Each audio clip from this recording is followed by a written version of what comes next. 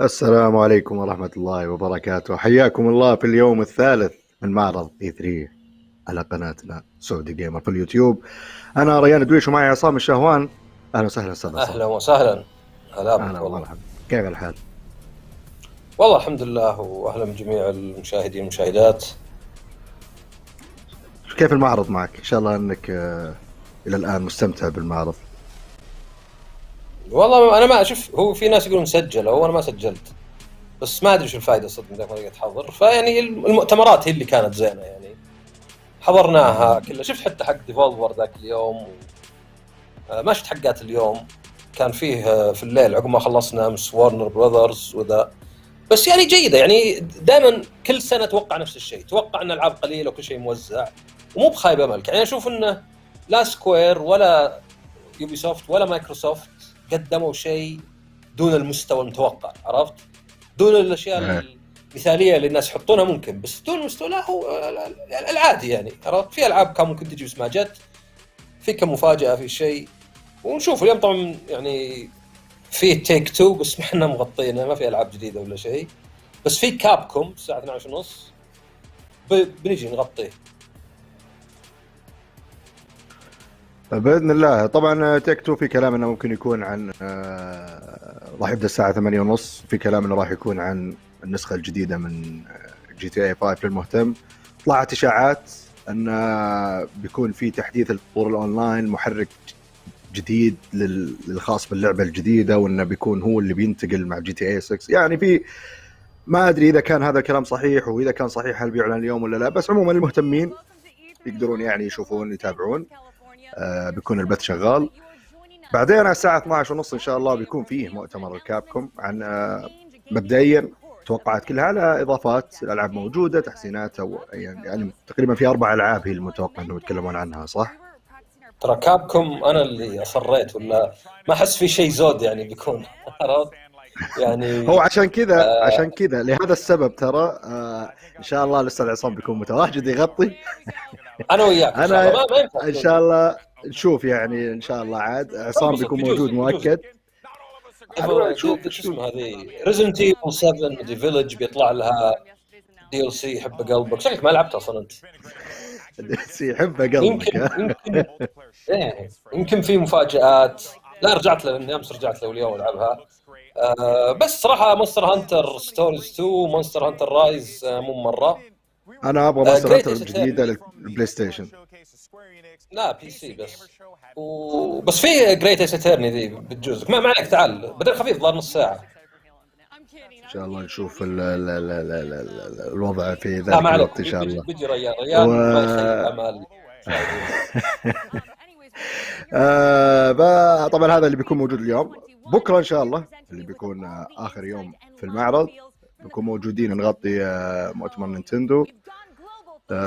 في كلام الساعه 7. ايوه عاد في كلام كثير انه راح يكون فيه النسخه المنتظره من السويتش اللي انا انتظرها من يوم ما نزل السويتش. ما شريت الى الحين لاني انتظر السويتش برو او ايا كان اسمه. فان شاء الله انه يعلن بكره، ونشوف وش فيه بعد. اذا كان يمكن يكون في عروض الزلدة، يمكن يصير في عروض ما ادري وش عندهم من اي العاب جديده كانت. بكره عندي بكره بنتناقش فيها يعني. باذن الله نقاش نتكلم عن وش فيه موجود، قبل البث. نجهز لستة الالعاب المتوقعه واللي نامل انها تكون موجوده. لكن في هذه الاثناء طبعا عندك شيء تضيفه استاذ عصام قبل لا نروح لا ابد. الى ان يجي مؤتمر كابكوم؟ اي لا نجيكم ان شاء الله قبله يعني، او على بدايته، ونحلله ونتناقش فيه باذن الله. فبهذه الاثناء تشوفون البث، تشوفون وش العروض، الاشياء اللي قاعده تصير، الفعاليات. وقوموا سووا شاي وتعالوا، دائما والوقت مناسب لصنع الشاي. والوعد ان شاء الله الساعه 12:30 مؤتمر كابكوم ان شاء الله. Who doesn't like talking about more independent games? Then at 12:30, Freedom Games will go on. We'll see what they're going to be bringing out here. And then at 12:55, we'll have Ven for a special discussion. And then at 2:30, Capcom. Everyone's looking forward to that one. Followed by one that I'm particularly stoked for because I'm a big PC peripheral person. It's Razer, so I'm looking forward as well to that there. There's a lot of good stuff on the docket today, Jackie. I'm kind of a Razer girl, too. I got the Kitty Kraken ears and the chair. Razer Viper Mini Ultimate. Support. Oh, yeah, it's great. Exceptional. It is good. It is good. Anyway, I know you're excited for Razer. You're talking about mythical games a little bit. But what else are you excited for today? Well, you know, we got a little bit of an early glimpse at the in Television Amico and like what they're going to be doing there. You know, like I said, it's always nice to see things that are going to come back, you know, from our past, coming back to, and trying, like, it's like a way for us as we get older to get a newer generation to appreciate a lot of those old school games that we all grew up playing, right? So that is going to be a really fun one. But yeah, I'm really stoked for Mythical Games. I think that's going to be a fun panel. You've been talking about it all morning. I do think all eyes are on Capcom. Resident Evil 25th anniversary, maybe a new title, definitely some reveals. I think a lot of Monster Hunter and Street Fighter fans are going to be closely watching as well. I'm wearing my Chun-Li blue, y'all. I like that. I wore Halo green yesterday, so it makes sense to wear Chun-Li blue. I like that. I like that. But there's so much on the schedule today, but also just want to give you all a quick reminder. If you're looking for some sweet limited edition E3 merch, do you see how good this looks, folks? Do a little spin. I did the wrong side. I did the wrong side. Okay, you got do a little spin. Practice poses earlier. There we go. Okay. Okay. I'm telling you right here. Vogue. I love it. This jacket actually, full stop, is actually really comfortable. Not gonna front. I oftentimes don't wear merch for the event that I'm working. This time around, I was like, this jacket actually is quite nice. And this bomber is very, very comfortable. And it's got the E3 logo right here. It's also got a little pocket here. Yeah, it's got the, you know, it's full bomber, baby. It goes with practically anything. So yeah, do that, and then I'll probably end up stealing a dad hat at some point in time with Greg. I know. Greg was working the dad hat yesterday. He's also been working the bomber jackets as well. But speaking about Greg Miller, let's send things over to the third member of our Titan trio, Greg Miller. He is surrounded by our lovely media partners. How y'all feeling? We're through 2 days of E3 now. Can you believe it? Hi. We are feeling quite well, Jackie. Come on now. Third day of E3. I mean, what, David? You don't feel well? You're not. No, I feel quite well. I mean, well, there's well and there's quite well, and that's the third day of E3. Of course, we have Damon Hatfield from IGN.com. Michael Hyam over here. Howdy. From the one, the only GameSpot. Howdy to yourself. You know what I mean? Dan Casey from The Nerdist. How are you? And quite a good morning to you as well. I'm great. And then, of course, if you want to get it here, the empty chair. Avalee from G4, not here today. Unfortunately, bit in the eyes by 2 snakes last night. But I hear she will make a full recovery and she will be here tomorrow. You know what I mean? They were venomous, not poisonous. Exactly. That's a fun joke because, you know, venomous, poisonous. Do you know the difference? What? No. Tell me. So venomous, of course, would be if I bit you. Okay. And then I had venom in my veins, then I'm venomous. But if you licked me, I'm poisonous. Oh, okay. And that's what got you sick? That what kills you? I'm telling Jen. Roll the dice, you know what I mean? Find out what happened. That was for you to lick me like a toad. Ladies and gentlemen, or I guess just gentlemen today, what are we excited for? Damon, when you think of this day 3, what are you excited for? There's a couple things I'm looking forward to television. Yeah. I'm a retro gamer, and television is a name that I grew up with, although I never owned one myself, so I think it's very cool that there's this very retro gaming brand getting its own showcase within E3. Yeah. They want to be a family-friendly console where all the games are easy to pick up and play. They have their own controller that's very simple to use, apparently. So I'm curious to see if, you know, what they've got and if there's room in the market for yet another successful console. And then, of course, Capcom. Of course. Coming up later today. Come on. NPD just announced this morning that Resident Evil Village, best-selling game of May, second best-selling game of the year so far after Black Ops Cold War, which makes it the best-selling game that was released this year. So Capcom has another hit on its hands, and I'd love to see some more content for that. Of course, ladies and gentlemen, we need to know what you think. As you see, there's a poll going right now. Capcom is running away with what are you most excited for with 60% of the vote, but the Indie Showcase right behind that. Of course, no matter where you are watching, you can spam the chat, find out, vote. And use the hashtag E32021 to be on the little ticker below. But Michael, what are you excited for today? I am with the audience and with Damon and saying Capcom because I love Japanese games. That's kind of what I've gravitated towards throughout my career at GameSpot is covering Japanese games. And Capcom, I think, is going to be surprising. Yeah. Maybe, I know like Jackie said, Resident Evil 25-year anniversary, and Resident Evil Village is popping. So, and there's probably going to be some extra content. I would like to see VR support for Resident Evil Village. That would be wild. But I think the thing I'm actually most excited for, and I think Dan is going to feel me on this one, is the Great Ace Attorney. Oh, yes. Objection. The Great Ace Attorney has been out in Japan for a long time, and it's coming westward this year for Switch, PS4, and PC. It's kind of a period piece with a character named... Okay, hold on. We need G4 representation here. I'm tired of this. Objection. God, that's Golden Boy's music. God forbid G4's back. All right, did you not hear, guys? Did you not see it? G4's back, everybody. We ain't going nowhere this time until we run out of money next time. Let's go. Wow. That's it. That's it. Okay. I'm done. I'm done. Okay. Yeah. Here's my question about Capcom, actually, though, and this is for the panel, obviously. But Capcom, very upfront. They already announced that they, Seltzer, of course, a friend of ours, Golden Boy, doing the presentation. They came out and listed their games, right? So they're talking about, the Great Ace Attorney Chronicles, Monster Hunter Stories 2, Monster Hunter Rise, Resident Evil Village.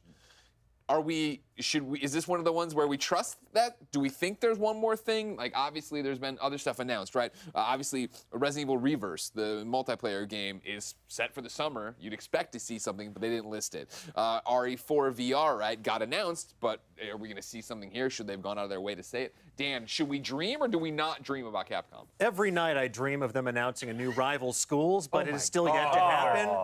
Brother. I knew I liked maybe someday. This is the man of culture. This is the man of culture right here. Maybe today will be that day, but if it's not, I'm still excited. There's some cool stuff on there. I mean, I'm getting a new Ace Attorney game, and the other stuff sounds pretty cool, but I don't know. I'm just, I've been hurt before. Sure. Every time they don't announce rival schools, a little part of me dies like a Horcrux, but in the meantime, I will hold out that hope and just be excited by everything else coming that way. Okay, fine. I can take that. Yeah. And then Golden Boy G4, what are you excited for? Well, and don't say Capcom, because you and I are talking about Capcom in 10 minutes. I'm saving it all up. They did talk about the RE4 during the Oculus presentation, so they went through that a fair amount. But yeah, I mean, as far as the day goes, though, I mentioned on stage briefly, I am looking forward to Mythical because they have a very unique style of game that they do. It's focused on blockchain technology, right? Everyone's talking about the blockchain right now. But it is cool. I think like providing actual value to items in game, through the blockchain system is a pretty neat and interesting take. I would like to see it applied to CCGs, and I'm sure they're going to be talking about Blancos as well, which is like one of their big games there. Yeah, for me, obviously Capcom, that's the brand we know. But you just said don't take Capcom. I'm getting away from it. Then there are the questions of the other things, right? Where it's like there's an indie games presentation. Yeah. And I don't know what's part of that. And I obviously, I don't know if obviously, hey, if you don't know, I'm Greg Miller and I love indie games. So now it's obvious that I'm excited for this because I want to see what they have up their sleeves. And I'm interested to see, with so much saturation this week, whether it be PC Gamer, whether it be the other one, Future Gamer, that we just did yesterday, right? Like, how much more space are there for more indies to come out? There are a few more indie games that I've been paying attention to that I didn't see at the other showcases. So I want to shout out two of them. Boyfriend Dungeon from Kit Fox. Of course. Shouts out to y'all. And She Dreams Elsewhere from my boy Davion Gooden. Hey, I knew I was going to give you a shout out during E3, but I haven't seen those at other showcases. Those are games that I'm looking forward to that kind of feel like they're imminent for release, but that's up to them. But it would be dope to see those games on an E3 stage. That's what I want to see, but if I don't. Also, where's Avali to talk about Boyfriend Dungeon? Boyfriend, oh my God. I can't do the Avali Boyfriend Dungeon thing justice, because I wouldn't even know where to go from there. What is that game even about? You date your weapons. Yes. Yeah. Don't you want to date your sword or your blunderbuss? Come on. Or your polearm? Yeah, Gentlemen, I'm taken. I've been dating my polearm for a good 30-some years. You set him up with that one.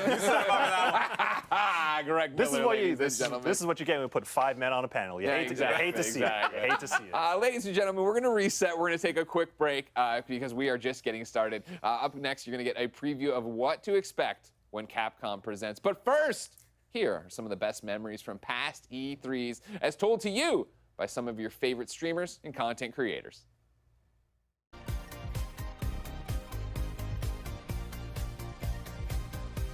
my biggest E3 memory that I remember being like, are you serious? Was Beatles Rock Band, because they had the Beatles there. I remember when they showed the Final Fantasy VII with new technology reimagined. The remake. Something about game devs and game executives going boom is like a memorable experience. I think Deathloop is going to be such a great game.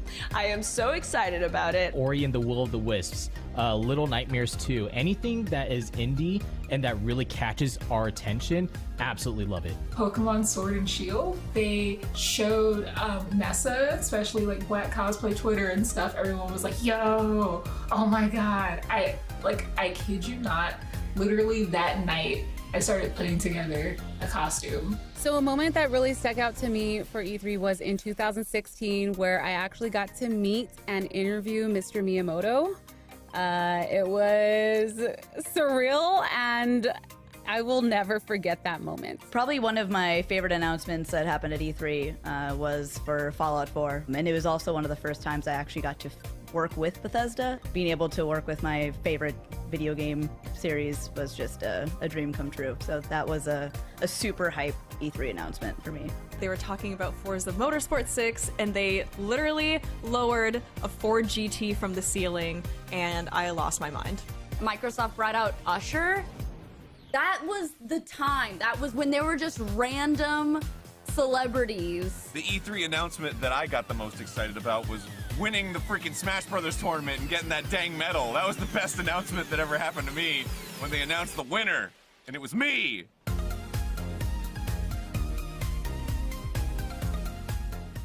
Welcome back to E3 Live from Los Angeles. Greg Miller here with my cast of gaming friends, of course, the none other than Golden Boy Alex Mendes. Right. Hello, how are you? I feel like I just spoke to you. Well, you did, because you crashed the other segment, you know what I mean, and then you burned it, because we're supposed to have this bomber jacket moment where we're together and like our powers unite, but then you burst through the wall screaming about G4. I'm so sorry about that. I like I'm it. excited, you know. I'm excited. That's what people are tuning in for. They like the shenanigans. G4 is back for a few months, you know what I mean? Just get used to it, kids. Is this the advertising gimmick they're running with? Of like, hey, how long is it gonna last this time? Yeah, man. Well, until Cops and Cheaters shows up, you know, like, well, I'm joking. Joey Greco. Joey Greco. Joey. Golden Boy, I want to talk about a developer we are all familiar with. That's Capcom. What do you want to see from them today during their E3 presentation? All right, if we're keeping it a $1.50, okay? I don't know what that means. What does that mean? Like we're keeping it real. Oh, okay. Like, you know, there's nothing more real than $1.50. Okay. You know? Sure. I know you know. He knows what I'm talking about. Yeah, he knows. I'm right there. It would be so sick if we got a Lost Planet game. Oh my God! Why are you dreaming so big? This is the problem with gamers. They come out and they say the Great Ace Attorney Chronicles, Monster Hunter Stories 2, Monster Hunter Rise, Resident Evil Village. That's our presentation. He's like, I want Lost Planet. Hear me out, Greg. All right, because if you know, yesterday Square Enix was like, hey, we're Square Enix and we're gonna do this. We're gonna talk about this. Yeah. Right. And then they dropped Strangers of Paradise. Sure. You know, which was a special surprise. Sure. So I would like it if Capcom did one more thing. You know, that would be cool. It's not necessary for them to do it, because I think like the slate of games that they're going to talk about, like the Great Ace Attorney Chronicles, I think that's fantastic. Sure. A lot of people are going to get hyped up about that. Two different Ace Attorney games bundled as one, only released in Japan, now coming to America. Exactly. Yeah, so that's going to be a fun release for a lot of people to just enjoy those games, and yeah, I think that's going to be pretty awesome. What about you? Oh, for me, like I like that they called out Resident Evil. Hey, we are going to talk about Resident Evil Village. Of course, Damon just went over there. The success Resident Evil Village has had since its launch a month ago. So what does that mean today? Is it DLC? Is it story-based DLC? We haven't actually talked about Resident Evil Village, you and I. Have you beaten Resident Evil Village? I have not played it. All I've done is watch. All I've done is watch streams of it. Oh, okay. Because, well, I mean, I've been in California for like a month, so I haven't had time to play any video games at all. Yeah. That said, though, I have liked what I've seen besides the hand stuff. The hand stuff really doesn't do it for me. I understand. They have a thing about hands over there. But the story goes places. It does. And ends in a very interesting place that we won't spoil here if you haven't gotten there. So my question becomes then, if it's DLC, is it continuing that saga? Are we getting a tease of what happens next? Like, where do we want to go with Resident Evil Village and double down on the success they found of it? Do you feel like we have a pathway, though, for Resident Evil Village? Like, there's multiple pathways I think they could go with it, which makes it so exciting and interesting to see what they'd want to do with it and what they want to add to it and what they want to talk about today for it. And then beyond that, I know like Monster Hunter Rise, obviously, is a game that has taken over. Fanbytes Imran Khan, obsessed with it, right? He's one of our friends. IG and Zach Ryan, obsessed with it.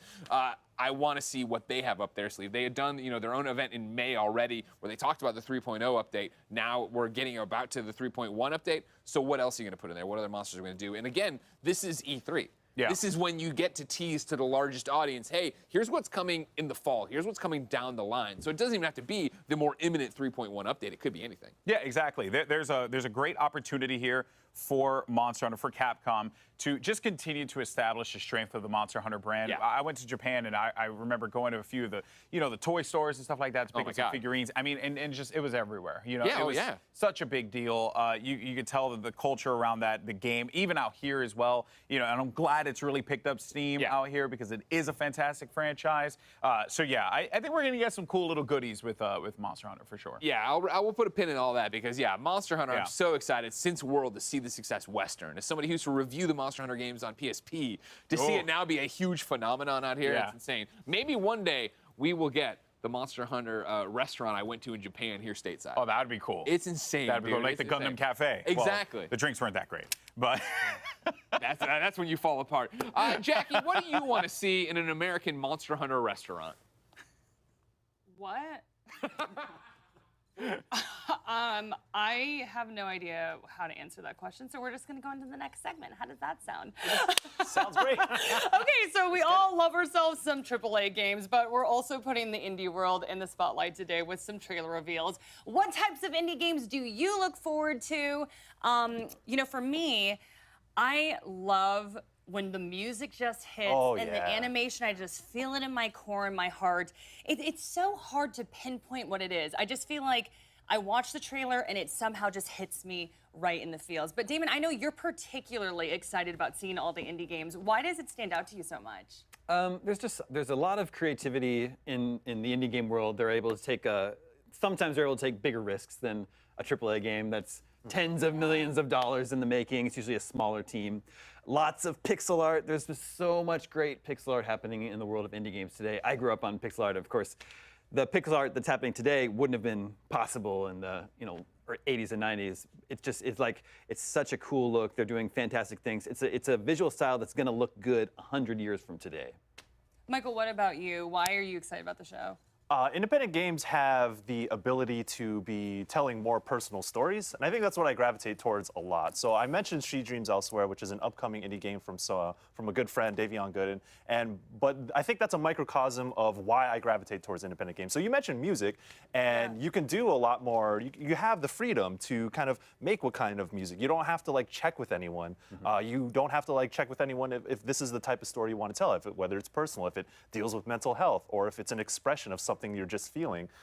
You are, if you're making an independent game, you are your own storyteller. So you are the last, I imagine that you would be the last, you get the last say in what your game says. So of course, not every indie game is going to hit every person, but for those games that do hit certain people, I think they can be very impactful. Because I know games such as Undertale, which is probably, I guess, the most successful indie game out there by Toby Fox, that is literally one of my favorite games of all time, and many people would probably agree with me. But there's something very, very earnest and very personal about that game, and especially that soundtrack, which Toby Fox also made, as well, is just like a throwback to all the old school RPGs. So that's what I look for in independent games, and I want to see something like that again, and I hope someone out there finds something they're interested in too during the showcase. Michael, that was an exceptional monologue. I just want to give him a round of applause. All of us were entranced. We were just keep going. I want a game to make me cry. I've been on record on this for all of E3. Crying is dope. Crying is great. If there's a game out there that's going to make me cry, give it to me. We're here for all the feels. Dan, but in your opinion, what makes the indie games hit? I think it's what both Damon and Michael were saying, where you have so much raw creativity out there, but the indie game process democratizes the creative process because you have fewer corporate masters to answer to. You can really sort of focus in on your vision. I think about that sort of idea of a singular creator in some cases, like Concerned Ape with Stardew Valley. That was someone who just loved playing Harvest Moon so much that he's like, I need to make my own. And he did over the course of like 5 years, and it turned out great. But you get so much other stuff out there too, like it really opens up genres that might get passed by a larger publisher. Things like visual novels, you get a lot of unique narratives there. Some really strange ones sometimes, like Hot to Full Boyfriend, where you get to date a bird. But that's also cool because that offers all these options to so many people out there. There's so much amazing content, especially through platforms like Steam and Itch. There's so many amazing creators out there, and some of my favorite surprises from the show so far have come during the PC Gaming Show or the Future Games Showcase, because it's not the stuff that we knew was coming, it's the stuff that I'm going to add to my wish list right away because I want to play it down the line. You know what I also find very interesting about indie games is basically what they have to do with PR and marketing. This is so random, but one of my friends just hit me up on LinkedIn and was like, hey, do you remember me from college? I made an indie game. It's called Extra Galactica. It's actually going to be appearing today in the Indie Game Show. And it's adorable. I love it. Great 80s retro music. You're going to absolutely adore it, Damon. And pixel art. So, but he was talking to me about how they're trying to appeal to China and these different regions. So it's like, how do they find their audience? I feel like that's such a challenge. It is a challenge. Yeah. Sure. I mean, think of how many great-looking indie games we've seen just during this show. There are like literally hundreds of games released every day. It is a real, discoverability is a real challenge. Yeah, for sure. Well, so much to get to today, but first we're going to take a quick break. When we return, Verizon will get things going with a major update. Stay tuned. I would say GTA 5, Minecraft, those games, like, they're still around because it's super open world. I mean, Minecraft, you can build anything, break anything, which is really, really cool. GTA is just like, it's just like real life, but in a game, which is cool, and you can just go up and like punch people, and that's always fun, and you can't do that in real life. Or, I mean, I guess you can, but probably wouldn't be good.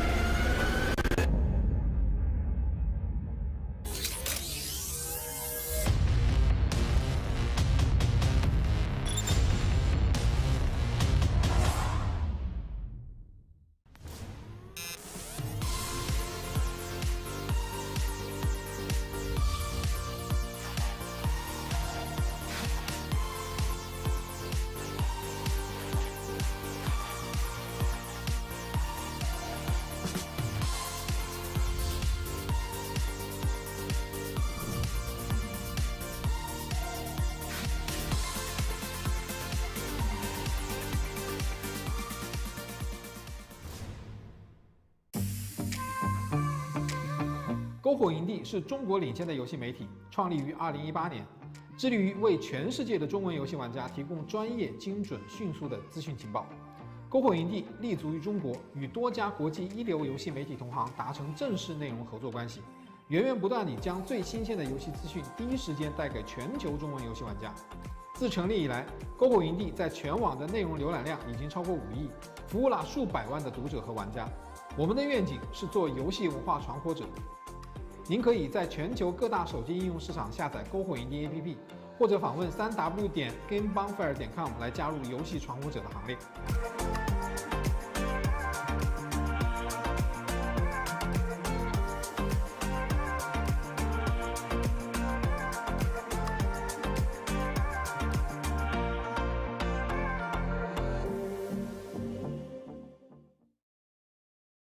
As a part of Play For All, GameSpot will be bringing you the latest gaming news and announcements, interviews with developers, the biggest press conferences, and lots more. Play For All is our yearly online event that combines the excitement and announcements of E3 with charity live streams the following week with lots of special guests who are going to help us raise money for able gamers. So join us in June for E3 and Play For All on GameSpot.com, YouTube.com/GameSpot, Twitch.tv/GameSpot, and as a part of the E3's official broadcast.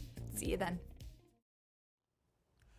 Welcome back to E3 Live from Los Angeles. And team, we are just moments away from Verizon's presentation. Obviously, you know, with a mobile carrier, you think about mobile games.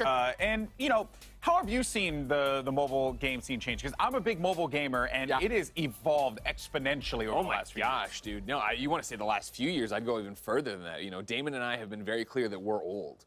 And so at IGN in like 2008, I remember Levi Buchanan walking around and be like, no, you guys don't understand. Like, mobile games are about to be massive. They're about to take over. It's so big in Japan right now. It's going to be that way here. And you jump to it now, and it is that, like, as somebody who never played mobile games, I have Apple Arcade.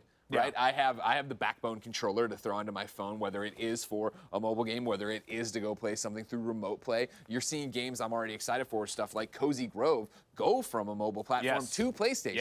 And it's that idea of, like, you start playing it on a console, you're like, this is a great game. Chicory right now. You start playing it on a console, and you're like, this is great. And then it's like, oh, wait, I could have been playing this on my phone a long time ago. I know. It's incredible how much mobile gaming has evolved. Mobile networks are so important as well, folks, and the wait is over. So let's go ahead and kick things over to our friends at Verizon.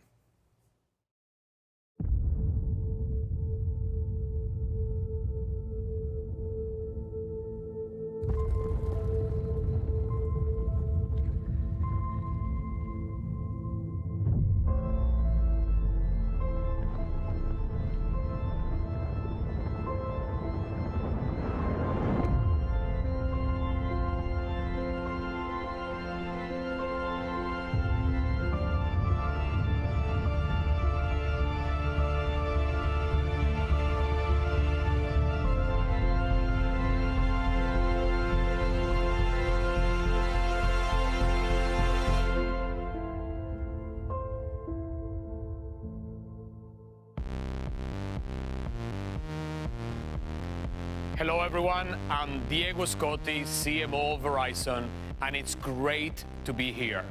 This is my first E3, so you might be wondering why am I here and why Verizon is here at the industry's biggest gaming conference.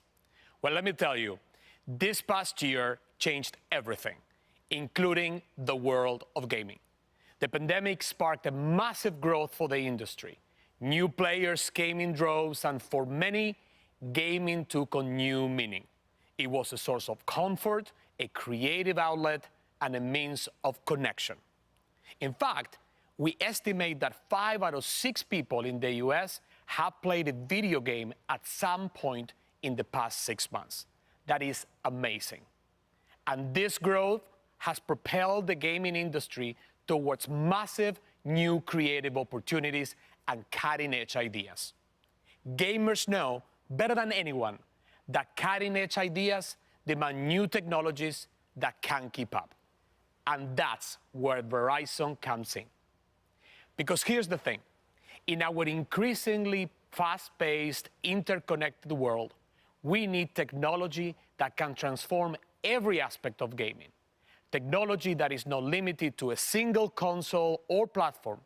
What we need, it's a network, and that network is Verizon 5G Ultra Wideband. That is why we're here today, to tell you about Verizon 5G Ultra Wideband's high speed, low latency, massive capacity, and the power of mobile edge compute, or MEC, and how Verizon is powering a gaming revolution. We're going to talk about 3 gaming communities that will benefit the most. The first community is the developers who create the games. We'll see how developers can make the most graphic-rich multiplayer games ever created. And immersive gaming formats like virtual reality can come to life in whole new ways. The second community is the sports teams who play them. We will look at how players can download games in seconds, and data-intensive multiplayer games typically reserved for consoles can now be played on mobile. And third is the community of fans who engage with them. Fans can stream games on the go with no additional downloads or consoles needed. So in all these 3 areas, Verizon 5G Ultra Wideband is the innovation that makes other innovations possible. Let's take a look.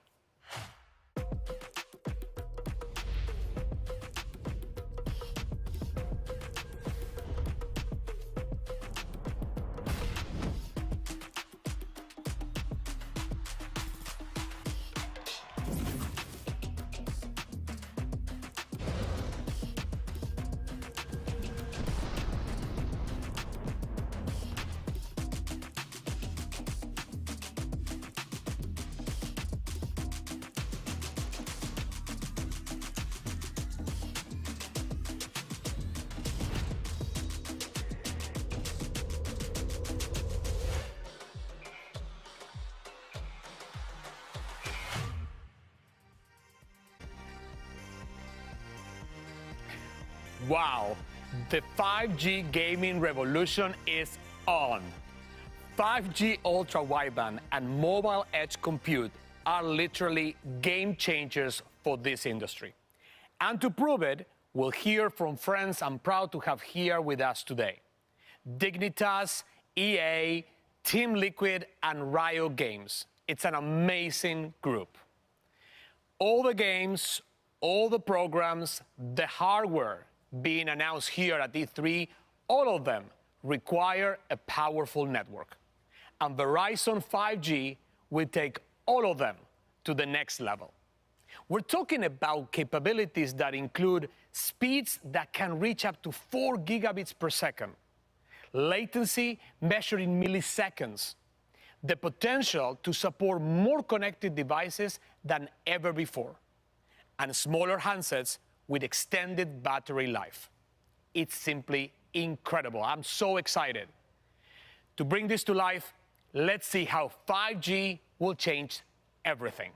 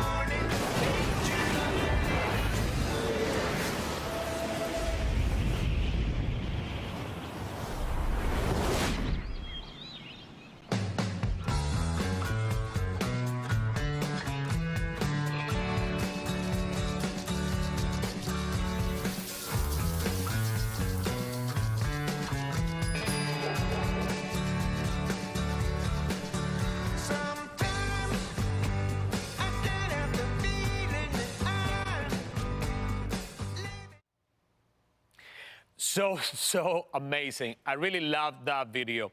So now let's talk about the people who are using this technology to create the games, the developers, and how this new technology will change the way they create and publish games. So to do this, I want to introduce Nikki Palmer, Verizon's Chief Product and Development Officer. Take it away, Nikki. Thank you so much, Diego. To get an even better understanding of how Verizon 5G is making permanent transformations within gaming, I want to tell you about something called Mobile Edge Compute, or MEC. It's a technology that's having a huge impact on those game developers that Diego mentioned. MEC involves putting compute power that would have otherwise been in the cloud or on the device itself into the edge of the network, where those capabilities are most needed for low latency performance. In 2020, Verizon became the first company in the world to launch MEC. We did that with Amazon Web Services Wavelength. So far, we've deployed MEC in this fashion with AWS in 10 major metropolitan areas across the United States. We've also announced a private MEC solution teaming with Microsoft Azure. In addition, we announced 5G and MEC co-innovation collaborations with IBM, Cisco, SAP, and Deloitte. So in short, Verizon is where the tech superstars go when they want MEC done right. So what does all this mean for developers? A lot, as it turns out. For starters, with MEC and 5G ultra-wideband, processing can happen closer to the user, reducing the time required to upload or download a massive file or crunch a huge database. So, say goodbye to the days of high-def games bogging down the network. Not only that, truly immersive gaming in formats like virtual reality can be enabled, and that reduces the lag and the jitter in the experience that may have prevented the adoption of VR in the first place. This technology also provides a platform for hardware developers that can change the size and weight of a headset, untethering gamers from the clunky hardware of the past and unlocking the huge gaming potential of virtual reality. With augmented reality games also on the rise, there are even more implications for game developers, especially the ones who are so creative that the current platforms can't keep up. Until now. The platforms are here. Thanks to 5G ultra-wideband, even the most visually complex cloud-based games can come through beautifully on any user device, just as their creators intended. Developers can now focus on making the best games. They can rewrite the rules for creating eye-popping, graphics-rich multiplayer action without worrying about hardware or network limitations. So, now that we've lifted the creative limitations for developers, I want to shift gears to talk about the second community being impacted by the power of 5G, and that's esports teams. Esports has been one of the fastest growing entertainment categories in the world. With access to Verizon 5G ultra-wideband and mobile edge compute, new games can be played with higher fidelity and lower latency, creating new opportunities for esports leagues, especially mobile esports. Our 5G labs have been the perfect place for esports innovation. These 5G and MEC-enabled environments are cutting-edge incubators for forward-thinking companies that are ready to build and scale the future of gaming. In early 2020, Verizon's 5G lab right here in LA became home to the Verizon 5G Gaming Center. This first-of-its-kind facility was created in partnership with Dignitas, serving as their West Coast headquarters, home to its League of Legends teams, and place to co-create the future of esports engagement and content. Since then, we've expanded our capabilities to include a world-class XR stage, cutting-edge volumetric capture, and a space for player analytics. We are taking it to the next level, exploring how 5G ultra-wideband network can enhance player performance, enable new fan connections, and empower the next wave of gaming and esports experiences. Let's see how. I don't think any other organization or company has what we have here at the Verizon 5G Lab. It's the first in the world, so it's really exciting to be a part of something so innovative and seeing where it can take esports. Verizon is definitely elevating the game to the next level. My name is Emily Garrido. I go by Emilite in-game, and I'm the team captain for Dignitas' all-women's Valorant team. We have everything that we need here. We have streaming pod rooms if we want to connect with our fans on a personal level, boot camp rooms so we can really get down to business and prepare for tournaments. It's really nice to have the gaming center here and our own little personal streaming pods and basically have one-on-one conversations with all my viewers. My full name is Carolyn Noquez, and in the gaming community, I am known as ArtStar. I am a content creator for Dignitas, and I was formerly a professional player on the Dignitas CSGO female team. Esports is really just like any other sport. They want to interact with their fans, and there's a very high level of accessibility. We have a ton of different technology. We have a virtual production stage that allows for XR. We have a volumetric capture stage. 5G is going to have a huge impact on gaming, and it will completely revolutionize how games are played today. Right now, mobile games utilize either processing on a phone or processing in the cloud. 5G combined with MEC is going to completely change that paradigm. The lab is a fantastic place for us to partner with game developers to learn how they want to build their games in the future in order to take advantage of our network. So consumers will be able to have multiplayer, augmented reality games and experiences on their mobile devices, so they will eventually be able to do that anywhere. It is incredibly exciting to see Verizon really taking it to the next level. So innovative and always thinking of ways of how they can make it better. How can they make the connection better? How can they make your gaming experience better? To me, what's really exciting is when we bring in creative people who are given access to this technology and they come up with an idea that we never would have thought of. And we're just at the beginning of how 5G is going to impact games. Emily, art star, thank you so much for that. I am so excited about the possibilities of the Gaming Center. I'm going to turn it back over to Diego. Wow. Thanks, Nikki. I totally agree. It's fantastic to see that gaming center come to life. Now, let's move on to the third and biggest community that will be impacted by 5G. The fans and their experience. That connection between esports players and their fans is so unique. There's no other sport that has the same real-time personal connection. And just like the players, these fans want innovation too.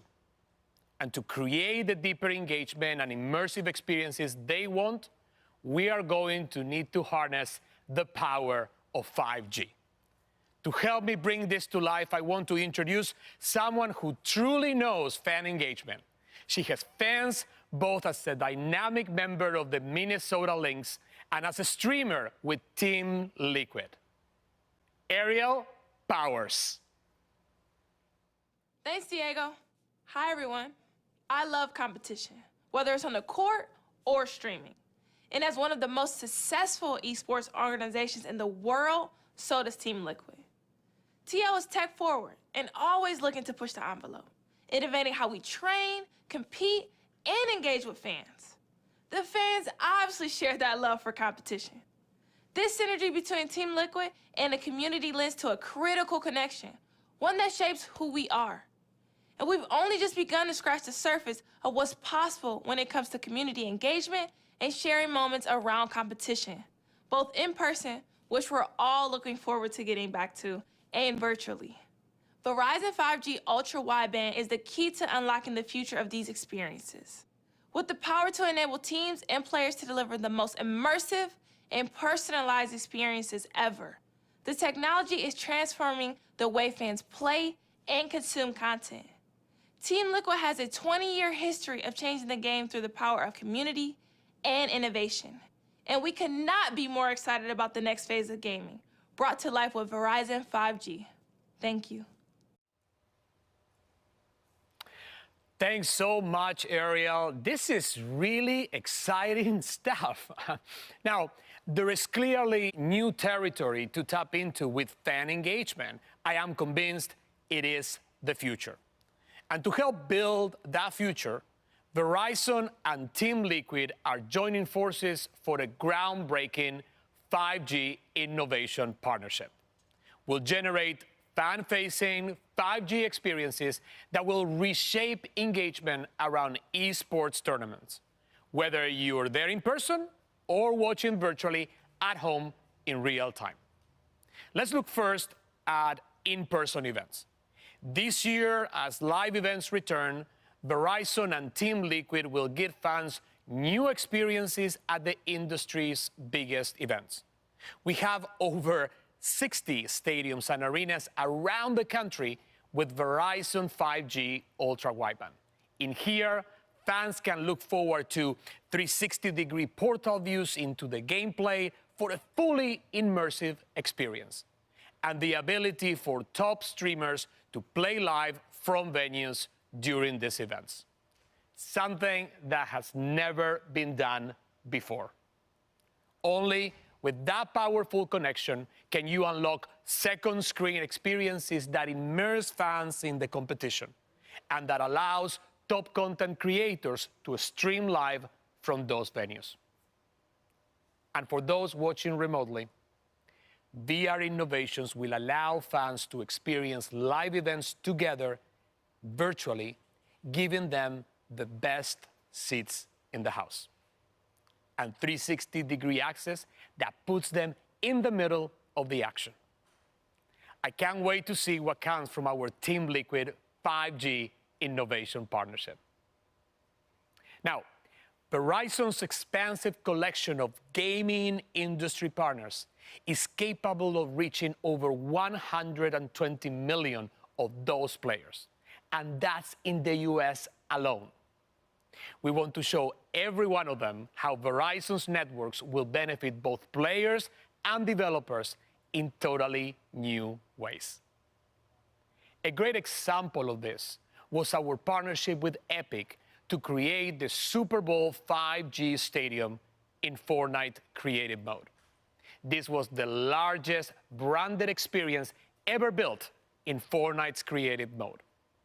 And it gave players the opportunity to interact with their favorite NFL players and pro players in a way that's never been done before. The activation featured 4 football-inspired games and a few hidden surprises for players. It was a great demonstration of the power of 5G for gaming with the low lag and high speeds made only possible by Verizon 5G Ultra Wideband. But 5G doesn't just transform battle royale games like Fortnite. It also changes single-player and strategy games. I am thrilled now to invite a friend of mine to talk about how Verizon 5G is amping up the player experience. He is safety for the LA Chargers and a seriously engaged model NFL player, Derwin James. My man. What's up, my man? So great to have you. Thanks for having me, man. Thanks for coming. You know, you all know this guy. You know, he plays for the LA Chargers. Yes, and your home field is the new SoFi Stadium, which is amazing. Yes, it was created with the most cutting-edge technology in existence. And I tell you, it is home to Verizon's largest 5G stadium built in the country, built with 5G at its core. So ultra-wideband coverage can be found throughout the entire stadium. I can't wait to get the fans back out there into the stadium for many reasons. The venue is incredible. The tech is built around is going to totally reshape how we watch and play with the game. It's very, very, very cool. And listen, we can talk about these tech enhancements for a long, long time, but you're here today because you're not only a competitor on the field, yes, but you're also a passionate gamer, right? Yes, sir. A huge Madden NFL fan. I am. I started playing football when I was about 4 years old and Madden NFL when I was 7 years old. So you can say I've always been a competitor. I always wanted to be a professional football player. When I played Madden NFL, as a kid, I created my player. I wanted to have super speed, super size, and of course, handsome. So, you know, to be able to be the player I am, you know, it showed a lot of dedication. That's so cool, and you achieved all of that. I don't know about the handsome one, but anyway, it's a great story. And I'm sure you've seen tons of changes in the game since you started playing, both on the field and also on the screen, right? You could say that. The innovations around Madden NFL and the gaming overall are incredible. The tech advancements have enabled so much. When I started playing, there were maybe the color cords with the images were blurry, the networks were kind of slow, so you're constantly getting a lag. It's so different now. The visuals are more realistic, networks have gotten better, and you can play with a group of people all over the world, so you don't even have to be in the same state or city. You can be playing with a friend in a whole nother country, which is amazing. Oh my God, it's amazing, and you can't believe what 2 decades of innovation can do to the game. So as you think about the future, what do you want to see next? Madden NFL is already delivering a lot, but I'd love to see more new modes and experience with deeper and authenticity and to what it's like to be on the field. You know, I want to feel like I'm in this moment as a player. I want to feel like I'm out there. So more engagement with opportunities to connect with people and other people across the world. So being able to be mobile, because I'm constantly on the go as an athlete, so I want to be able to connect with my friends mobilely, too. Oh, that's really cool. And listen, I'm glad that you mentioned mobile because we believe at Verizon that mobile is the future. Yes, sir. We ended the year, and I'm going to hear this number, with 17,000 5G small cells all across the country. Wow. And we expect to have, by the end of the year, 30,000 so everybody can enjoy 5G. So I tell you, this kind of expansion means that the powerful connection you need for console quality gaming experience on mobile, like the one you want, will continue to grow very quickly. And here's one other thing. We are taking it also to the next level because we are combining this power of the Verizon network with the creativity of the developers of EA. Their team will work with our 5G labs to innovate using 5G to focus on creating the most dynamic player experience ever. So together, our goal will be to produce optimizations for EA Sports, including your favorite Madden NFL Mobile, using low latency to develop mobile experiences, the kind of the ones that Derwin, you, my man, and so many others are craving. That's amazing. That's amazing. That's literally changing the game. Seeing the networks and improvements created over the last 20 years, I can't wait to see what the next 20 years bring with the power enhancing of 5G power. That is it, the power of 5G. So great to have you, man. Thank you. Thank you for having me. Thank you. My guy. Good to see you. Yes, sir. So it's so exciting to talk about the new technology and how it is impacting the entire gaming ecosystem across the three big areas of developers, esports teams, and fans, all bringing fantastic innovation to the industry. But today, there is also a fourth area that is very timely for us to talk about, and that is the importance of supporting diversity in the gaming industry. As technology stretches the boundaries of what's possible, and as the industry grows, the players and the fans are more diverse than ever. And so a different sort of innovation is required. With this shift, and this is something that is very close to my heart, actions to increase diversity and inclusion within the gaming community are more important than ever, more urgent than ever, especially those supporting female representation. Diversity has become a major force driving the industry forward. And as the players and their fans who are consuming these products become more diverse, it makes a lot of sense that the people who make the products, so the developers, should also reflect that diversity. I am a firm believer that change starts with action. And we are taking action together with Riot Games. In March, we partnered with Riot to launch the Valorant VCT Game Changers Initiative. It is a fantastic program that elevates women and other diverse groups within the esports community. And most importantly, it inspires the next generation of players. So to talk more about the need for increased female representation, I am thrilled to introduce now the executive producer of Valorant, Anna Dunlon. Anna, welcome. Diego, thank you for having me. It's so great to have you here. I've never been on the E3 stage before. This is really exciting. Well, I'll tell you, that makes us two because this is my first E3 too. But I'm very excited to have you here, especially because you are one of the most influential women in an industry that is predominantly male, from players to developers to heads of publishers. So I really was looking forward to this conversation and ask you, what are some of the biggest challenges you see for female players and also for those that are trying to build their careers in tech? It's a great question. It's an important question. And I really like that you're asking it from both angles. So when it comes to competitive gaming, women still find themselves at a huge disadvantage. And it has absolutely nothing to do with skill. It's because they can't focus 100% on the game. Instead, they need to spend energy dealing with all the harassment they face.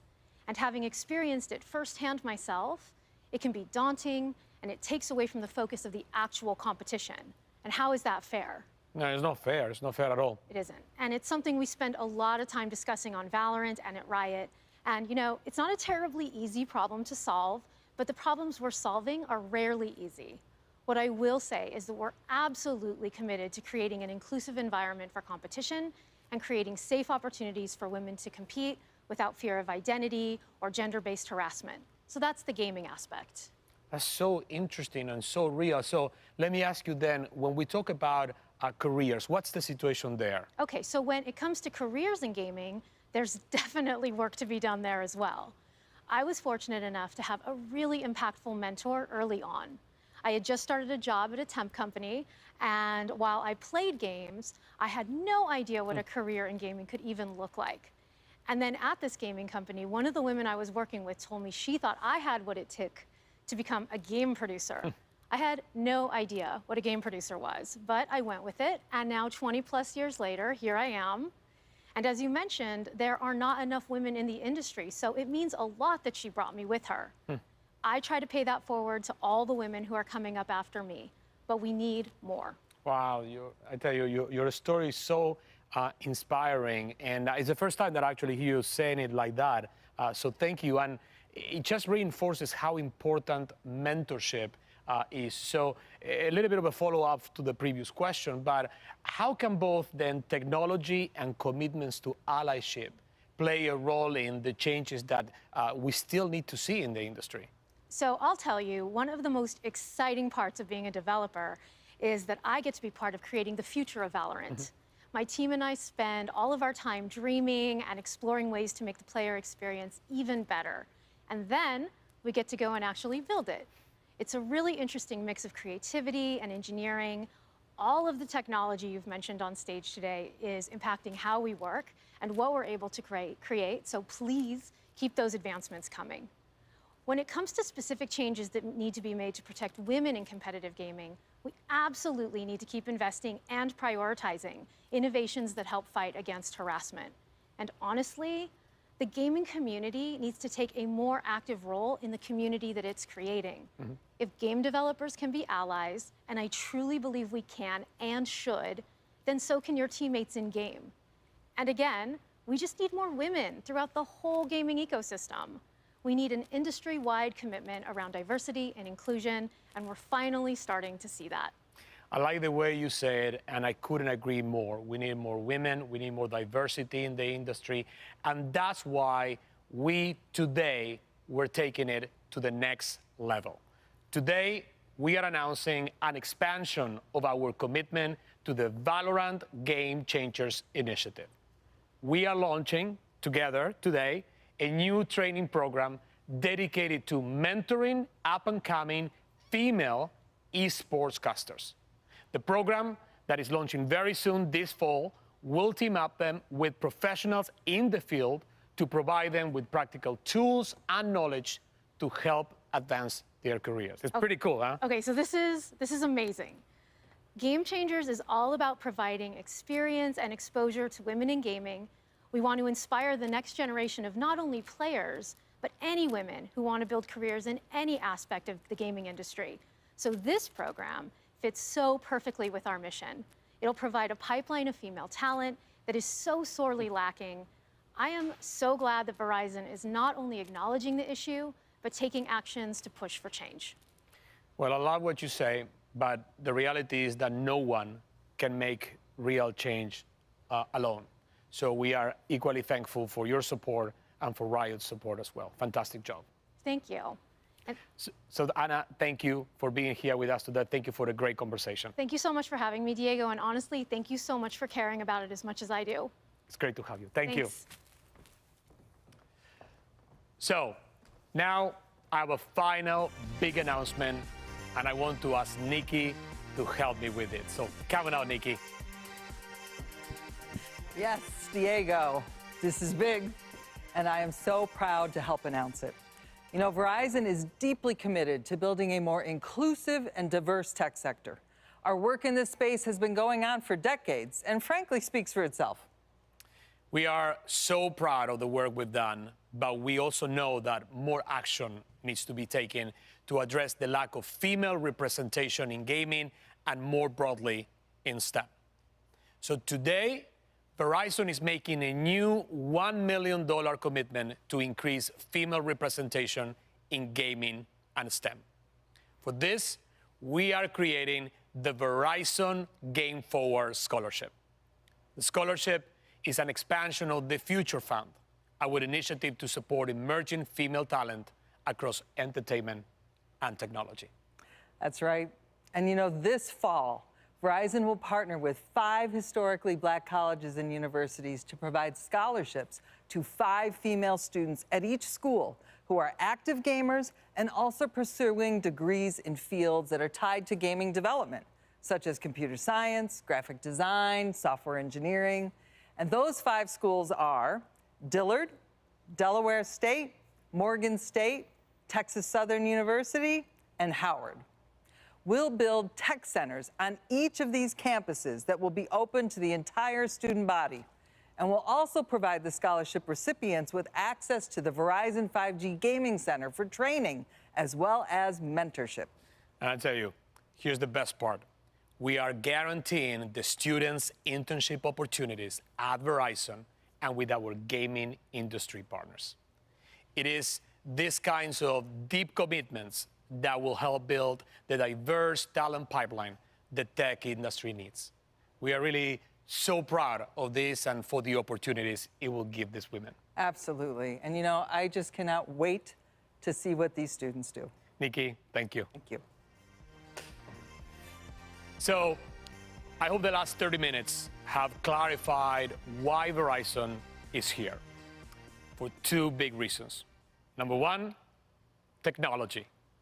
Verizon has a vision for how 5G and related technologies will bring an entirely new level of creation and experience of gaming for the developers, for esports teams, and for the fans.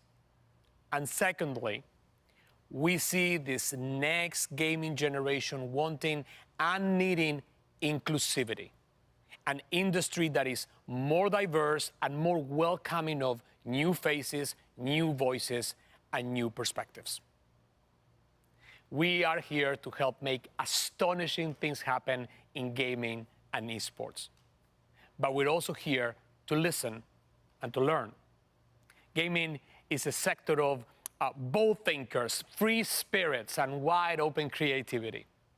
Verizon wants to support that and empower it even further. So we look forward to working with you and playing with you for a long time to come. Thank you.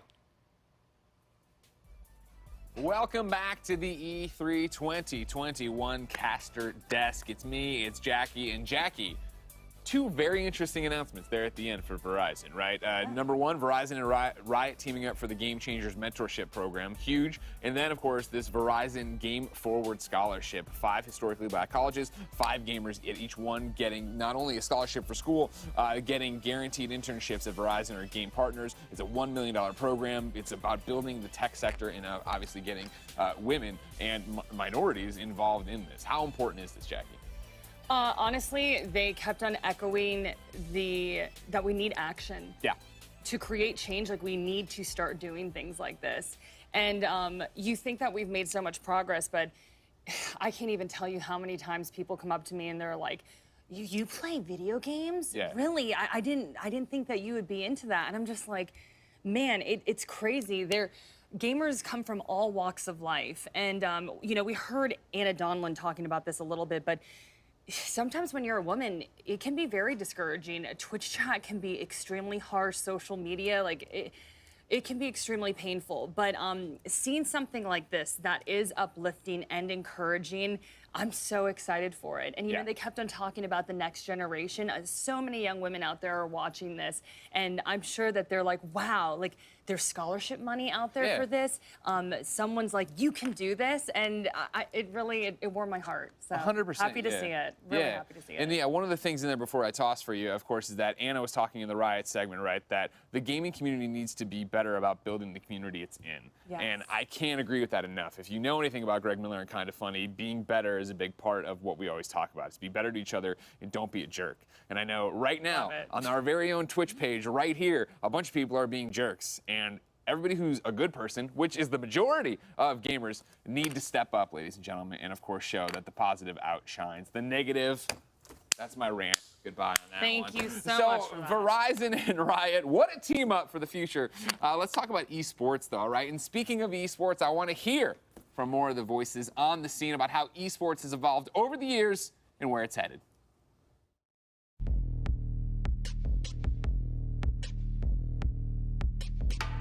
For the longest time, I didn't even tell my friends and classmates in school that I was a professional gamer. Back when Blockbuster was still open and we had MLG events. People that organize tournaments, and people used to drive around vans with computers and off their own money just to set up these LANs so people could play, so there could be an experience of, you know, people gaming against each other. And I would go to my local Blockbuster and compete in getting the high score in different Nintendo games. And I would always win. I always compare it to like a fight club, you know, underground, like super secret. And over time, you know, it's blown up. The industry and the people in the industry who were once, you know, made fun of for being nerds and playing video games and, you know, the stereotypical living in their mom's basement are now the cool kids on the block. And I think now that we, as people that are involved in gaming and esports, can actually dedicate our time properly to this, that shows me just how far we've come. Once I started to play competitively for League of Legends and realized there was an opportunity to also bring kind of my heart and my energy for the game and make it lucrative, I had to follow my heart.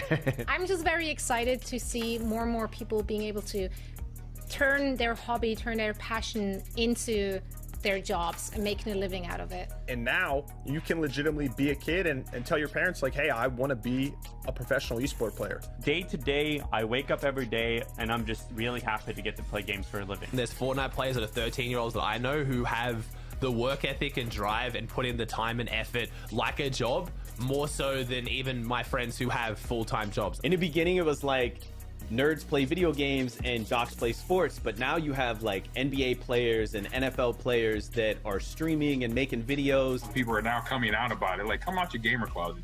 You know, it's not, you're not a geek no more, you're not a dork, and if you are, that's cool now. When I was a young girl, you know, I was playing 2K a lot, and I never thought I would see myself in the game, and boom, there I am. I'm able to drop 40, 60 with myself and actually look like myself. It's really started to mesh together, and it's created like my perfect little child. This sports mixed with video games is like pretty much been me my whole life, but now the world can see this. I think that's what makes esports so compelling, is that there is an opportunity for anybody, no matter where you're from. Anyone can be a gamer.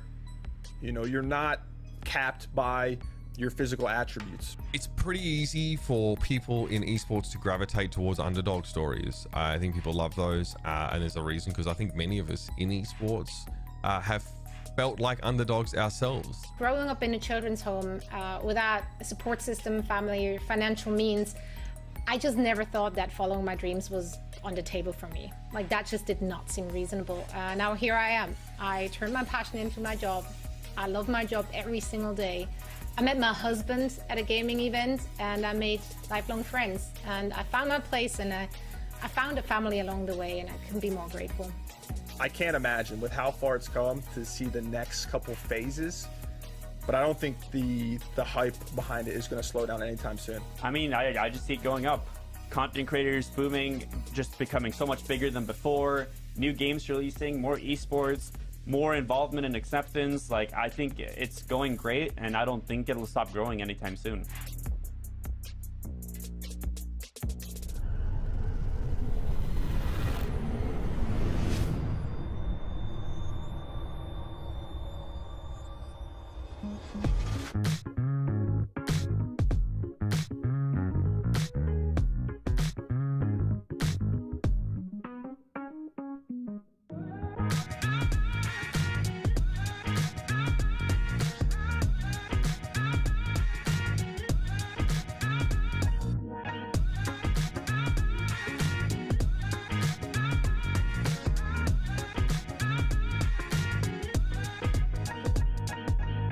As a part of Play For All, GameSpot will be bringing you the latest gaming news and announcements, interviews with developers, the biggest press conferences, and lots more. Play For All is our yearly online event that combines the excitement and announcements of E3 with charity live streams the following week, with lots of special guests who are going to help us raise money for able gamers. So join us in June for E3 and Play For All on GameSpot.com, YouTube.com/GameSpot, Twitch.tv/GameSpot, and as a part of the E3's official broadcast.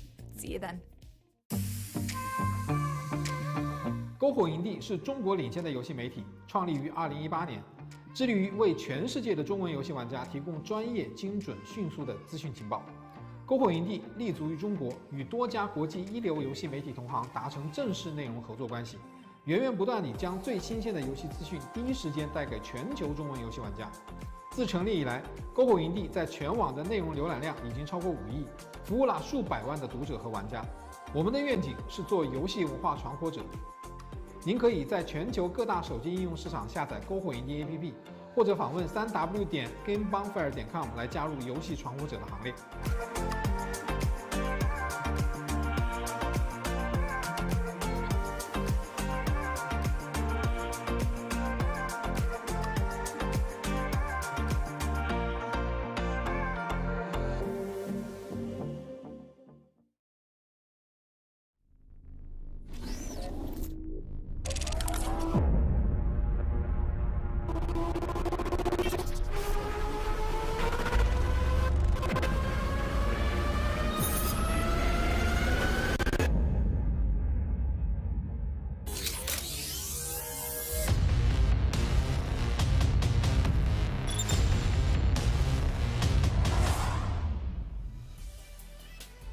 As the console wars continue to rage and next-gen consoles remain scarce to find, a blast from the past has come along with a new focus to bring gaming to your sofa. Ladies and gentlemen, here is Intellivision.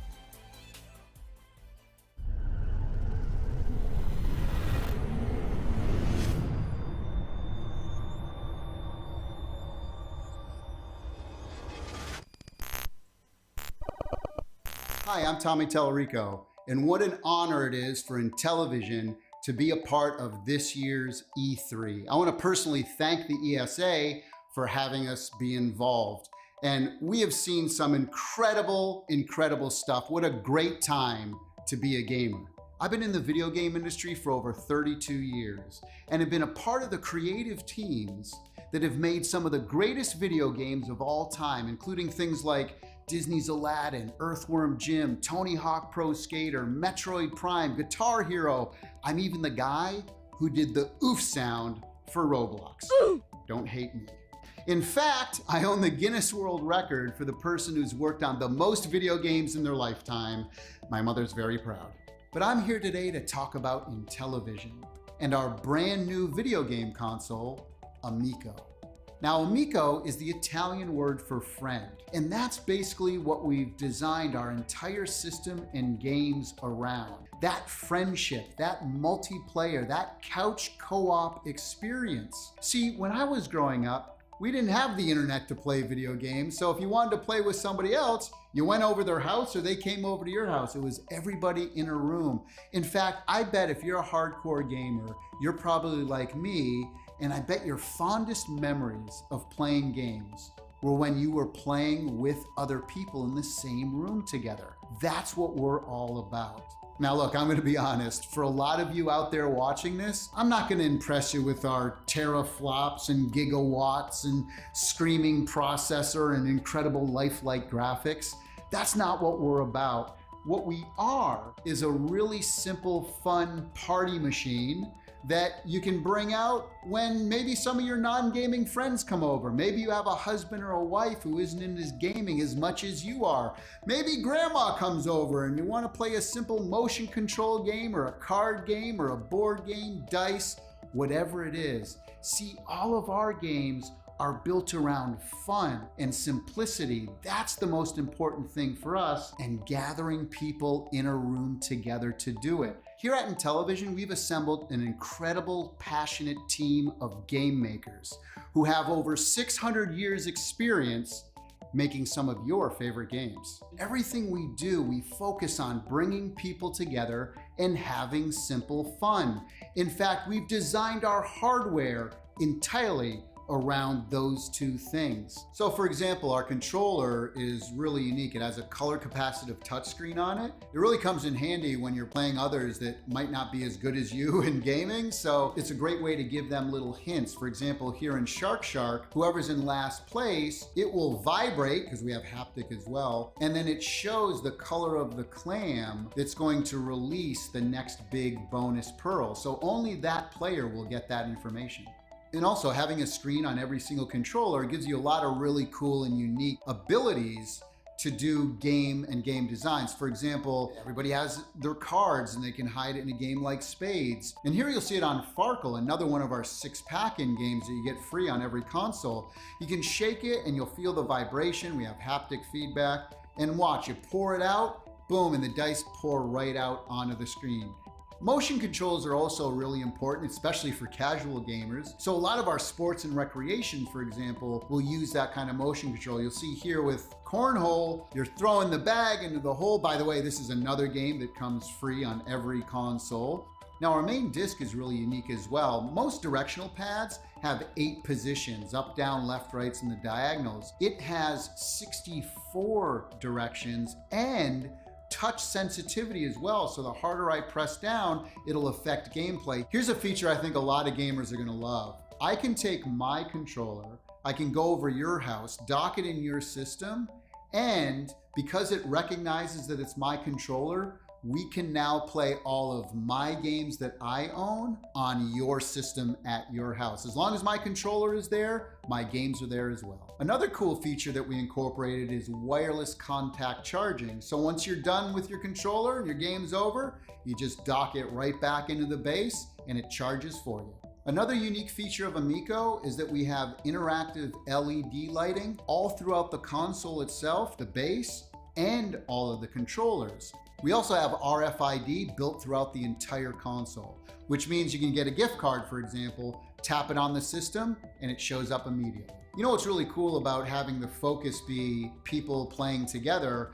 I'll give you an example. Astro Smash is a 4-player game. At any point during the game, somebody can pick up a controller and just hit the ship they want and go right into the game at any point. Now, for all you collectors out there, you'll be happy to know that not only can you download games digitally, but we also have physical media as well, and we'll be releasing more information about that later this year. Now, here's something I think a lot of gamers are going to appreciate. We don't allow any loot boxes, in-game purchases, in-app advertising, or paid downloadable content, but what we do have is an online leaderboard system for most of our games where you can go in there and check your scores against your state, your country, the world, or the month, the year, and of all time. And those scores tie into our achievements as well. So if you have the high score at the end of the month of your country, we're gonna email your certificate that you can go print out and hang on your wall. Now, as we all know, the most important part of any video game system are the games themselves. They all have to be super fun to play. And that's where we really shine. In fact, all of our games on our system are highly curated. All of them contain a single and multiplayer or couch co-op mode. And all the games on our system are exclusive or contain exclusive content. Like Retro Reimagine, where we take some of the greatest classic video games of all time, give them new graphics, new audio, add multiplayer and couch co-op. Some of the things we have, for example, 12 of the best games from Atari like Breakout, Asteroids, Tempest, Missile Command. We have games like Burger Time and Bump and Jump, and even some of the best in television games from the past like Cloudy Mountain and Night Stalker. We have edutainment titles for kids 7 and under, things like Sesame Street and Care Bears. Now, our original IP category contains brand new games that we've created, a lot of times around our unique controller. Some of those games are platformers like Finnegan Fox, Bomb Squad, Space Strikers, Flying Tigers, And we even got the original Echo the Dolphin team to create our new title called Dolphin Quest. We even take more modern games and add exclusive co-op modes, games like Rigid Force Redux Enhanced and Dino Blaster. Now, our sports and recreational category not only has big sports like Major League Baseball and soccer, but also recreational sports like cornhole, skiing, pool, and many more. Now, our casual category contains many party games, dice games, board games, card games, things like spades, emoji charades, and even award-winning board games like Blank Slate, Telestrations, and Ink and Gold. Now, I've already mentioned some really big partnerships and licenses like Major League Baseball and Sesame Street, but we have even more, including things like Mattel Hot Wheels, Harlem Globetrotters, and so much more. Now, we've previously announced that we're doing a brand new exclusive Earthworm Jim game for Intellivision, and we got the original team to be working on it. We wanted to do something special, so we're gonna give away 3 of these new prints. All of the team members signed it. All you have to do is email cow@intellivision.com with the subject line, Groovy. You have till the end of June to do that, and then we'll announce 3 winners at the end of the month. Well, thank you for spending a little time with us here today. Hopefully, as you can see, our approach is a little different than everything else that's out there, and we really don't view others as competition. What we're doing, we view as complementary to what the video game industry is doing. It's such an exciting time to be in the industry, to be a fan of the industry, and we are fans of the video game industry. And you know, if there's something that you've seen here today that might be of interest, or maybe you're a developer who wants to make some games for us, maybe you want to place a pre-order, please go to Intellivision.com. We want to hear from you.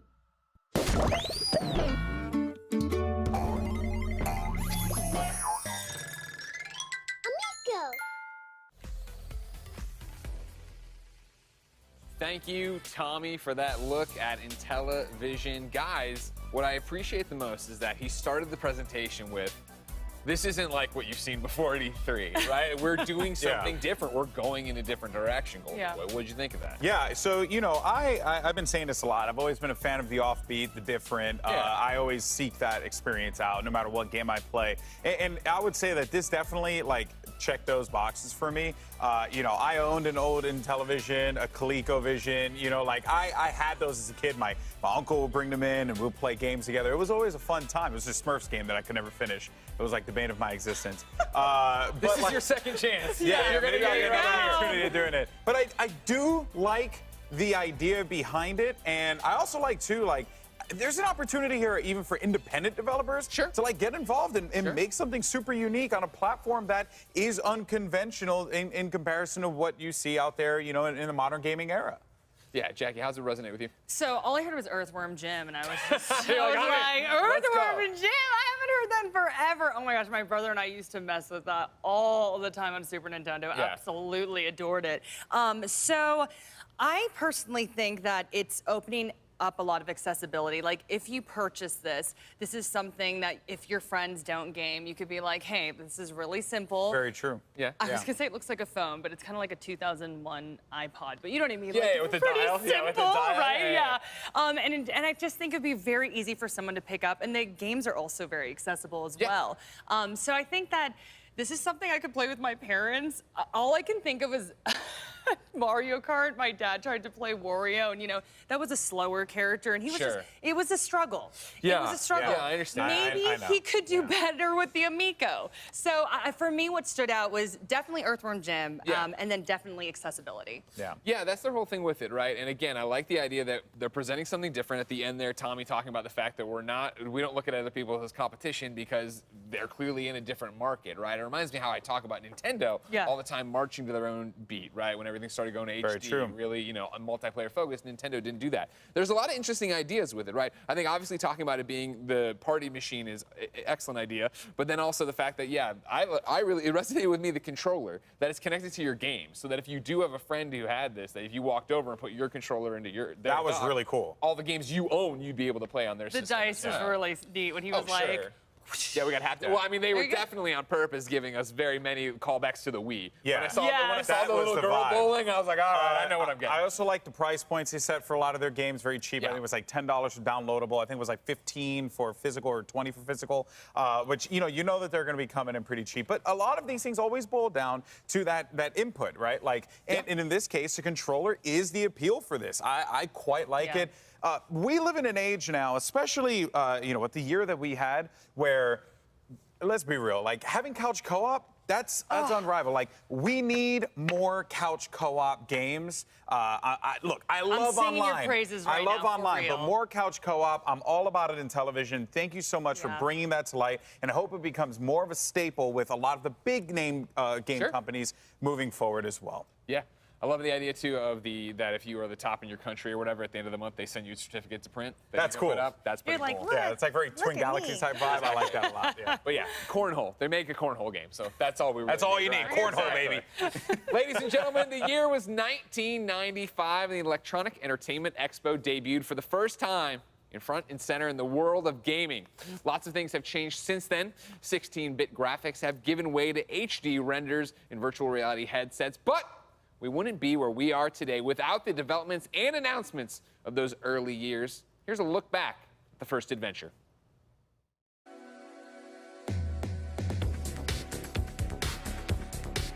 It is absolutely no wonder that E3 continued to live on after its very first show. The show was massive. There was a surprise console launch. You could get a Killer Instinct character tattoo while you played Game Boy. You could try out not one, but 3 VR headsets. And this is all in 1995. So let's take a look through a sometimes 4x3 lens at what the first ever E3 was like. May 11th through 13th, 1995, over 55,000 industry, retailer, and press attended the debut Electronics Entertainment Expo at the Los Angeles Convention Center. There was no shortage of games you could just walk up and play, especially at the Atari Jaguar booth. This would be the only year the Jaguar system would have a booth, but it came in big and even showed off a VR peripheral that was still in development. Or you could meet Rayman and try out his new game. This was one of the first times you could get your hands on the game that would eventually become a 45-game series. There's tons to check out at this booth, including Primal Rage, a violent dinosaur fighting game, White Men Can't Jump, a basketball game based on the movie, and my personal favorite, VLM, or Virtual Light Machine.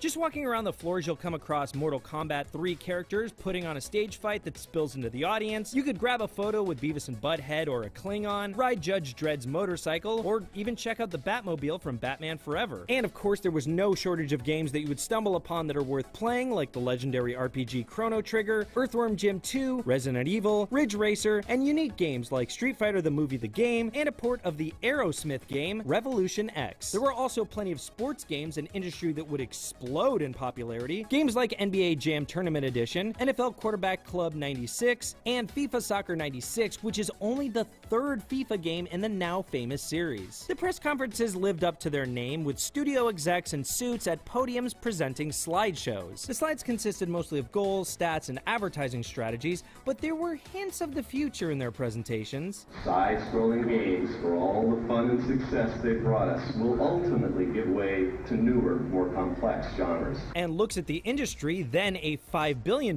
industry that is now an over $150 billion industry. One thing that hasn't changed is that classic E3 excitement when a game is shown.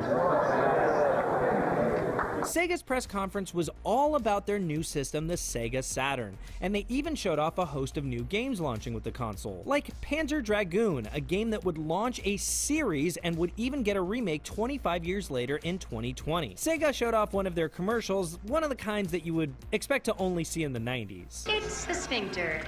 What is going on upstairs? And Sega even had the first, and it's available now, with the surprise announcement that the Sega Saturn is now available in stores. We started our rollout of Sega Saturn yesterday. Months before their original release date. Then they dropped the price and the new tagline, Sega Saturn is not only here now, it's out there. For Sony's presentation, it might surprise you that while Keanu Reeves made a more than memorable appearance at E3 2019, he made his actual first appearance as a key visual in Sony's opening sizzle in 1995. And this very 90s sizzle was pretty important because up until that point, Sony was still widely known as a tech company and hadn't released the PlayStation yet, at least not in the US. We were seeing the birth of a major gaming publisher and system through cheeky slides and clip art. But then came one of the most memorable moments in E3 history. After Sega had earlier announced the Sega Saturn's price of $399, the Sony Computer Entertainment president came up to the stage and simply said, $299. People reference this moment as the price heard round the world. 3DO also had a press conference showing their successful 1994, how the 3DO console compares to the competition systems, and they even combated the age-old debate of PC versus console. You don't need a dedicated system. A PC can do everything. That's a little bit like telling a family that they only really need one car. They also showed quite a few next-gen visual demos of what their planned upcoming console, the M2, could potentially do. Nintendo spent almost their entire presentation directly discussing forgery systems and piracy that was plaguing the industry at the time. But what they lacked in any formal announcements, they made up for at their giant dome with big letters spelling out Nintendo. This is where you'll find a stage performance for Killer Instinct, as well as a place where you can get an orchid tattoo. Also, there was an early peek at the Ultra 64, which would officially be named the Nintendo 64 a few months later. Nintendo also had Earthbound, which was the origin of NES, Donkey Kong Country 2, Diddy's Conquest, and Nintendo's VR headset, the Virtual Boy. Also on display close by was the X-Band, seemingly the first online gaming attachment for a console. So that's the first E3. A look at what was, what could have been, and what came to be. Game over. At the first E3 in 1995, we wound up showing off an early version of the very first Unreal game. A lot of people who know and use the Unreal Engine don't necessarily know that there's a game that actually launched everything behind all of it. And I remember being there with Mark Rain, and he yells out, "Miyamoto's checking out Unreal." Shigeru Miyamoto, my hero, like my idol, who's made so many games that have just fascinated me throughout my entire life from my childhood. And I remember going over there and shaking and giving him a demo of the game and trying to show him why this game is unique, you know, with weapons that can charge up and players that can dodge and alternate fires and enemy AI that can track you down no matter where you were. And he was very stoic, you know, but I hope that I impressed him. And yeah, I was still shaking for like an hour after that. First E3, wow. 1995. $299, what a moment. You know what I mean? Killed the Saturn in its tracks. And so that's where I want to start. 1995, mid-90s, we're talking about video game consoles. Yeah. Golden Boy, we'll start with you. Were Yeah. you a Sega kid or a Nintendo kid? Oh, yeah, I was a Sega kid. Sega kid. I was a Sega kid, dude. Sega Right, kid, son. baby. Sorry. So here's the thing. My mother bought a Super Nintendo for my brother. Sure. But she was like, well, I can't have them sharing it because we're just going to argue and fight the whole time. Yeah. So then, you know, she ended up telling my father, hey, you got to go get him a Sega Genesis. She took the credit for it, by the way. Boss mom. Shout out to you, Ma. And yeah, and then, you know, I had the Sega Genesis. But the only game I had for like the longest time was Sonic Pinball or Spinball. Spinball. So yeah. And that was like one of my favorite Sonic games. Oh, very nice. Yeah. Yeah, I was a Sega Master System kid. Ooh. I was walking through the store, saw the Ghostbusters game, said, I want that. And my mom did no research. And she got me what I wanted. Yeah. But then I was a Sega kid, ride or die the rest of the way. Yeah. Through the Saturn. I bought a Saturn. I had a Saturn too. Clockwork Knight, by the way, one of the most underrated platformer games ever. Clockwork Knight, so good. Jackie, I feel like I don't need to ask. You want to know what's funny? So actually, the first console we ever got was a Super Nintendo, and It is one of the most vivid memories of my life, actually. I remember my dad came in with the box, and my brother and I were chasing after him. We're like, what is this? What is this? And it was this little TV, like this big, and he was trying to get it all plugged in. My brother and I were sitting in front of this, like, gray screen, you know? Yeah. And then Super Mario World popped up, and my brother and I looked at each other, and we just screamed, you know? Wow. And little did they know that they were going to start a full-blown video game obsession after that. But I messed with Sega, okay? I would go to my neighbors and we would play NBA Jam. We'd be like, he's on fire! Oh my gosh, I loved it. And actually, my brother and I got a Dreamcast as well, but we were mainly a Nintendo family. Well, yeah, the only reason I said I think I know is because you have an SNES game in front of you. Actually, I did bring Chrono Trigger. I thought we were going to be talking about our favorite games from the 90s, and obviously, like, this one, it's near and dear to my heart. My brother and I played it repeatedly. Sure. And Robo's theme was my ringtone for probably 10 years. And then I got an iPhone and I was like, wait, you can't make a ringtone for these? Or can you? And I just haven't figured that out. But anyway, yeah, this story just always resonated with me so much. I was a weirdo. I played like Secret of Mana and Terra Enigma and Illusion of Gaia. Normal.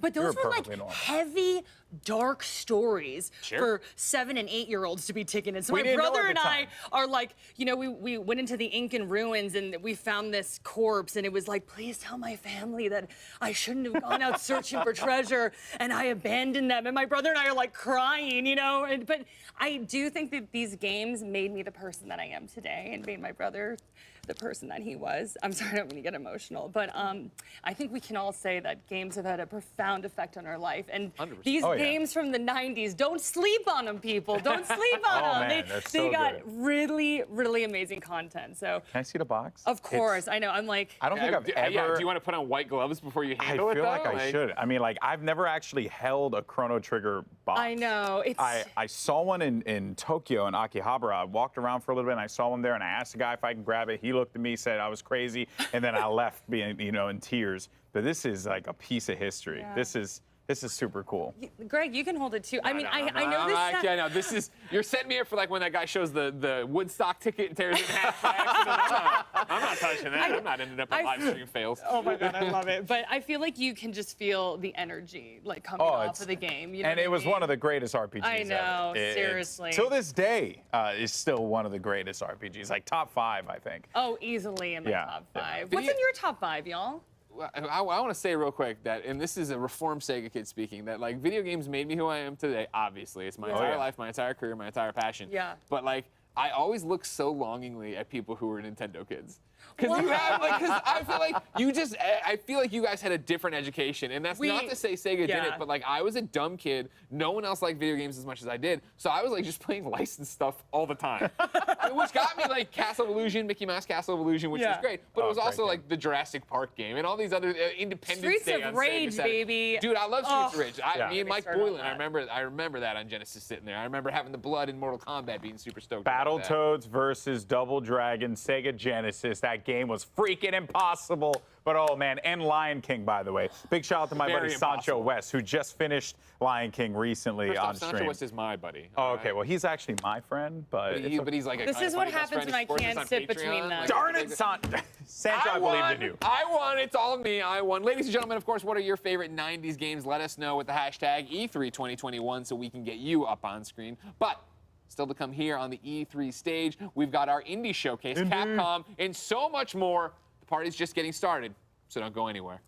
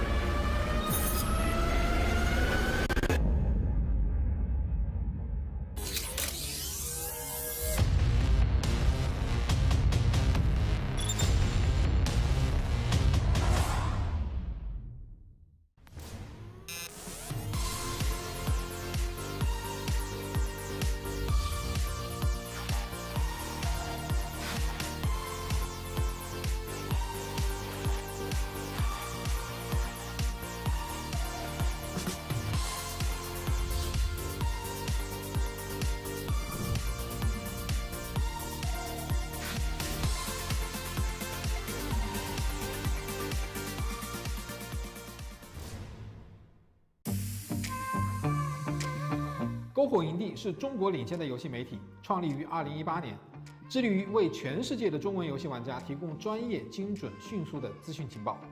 篝火营地立足于中国，与多家国际一流游戏媒体同行达成正式内容合作关系，源源不断地将最新鲜的游戏资讯第一时间带给全球中文游戏玩家。自成立以来，篝火营地在全网的内容浏览量已经超过5亿，服务了数百万的读者和玩家。我们的愿景是做游戏文化传播者。您可以在全球各大手机应用市场下载篝火营地 APP， 或者访问3w.gamebonfire.com 来加入游戏传播者的行列。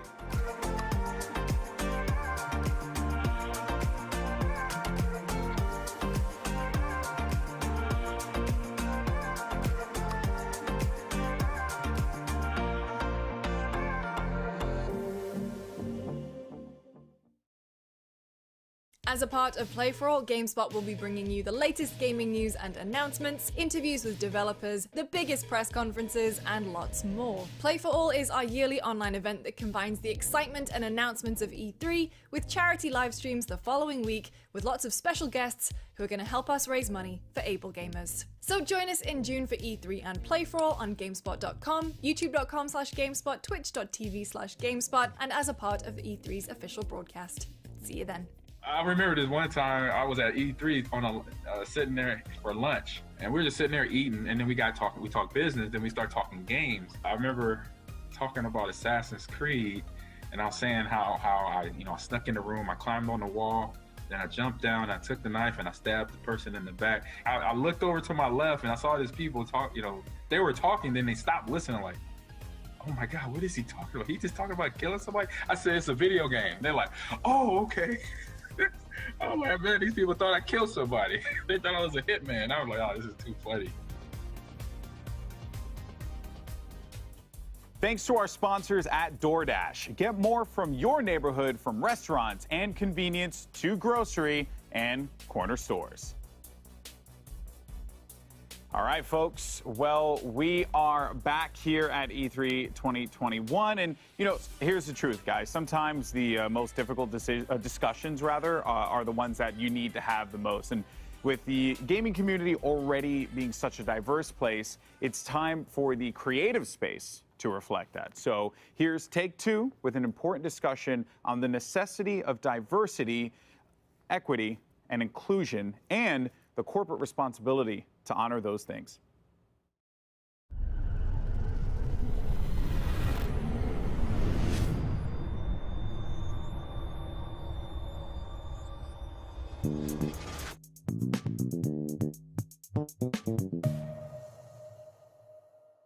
Hello, I'm Alan Lewis, Vice President of Corporate Communications and Public Affairs for Take-Two Interactive.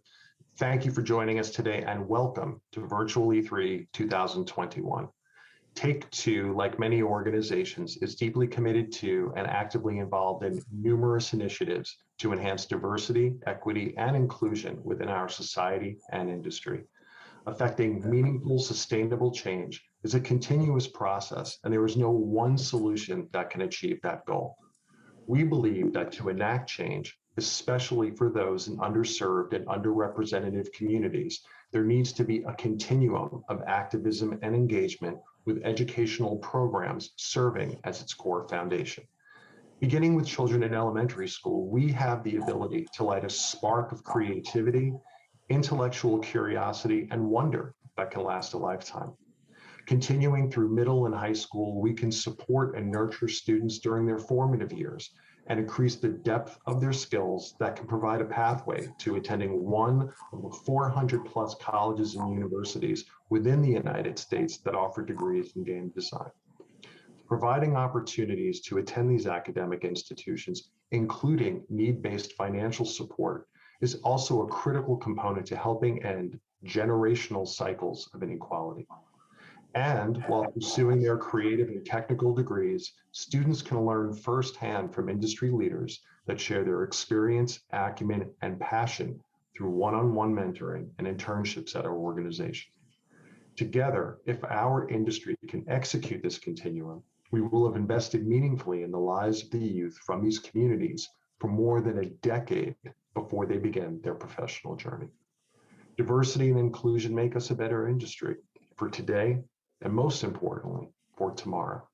It allows us to make better entertainment experiences that are authentic, culturally relevant, and reflective of the audiences that enjoy them.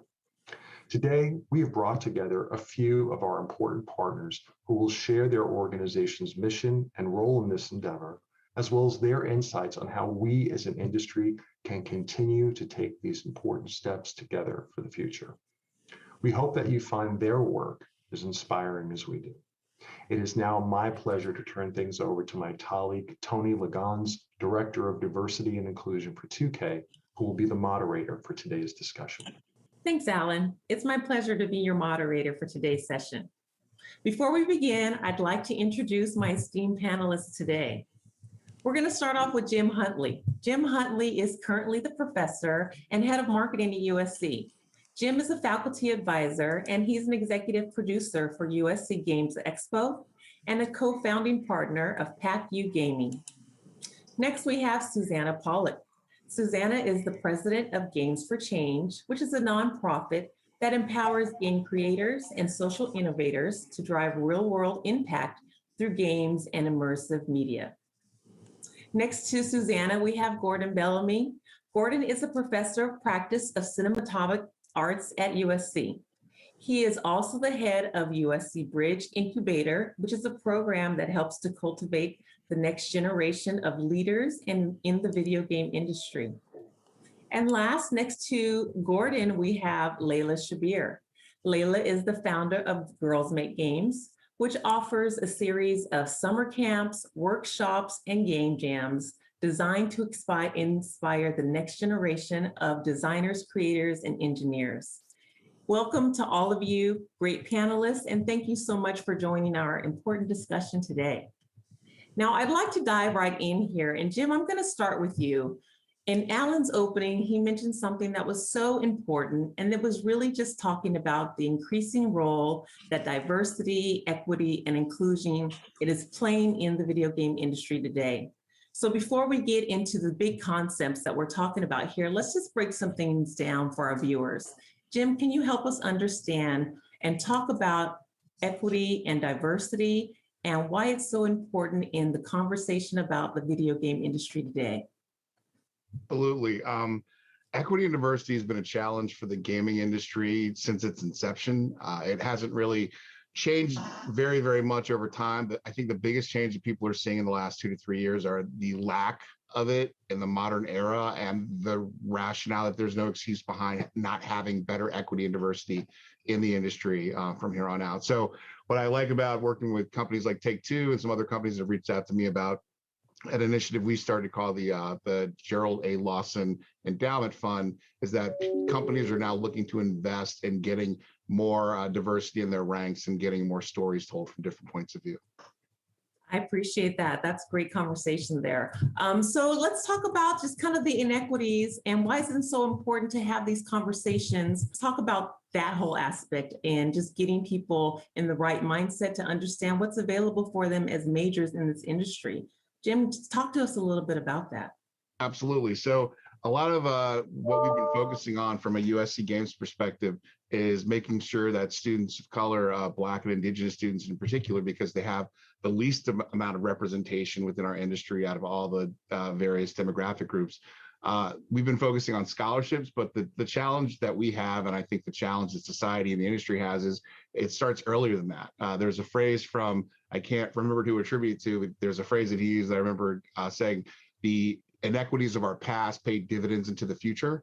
And that sticks with me because the reality is if you don't have a great opportunity or access to computer science labs and specialized education in grade school and high school and junior high school, the odds of you having a great portfolio piece when it comes time to apply to a program like ours puts you at a deficit. And if that deficit keeps rolling on into the future, generation after generation, the gap between the ability to get into some of these slots in game design and not being able to get them gets wider and wider. So we need to do a better job as a society, and we are willing to do our part and help work with companies like Take-Two to lead the vanguard on how do we get students some opportunity from grade school? Like, how do we make sure they can see this as an option? Because when I, as a Black man, get in front of a small group of grade school students, and I say I work in the video game industry, you can see the eyes just boom, their minds explode because they've never seen anyone like me and the videos they see on YouTube or other visitors to their classes, to their seminars. So it's important to show that we have a presence here, but it's also important to make sure that the students who look like us, who are 20 years, 30 years, 40 years behind us, also have the opportunities that we didn't in some cases to get a job in this industry. Yes, thank you so much for your insights. So important there. Susanna, that really kind of speaks to a lot of the great work that you're doing in helping to reach this underserved community. Can you talk about the work that Games for Change is doing? Sure. Our mission, as you said earlier, is to empower game designers and social innovators, right? To use games for social change. And we see our work with younger people as really inspiring the next generation, right? And so just what Jim was saying, like we're going as young as sixth grade, sometimes fifth grade, but trying to give young people, and mostly in Title I schools, so those are schools that qualify for free lunches, which often are representing the underserved communities, an opportunity to dive in deeply into this gaming industry, this experience they all love to do, and help them become creators of this content, not just consumers. And we've been finding that the program that we've been running called the Games for Change Student Challenge, we've been running it for the past 6 years. We've reached over 30,000 young people in middle and high school. And we not only give them an opportunity to learn how to make games, but we also combine that with civic engagement. So they have to think about how games can help make their communities better. So right from the start, we want to empower them to think about this really important medium, not only as something they love to do, but they actually can make. They're learning important 21st century and STEM skills that can help them regardless of what career path. But what we really hope to see happen is that they see a future for themselves and they see an opportunity, a pathway for them. And part of our program, an important part of it, is this idea of mentoring, and mentoring from near peers and also from people from the community. So as Jim says, it's so important they see themselves in the people that are coming to speak to them. So when we're in Los Angeles, for example, we can reach out to USC Games for game design students to come and speak to the kids, that we can bring people in from Riot or Activision or from Take-Two to come in and say, yes, this is what I do, and this is something for you. And we do the same thing in New York and working in Atlanta and Detroit. And I can tell you that students are coming back year on year, and we're seeing them use this program as like their college essay, or they're building their portfolio. And I love the idea that, if we can get to them at a young age, they spend their summers with Layla at Girls Make Games, and then they can go on and apply to college, and we were talking about this pipeline or this pathway for them. And so that's that role and what we hope to inspire. I love what you said there, Suzanne. There's so many little nuggets that you just pulled out there. The different avenues you can have and career pathways there are in the gaming industry. Just the activity that you can have in terms of having mentorship and role models and representation, and just, having good gamers out there. So there's so many things that you talked about that I want to hit on. Let's just pull Layla into this conversation and just talk about the idea of mentorship and representation. Layla, talk about the workshops and the summer programs that you offer to girls. How does that help to increase the representation and the mentorship aspects that we've talked about? Thanks so much for having me. I was on mute. This is 2021, still going No on worries. mute. But like Susanna said, I think it's really important to kind of pass that baton on. And I think we see this summer after summer, having created a place that's, you know, for girls. We get this question a lot. Why do you need a space that's just for girls? There's so many programs out there that are open to everyone. But I think it's just so important to create that space because, like Jim talked about, it's so important to see people who are like yourselves. For many of the girls that come to camp, this is their first time walking into a room full of girls who love video games. You know, they've been so accustomed to kind of being the only girl on their robotics team, or the only girl that went to a coding camp with their brother, and the girl who's fighting her brothers for you know the Xbox controller. So those are very common themes and stories, and I think it's important to kind of tie in not just the mentorship but also the community. It's very important to walk into a room and feel like you're not an outsider, and the best way to do that is to show many more faces that look just like you. It's really validating to walk away, not just with the technical skills, but to feel like these are people that I'm going to, you know, kind of encounter in 10, 15 years and we'll be like professionals, because right now we're just kids making games, but we'll be professionals in a few years. And 7 years out for Girls Make Games, we're finally starting to see, you know, these girls kind of make plans together to go to college. And this year, I would say, like, the first time we got in like dozens of emails from families saying, you know, my daughter is now thinking of college and how do we get this portfolio going? How do we set that up? So I think touching on Jim's point too, there's so many challenges that, you know, people have to go through just to get everything right. You shouldn't have to rely on luck so much. So if you look at the women who are now excelling and thriving in the industry and you ask them their stories, so many things had to go right in their lives to finally end up in the industry. Many of them ended up there accidentally, like me and even Tony. I think Tony and I touched on that earlier. But it shouldn't have to be luck or accident. We can actually intentionally create these pipelines. And I think it requires all of us working together, like everyone in this room, talking about what we're doing and how do we pass our students on from, you know, we start as young as 8, getting them onto the programs and then passing them on to the student challenge and then on to USC and then finally on to the industry. I think that's basically the magic formula to solving the problem that we're talking about today. Yes, thank you for hitting on that pipeline challenge and actually solution. You really clearly laid it out there for us. I really, really enjoy that. And something else you mentioned is just like really opening this world of gaming to new, diverse, a pool and a spectrum of gamers. And how do we create those real pathways back into the gaming industry? Gordon, you've done a lot of work in just helping to create value where value was not seen in places in the gaming industry, specifically for the gay gaming professionals. Can you talk about how the representation and widening the spectrum of what gaming professional looks like and how your company and your role really accomplishes that? Sure. So we have a mission which is focused on education, employment, expertise, and entrepreneurship. And the reason why is because alongside diversity and equity inclusion, there's a new word that's come up a lot, which is belonging, yes. Right? A feeling of belonging, of being default. And I know that people in their uniqueness do a lot of mental, socioeconomic, and sometimes social gymnastics before they get to be as good as they are, before they get a chance to participate in this panel or participate in our industry by and large. And I think the work that we all share is trying to disrupt some of those mental gymnastics, socioeconomic gymnastics, social gymnastics that young women, people of color, indigenous people, neurodiverse people need to do in order to be as great as they are, you know, to belong, you know, in the space. And sort of hearing, you know, what Layla's speaking to of a cohort, right, that treats each other as default, and where are we going to go now together collectively?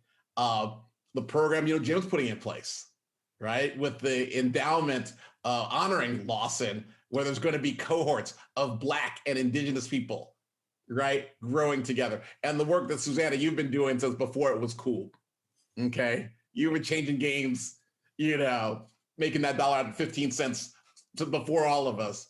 All of that work and with the support of corporations like Take-Two, right, is enabling us to move a generation forward. Specifically with GGP, we have a scholars program in partnership with Take-Two. Some go to USC, many go on to participate in Games for Change, and many have been girls who made games.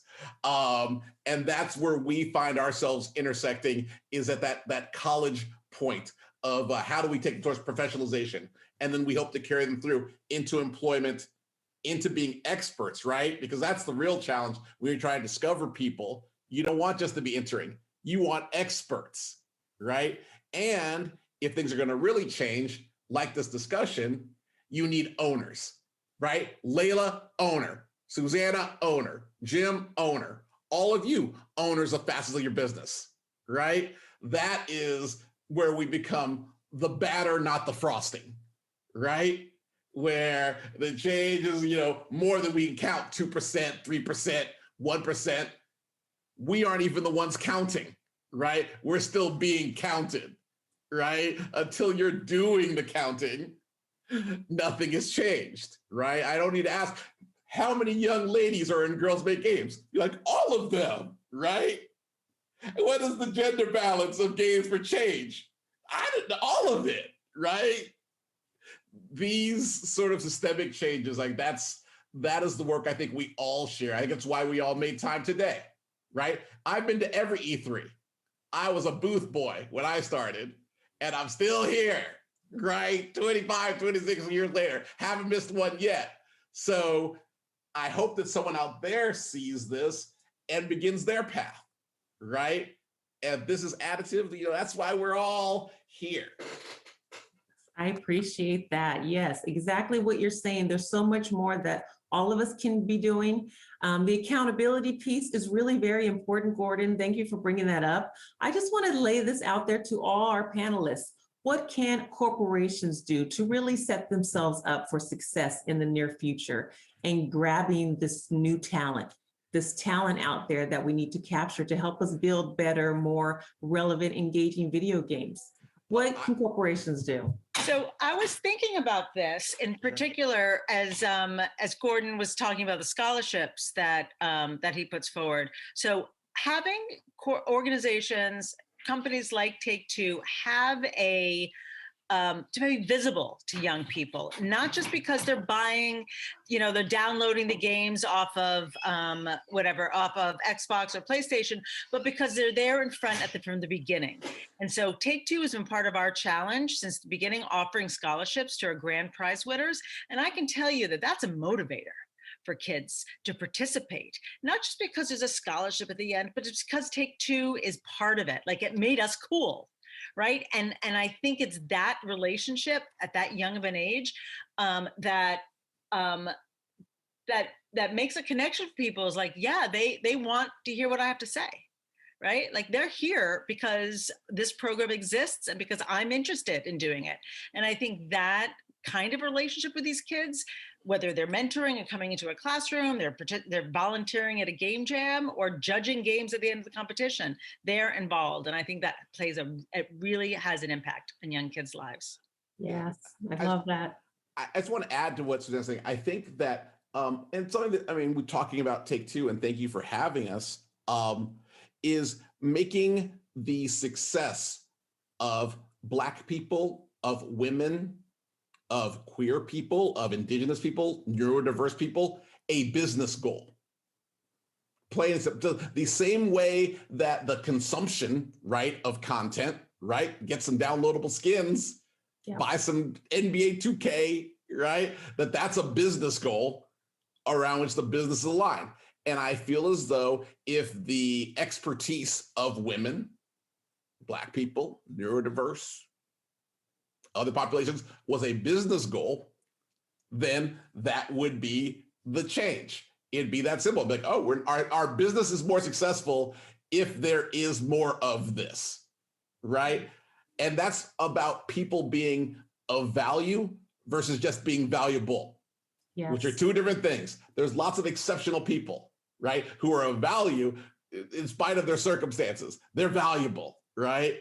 There's a difference between saying you're of value and that's a business goal in itself, And I think that's the real change, because it used to be, I mean, just real talk, it used to be about exceptionalism, right?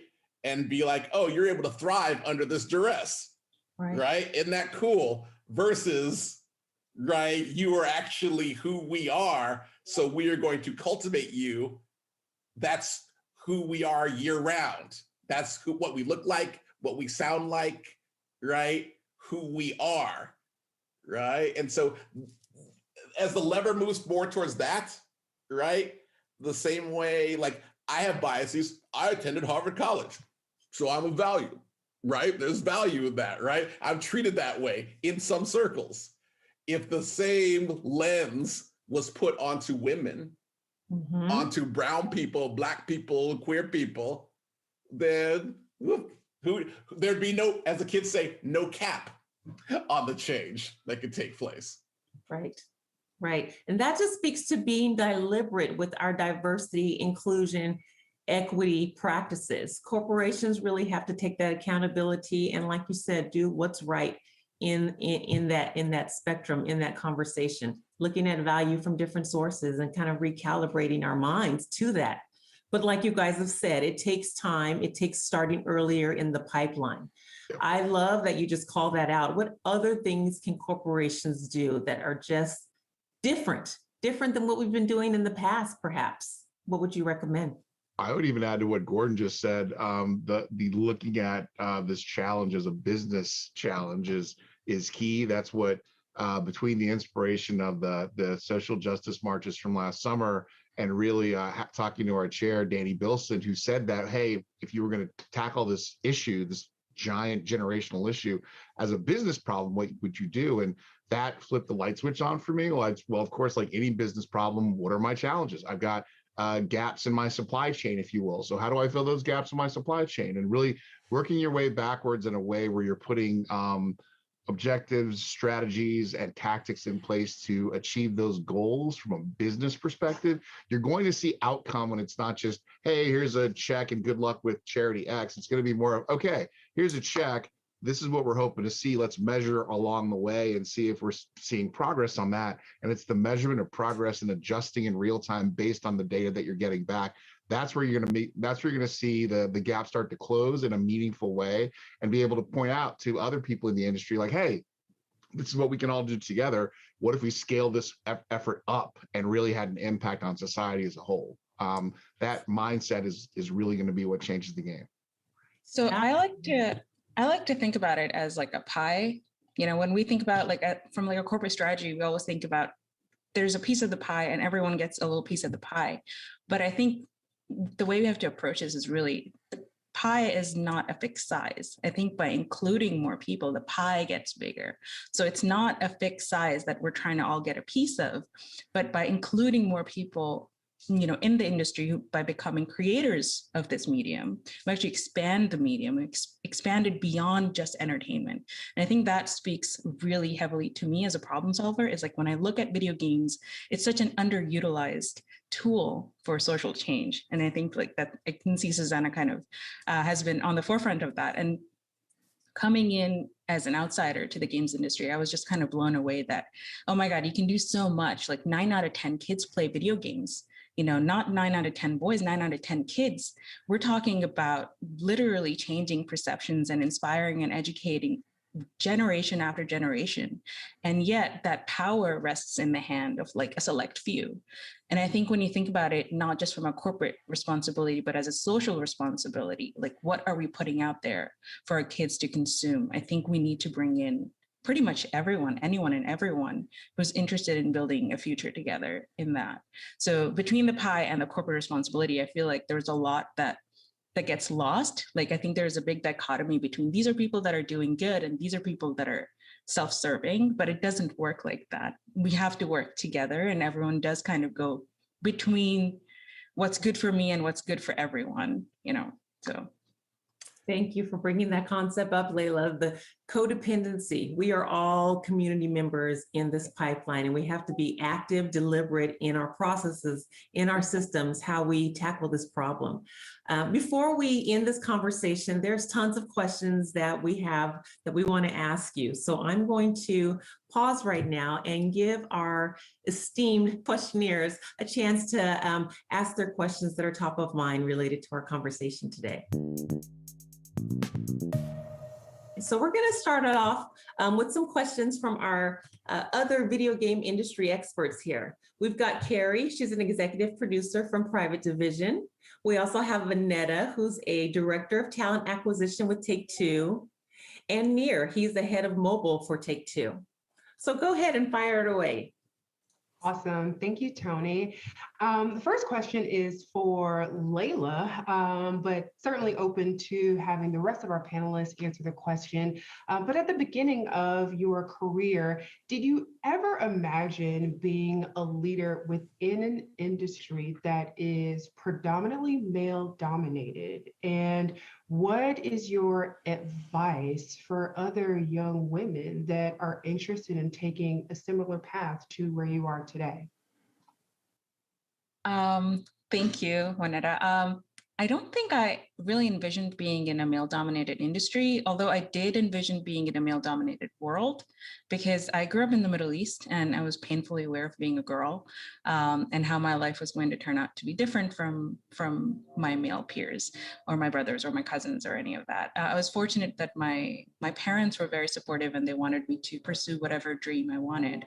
But I think having that mindset and coming from a world that was very much male dominated already prepared me for, you know, hey, whatever I end up doing, there's going to be more boys or men than me.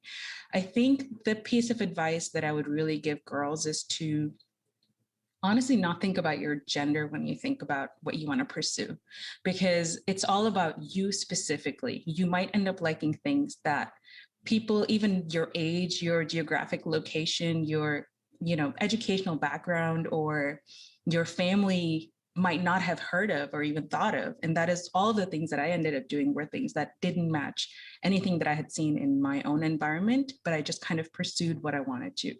And then two is to kind of use a very selective hearing. I think you have to kind of develop selective hearing, listen to the people that care about you, that love you and encourage you in being more of who you are, and diminish the voices of people who say you can't do things because it's never been done, or that's not how it is, or that's not how the world works.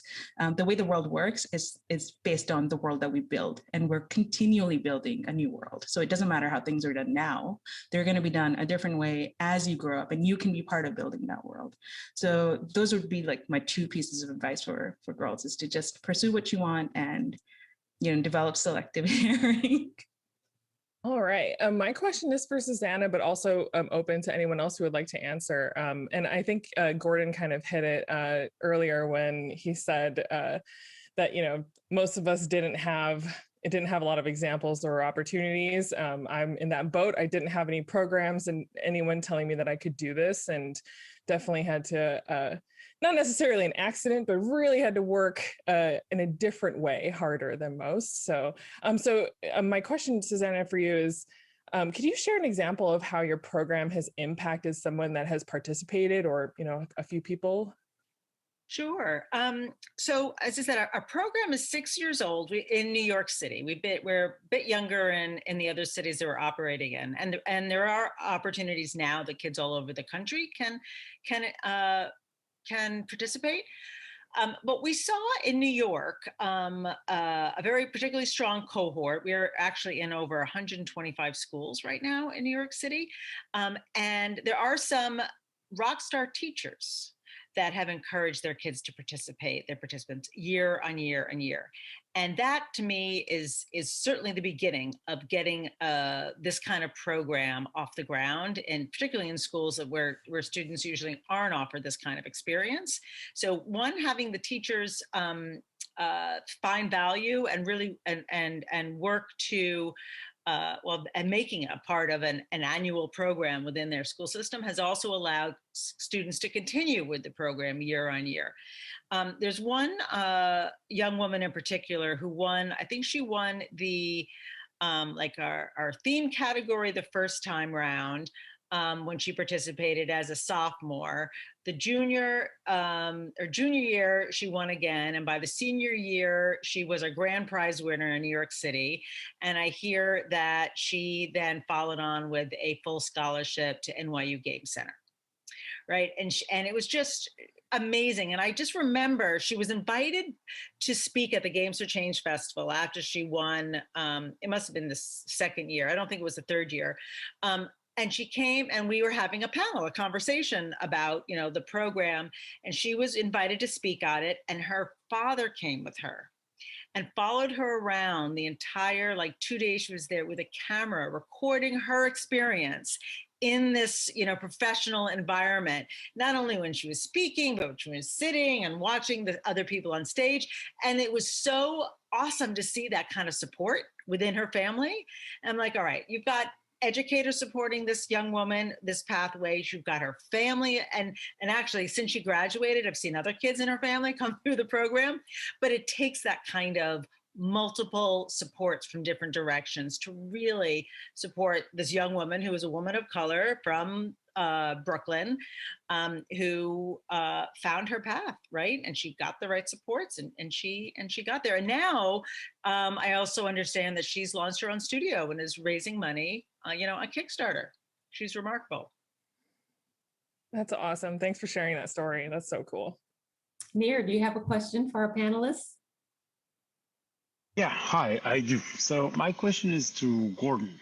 I'm looking at LGBTQ representation in gaming. I've been in gaming for more than 12 years, and it feels to me that representation is a bit low than what you would expect, what I see in tech in other sectors. Do you have some data or some thoughts about that? Is that the fair estimation? And if so, why is that? And what are the main challenges that LGBTQ individuals face in this industry? Sure. Well, I'll tell you a little history here. So when we started GGP about 15 years ago, which is not that long ago in corporate times, queer people only existed on an anonymous mailing list, anonymous to each other. Okay, because employment safety, which is still a concern globally, not to mention just safety, was a #1 concern which all of us lived with. So, you know, even back then, you know, weird flex, but I had designed Madden Football, had already sold a company to Activision, employment safety. So that is the #1 reason why. And just in this new recent history, have we begun to build the trust and value in each other so as to aggregate and to even acknowledge each other, okay? And to build systemic ties to companies like Take-Two and others to move from hiding from the industry, right? Escaping from the industry, to affinity, right?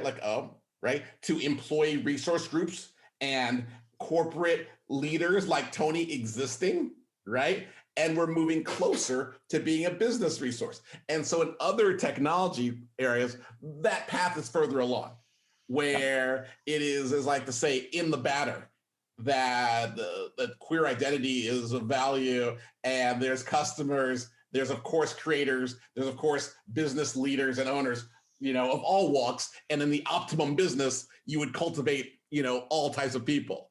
As a game craft, we are still in generation 1. You even asking this question here, you are a wild pioneer. You are the out there with your machete chopping down bamboo to even ask this question, which presumes that LGBT people would be employed, okay, and then in communication with each other, right? In communication with each other across different companies, and in any sort of ongoing concern.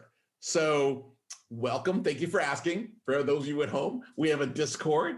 and Facebook that you can all join and participate at any time, or you can reach out to me directly on Twitter, Gordon Bellamy. Wherever you may be on or off your path as an LGBTQIA person or an ally, right? Because I think that's something we've all discovered. And I think whatever population you are part of, whether it be across gender or race or expression identity, is that you don't have to be a member to care. Okay, you don't got to be a member to say this is an important issue. And in fact, a lot of the work that we do at a corporate level is saying, hey, you don't have to do all the work, right? You don't have to push the rock that's sitting on you. We're going to help you push that rock that's on you. It's not on me, but I can help push, right? Because I can see it. It's on you. And so asking these questions, corporate support, time, right? 3 T's, time, talent, and treasure, will move this discussion forward. I hope that answers your question there, but otherwise just get at me. I can, tell you more. And anyone else there who's watching, we can tell you more in greater detail. Gordon, I know your company has some things going on in the few months. Oh, can you talk about some of the activities you guys have? Sure. So we have most of our content now, in addition to our Scholars Program and our community service that we do with Take-Two, is streaming. So we stream front page of Twitch and we bring it to YouTube, content around equity, inclusion, belonging. And not just LGBT, we just had our second Indigenous Game Creators panel yesterday. Big hit, because you know what? Indigenous creation has always been here. In August, we're going to be doing our first GGP honors, which is going to be honoring the best in diversity, equity, inclusion, and belonging in our craft. So we're going to be lifting up the people who do the work, right?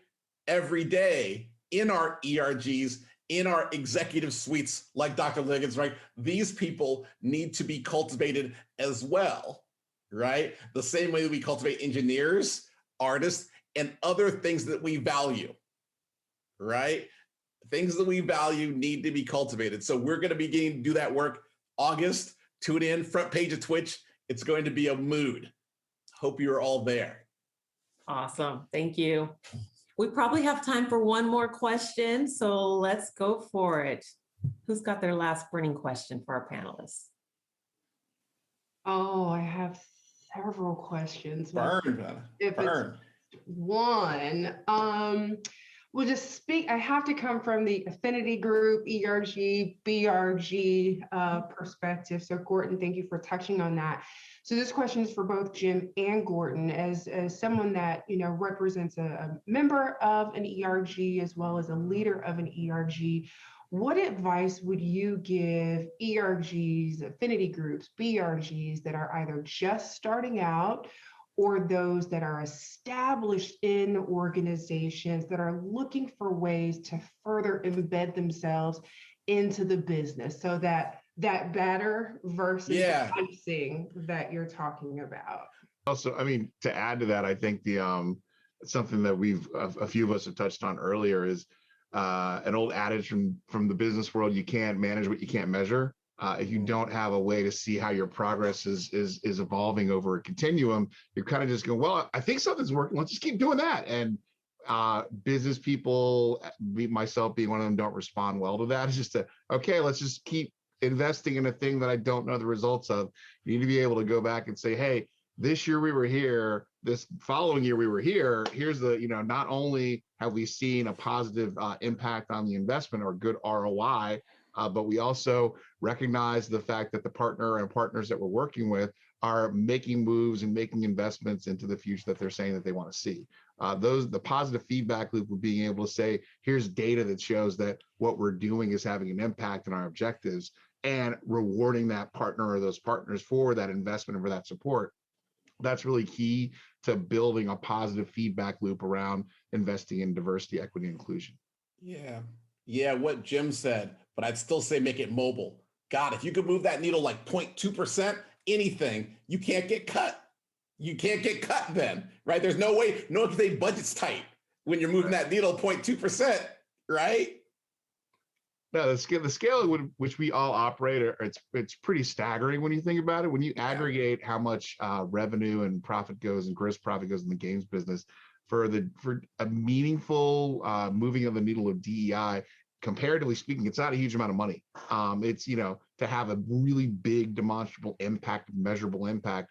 If we aggregate our dollars and really focus on some key objectives, we can really move the needle in a way that's going to, frankly, when you start seeing things work, people get excited. It worked. Let's keep doing it. Let's keep doing it. And it gets bigger and bigger and bigger. And that's why the Lawson Fund is what it is. It's an endowment because we want to see it have an impact in the aggregate over time, over generations, and support students for decades to come. Not just have it be this fiscal year, what can we do? Yeah. Awesome. Thank you. One more thing, just to let it go, is just keep saying Black out loud.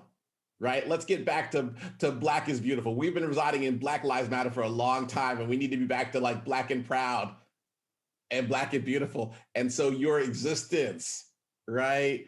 And saying it and saying positive outcomes after the word Black is meaningful each and every day that you can do it in your ERG. Mm-hmm. I love that. Thank you. Good question. We've got time for more. What else do we have? All right, I'll go if we have time for more. Layla,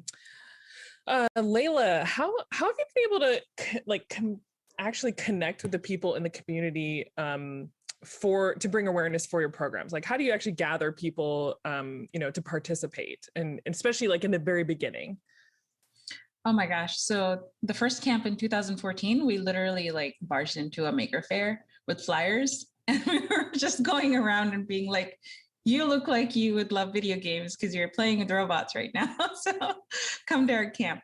But I think it's pretty much primarily been word of mouth originally, but then when we ended up partnering with the game studios and game companies, that really helped elevate the program and the PR.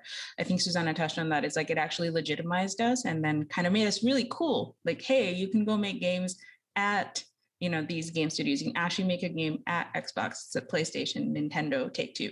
You can go into their offices, meet the developers, and make these games. And I think that cool factor has kind of really helped us out. When it comes to speakers and people who want to mentor and be involved, that's been a lot easier because, a lot of our teachers end up being college students themselves, and they come back and they'll say things like, I wish this program existed when I was younger.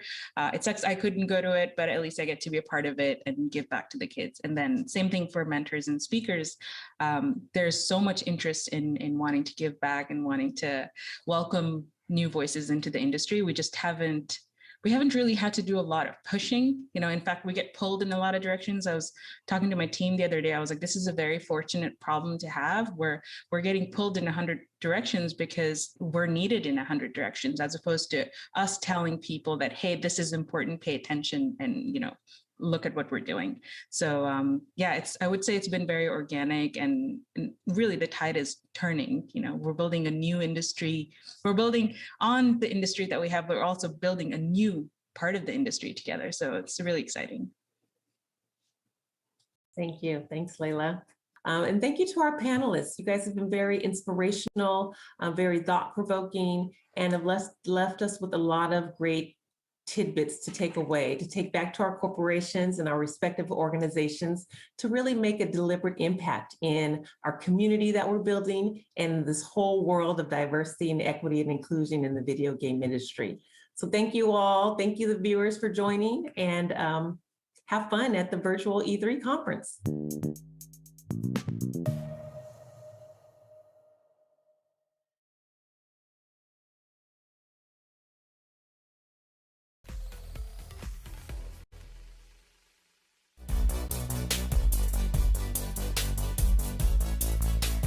I think ever since Mega Man X, I've just loved the sort of 8-bit, 16-bit pixel art style. As an artist, I just kind of fell in love with that aesthetic. Number one, Mega Man X, favorite game of all time. Whenever somebody asks me the deserted on an island question, Mega Man X is the game. I would say Tomb Raider. Lara Croft is the reason why I started to become really adventurous in my own life and wanted to be as intelligent and curious and brave as her.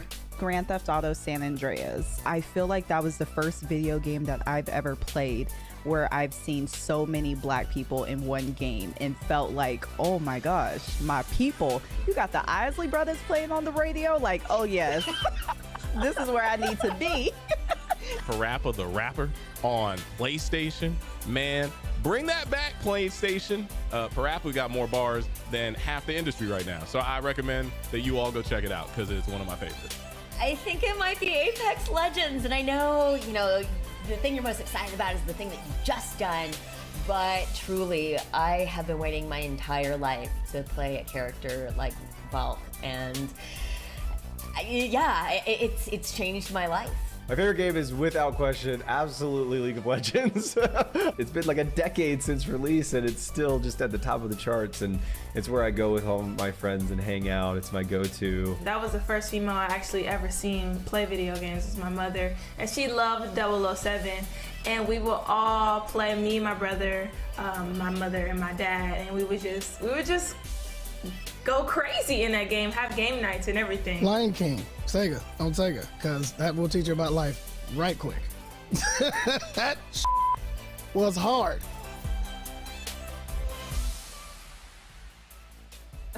I've said it many times.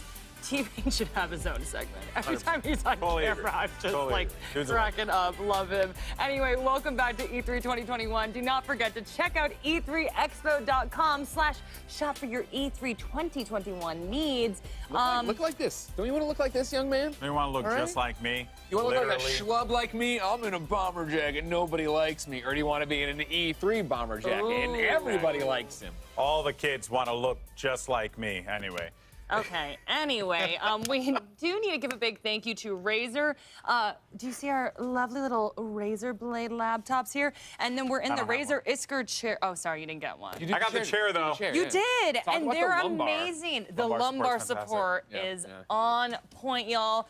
Greg, you and I, we're tall gonna do that on folks, so it's camera. like you need that lumbar support. It makes Man, us stand and up that's the straight. thing is, if you're not a tall person, you don't understand how hard it is to be tall, and that's always embarrassing, right? Go, oh, right. Sorry about that. Okay, be nice, gentlemen. The pain I'm feeling right now. I don't have a laptop. Greg make fun of me. You know what? I quit. No, I'm kidding. No, you know what was low-key the best thing? Yesterday, they were like, Golden Boy, can you put your chair up higher? Can you put your Yeah, I couldn't. chair up I higher? couldn't And do Greg it. and I were being so nice. We were not saying anything. We were just like, okay. Anyway, my pain, producer's the like, pain. moving along, Jackie. So we did this great segment earlier where we were talking about 90s games and the impact that they had on us. And I kind of went off the rails and started talking about Chrono Trigger and Illusion of Gaia at length. But you both didn't really get a chance to talk about the games that have had a huge effect on you. So I wanted to hear both of y'all just be like, hey, this game changed my life. So you're in the hot seat first because you're right next to me. Hi. Yay. The easy answer for me would have been Halo. Yeah. I will just give a mention. It was the game that brought me and my brother together. We were always, bickering brothers, right? course, It's just how it is with siblings. But both of us sitting down playing that campaign, it was great. But for myself personally, one of the games that had a profound impact on me was, funny enough, Final Fantasy VII. It was the first RPG that I had ever played, and it began this infatuation with RPGs. And there was a point in time, folks, where the PlayStation, I swear to God, just had nothing but RPG games. I feel like every other month there was like a new RPG coming out, but that just started this long-lasting love for that genre. And then there was the first game that I played that literally was just, was Batman on the NES. Wow. What a game. Super fun game. That first level as a child, let me tell you, not easy. But yeah, those games have always been so big for me. What about for you, Greg? Man, I think if you go back to the youth, there's so many things that put me on this path here, right? But I think for impactful games, the first thing that comes to mind is more modern. I think of Gone Home. Ooh, if you haven't played Gone Home, of course, right? It's a walking simulator, and when Gone Home hit, I was told by everyone on the internet to go play it and read nothing about it, which means I will now spoil Gone Home for you. But I played that game like so many people did, thinking it was a horror game. And then slowly there's this side story building about, your sister and she's missing and what's going on with it, and you're reading the notes she's left. And slowly over time, it's like, oh my God, like she's falling in love. Oh my God, she's discovering she's gay. Oh my, and then it was like, wait a second. Is this game a horror game at all, or is it all about that relationship? And it was all about that relationship. And, no video game, no work of fiction, of course, can tell you exactly what it's like to be LGBTQ. But for me, as a hetero white male, where everything's great all the time, right? This was a window, at least, into it of what that discovery is like, and the pressure of it, and what you're going through. And it opened up a window of empathy that I've heard stories before, but to kind of experience it, in a video game way, of being in there and reading these intimate thoughts on a level that I don't get in a passing conversation with somebody, it was so powerful that when that game ended, I felt like I had a brand new empathy for what LGBTQ people have to go through, of course. Yeah. Wow. Definitely got to check that game out now. Yeah, no, for real. I am completely sold. I've heard great things about it as well, but I'm like, okay, everybody, Greg Miller says to play it, I'm playing it. Okay, so Golden Boy and I were up in the break room, and I was like, okay, I need you to break down for me, like, NFT, Bitcoin, the works. And he popped out this little diagram. He wouldn't allow me to bring it down here, folks. He's like, wasn't very well done. He's like, people are going to make fun of my stick figures. Oh, is it like a 7th grade diorama where, like, you But what was so sweet about it was Golden Boy's like, you can keep it for you, Jackie. This will just be for you. And I was like, oh, he drew a stick figure of me, and it was like tall and lanky. And then he's like, this is me. And he's like, see, it's got a little belly. And he's like, and it's missing hair. And I was like, stop it, Golden Boy. But actually, this kind of brings us to our discussion about mythical games. That's why we even started talking about it. Yeah, first, I do want to give a huge shout out to my boy Justin Kruger. I've known him for years, and he's over at Mythical, so I'm very much looking forward to seeing what they're going to bring to the table. But yeah, Mythical Games is a very interesting company because what they're doing is they're making games on the blockchain. And I know everyone's like, well, sure, NFTs, blockchain, crypto, there's always these conversations around it. But what's really interesting about games is like, what if you were able to play something like, a Hearthstone, and you had a particular card in Hearthstone. I think Dan used Ragnaros as an example, and you owned a version of that card. Like, you own that card. It was like 1 of 100 or 1 of 200, whatever, right? It'd be like Magic, right? It would be like what you're already doing. What you're already doing right now. Cards. Exactly. And imagine you were able to do that. Now, this is obviously a fun game. You play with your friends, and it takes that same kind of concept of like ownership over what you have in your game, and then it just paints it with this fun-loving, colorful flair. Yeah. So I'm really looking forward to it. Huge shout out to Mythical Games. I think they're pushing the boundaries a little bit here, and really it's only the beginning, because you're going to see more and more of this as the blockchain continues to improve. Right, it's the tip of the sword, right? I think indeed, that's the thing. indeed. Yeah. Well, fans of Blanco's Block Party are going to be happy to know that they can now own and sell their own characters. So for more on Blanco and an inside look at how the developers plan to change the way we look at video game characters, here is Mythical Games. Let's go. Yay.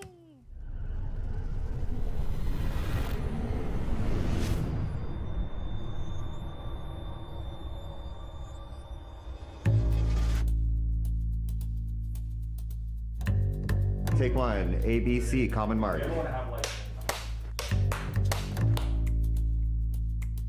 In your own words, what is Blanco's Block Party? Oh, man. Blanco's Block Party is a lot of things. The game or just the Blanco? I'm looking at you. Perfect, awesome. So Blancos was originally what we thought a player-owned economy in a video game could be. So it's a cool mixture of art, design, music, entertainment. This is like the evolution of modern art. Seeing how those artists use different mediums again, it's not just about canvases. 50% of my work is digital, and there's been rarely an outlet for that digital aspect of things. What the gaming industry has really become is a lot about microtransactions and getting as much money out of the player as possible. What we're doing at Mythical with NFTs and blockchain really changes that script. By the end of this time next year, I'm going to have a whole row of Blancos. So. Play, earn, collect, sell. That's it. Sorry, I got lost. Can we start again? I gotta say it again for him. I ain't felt this good in a minute. Own it. I ain't trying to rent it. It feel like it's third down. So I'ma stick for him like Emmett Smith. Yeah, I'm going in, baby. Yeah, I'm trying to win, baby. Yeah, you know the biz, baby. Yeah, you know the biz, baby. The way we win, it ain't fair. But ask, do I care? Yeah, that's right. On the left side, on the right side. Put your hands way in the sky. On the right side, on the left side. Do what you can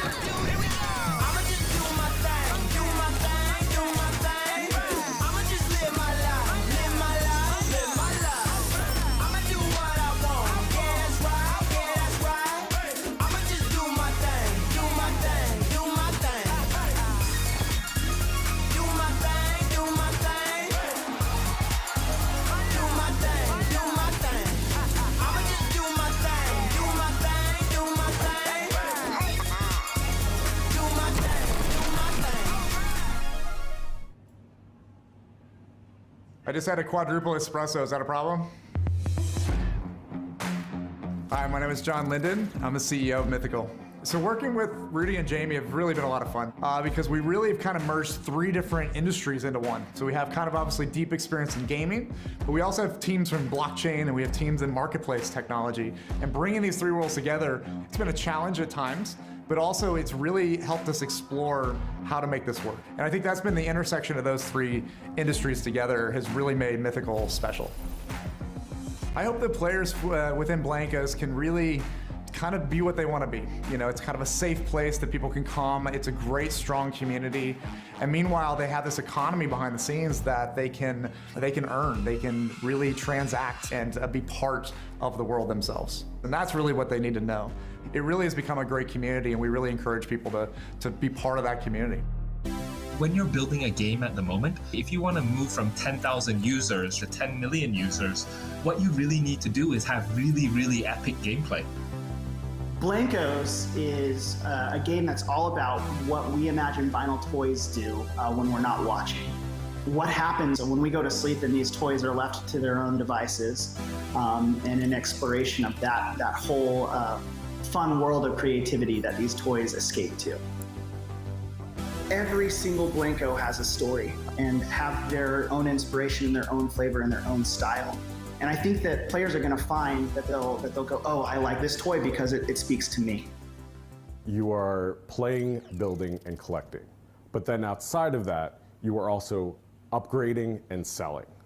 You don't need to understand NFTs or blockchain at all to play Blankos Block Party. All you need to know is how to play a game, and we teach you that. The Junction is an amazing place where the Blankos go to express their creativity. Players are going to have a role in helping to bring that world online. It's just this city full of tons of different designs and colors and patterns. But the point is that you are meeting up with your friends, you're practicing your new skills out together, and then you're jumping into mini parties. Yeah, okay. Players can build their levels using our Blanko build tool. They can make whatever level they want. They can set the terrain, and then they could set the win conditions, and they could set the game type. So you can make this level into a shooter, or you can make this level into a race. There are things that we didn't even think was possible with our level editor that they have been able to do. I've seen levels that recreate a particular science fiction movie that I might not be able to say.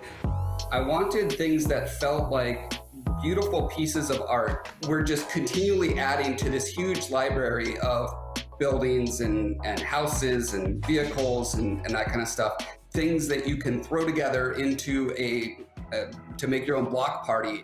In the open beta, we've seen over 20,000 block parties. Once they're done playing it, there's a rating system, 1 through 5. So you can really get that feedback from the players. There's over 70,000 NFTs that have already been purchased in our open beta, and we've been seeing just tons and tons of people jump in. Now that NFTs are moving into the mainstream, the most important thing for games, for gaming studios that want to focus on NFTs is to really ensure that their gameplay, their player experience is on par or exceeds anything else in the mainstream market today. We're putting the fun in non-fungible tokens. That's what we're doing. It's going to be really exciting to see the game, the community grow over the next few months. What we're building here with NFTs and blockchain really changes that script, because then it's players that can actually benefit and profit off of all the money they spend. Part of my art exists in the fine art world, and in that world, I could create a painting and sell a painting, and then that painting goes off to a collector, and then I get paid once, right? And then I have no idea, no control over who gets the painting, no idea if 20 people sell it down the road for exponential amount of money. I never see a dime of that. I have no idea what the thing. So one of the cool things about NFTs is that smart contract that's locked in, and you're able to just not only track who gets it, but share that profit forever. While one will collect for love, the other side that you want to collect from is also from a perspective of capital appreciation. You know, when we look at the collector world today, vinyl toys are on a tear, right? Just the very fact that Blanco's Block Party created a platform where you could not only collect digital vinyl toys created by epic vinyl toy artists, but at the same time use those vinyl toys to battle other people in games. I truly believe that it's a magic formula for, you know, not only epic capital appreciation on the assets themselves, but also, you know, immense amount of enjoyment in playing the game. Today's gamers are used to having a lot of control over customizing the experience that they have. We've seen that in the trend of games coming out over the last 10 years. Players spend a lot of time online, they spend a lot of time in digital space. That's where they want to express themselves, through skins, through cosmetics, through the things that they buy through games. I think that's where, you know, Blancos really shines and what we can bring to the table, but also where I think NFTs play a huge role, right? Like, because it gives you a chance to really own the world around you, the universe that you're customizing, you're creating. You've got a greater stake in this thing now. Rudy Koch, SVP Business Development. Am I just supposed to say that? Just my name? Title? All right. I'm a big-time collector. I collect vinyl toys. I have a whole wall of them at home. I'm a nerd. We're all nerds. We all collect. I love collecting. I actually started my career in comic books. I collect sneakers. I loved Magic the Gathering. I had hundreds.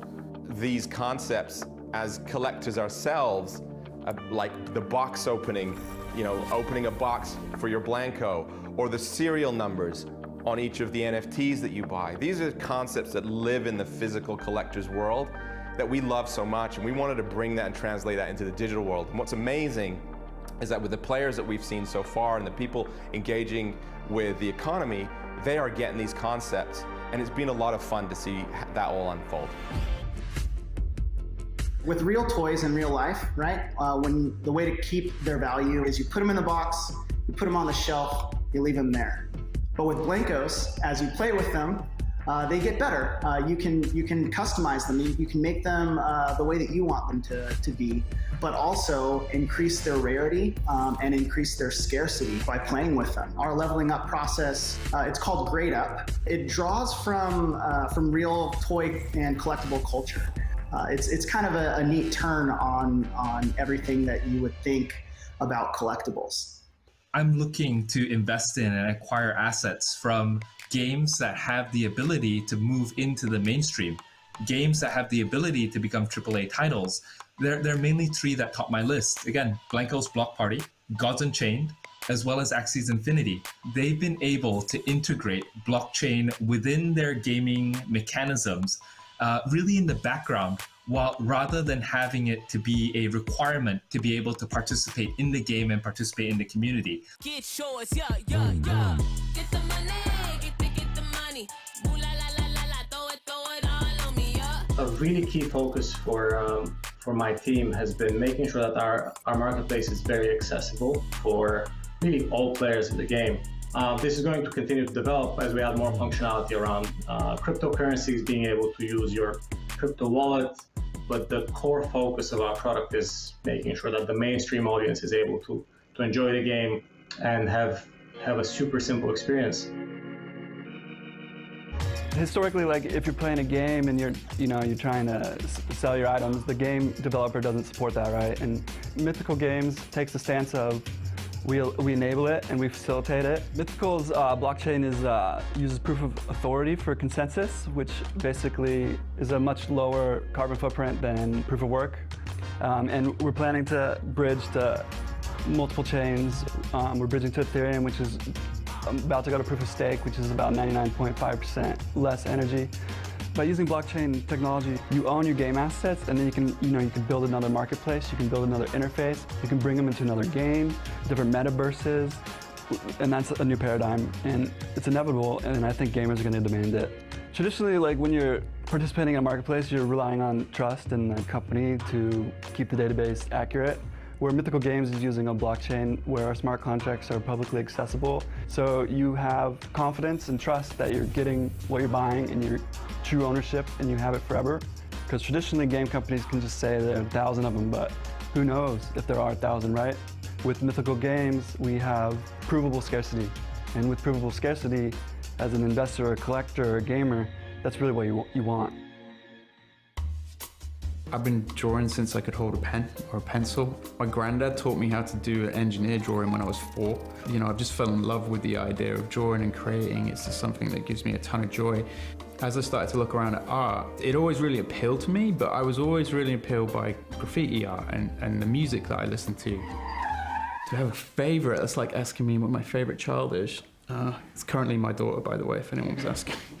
So for me, it just evolved over time as I started to learn a bit more about street artists and see the evolution of street artists, see an artist go from kind of painting an illegal wall to having a gallery showing or something like that. Seeing how those artists use different mediums again, you know, it's not just about canvases, it's about sculpture.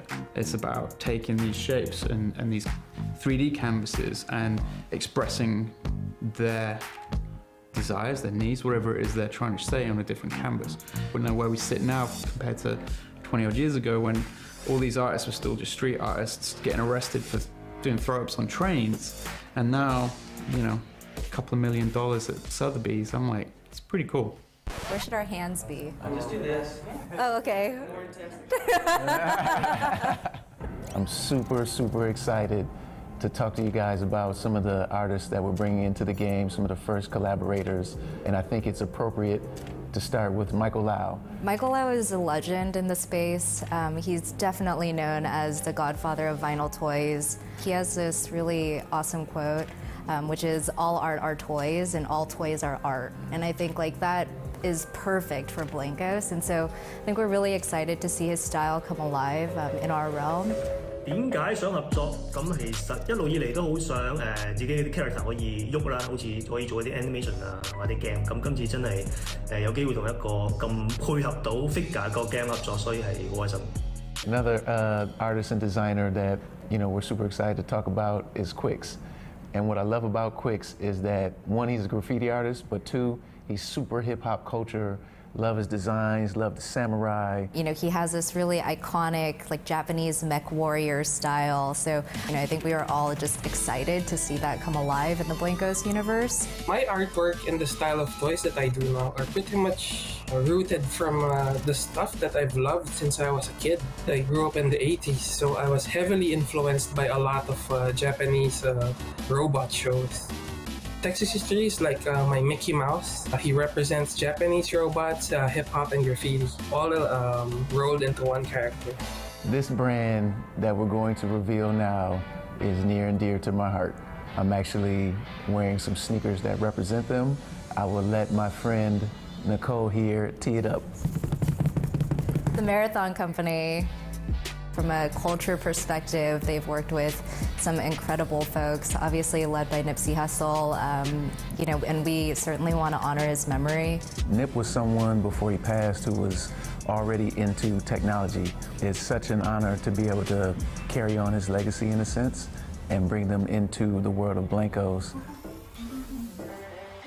One Blanco can be so many different things. A Blanco can be a pattern, it can be a unicorn, it can be so many different characters. We work regularly with Kronk. His skill at being able to create characters, make you commit to those characters, they're believable. And then we have JPK, we have industry legends like James Groman, Nikki Davis, Sarah McPherson, Algran Chamako, Junko Mizuno, Hakutel, and Thomas Han. We're not just picking from one person's perspective, which really helps to kind of broaden those cultural references.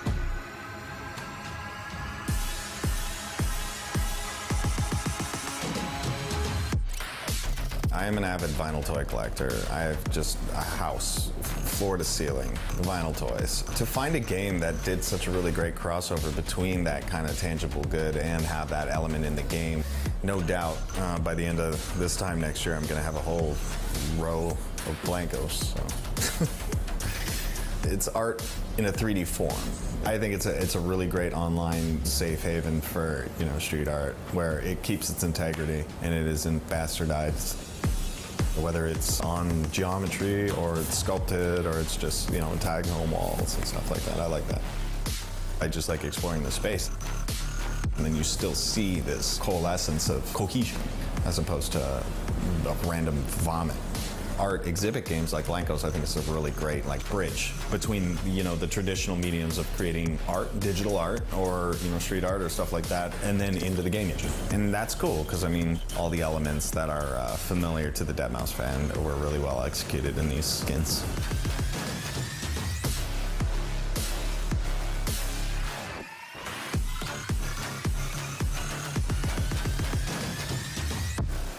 Anything else, weenies, in the back?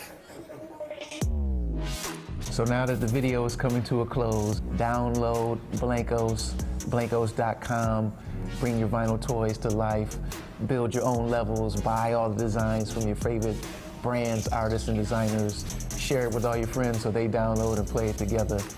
And we look forward to seeing you within the world of Blankos. But wait, we're partnering with the fashion industry's most coveted brands to bring you their style, Blanko style. And our first collab is a name you'll recognize. They're known worldwide for their signature plaids and heritage prints. I'm incredibly excited to announce that Burberry will be partnering with Mythical Games to launch a limited edition Blanko in their game Blanko's Block Party. Pushing boundaries and discovering new ways to innovate with our communities have always been at the heart of what we do as a brand.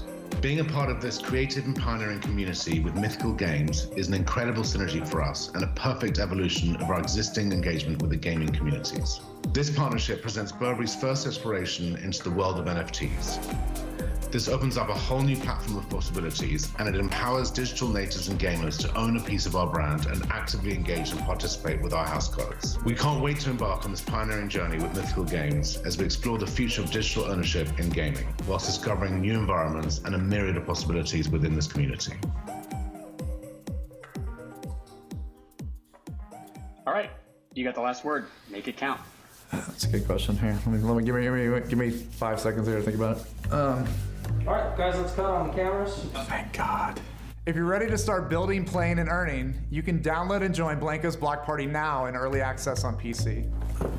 Like, share, and subscribe. Also, watch your favorite content creators on Twitch this week for a chance to get an exclusive new Blanko, only available through Twitch. Thank you. Appreciate it. On behalf of all of us at Mythical, thanks for joining. I feel like you nailed it.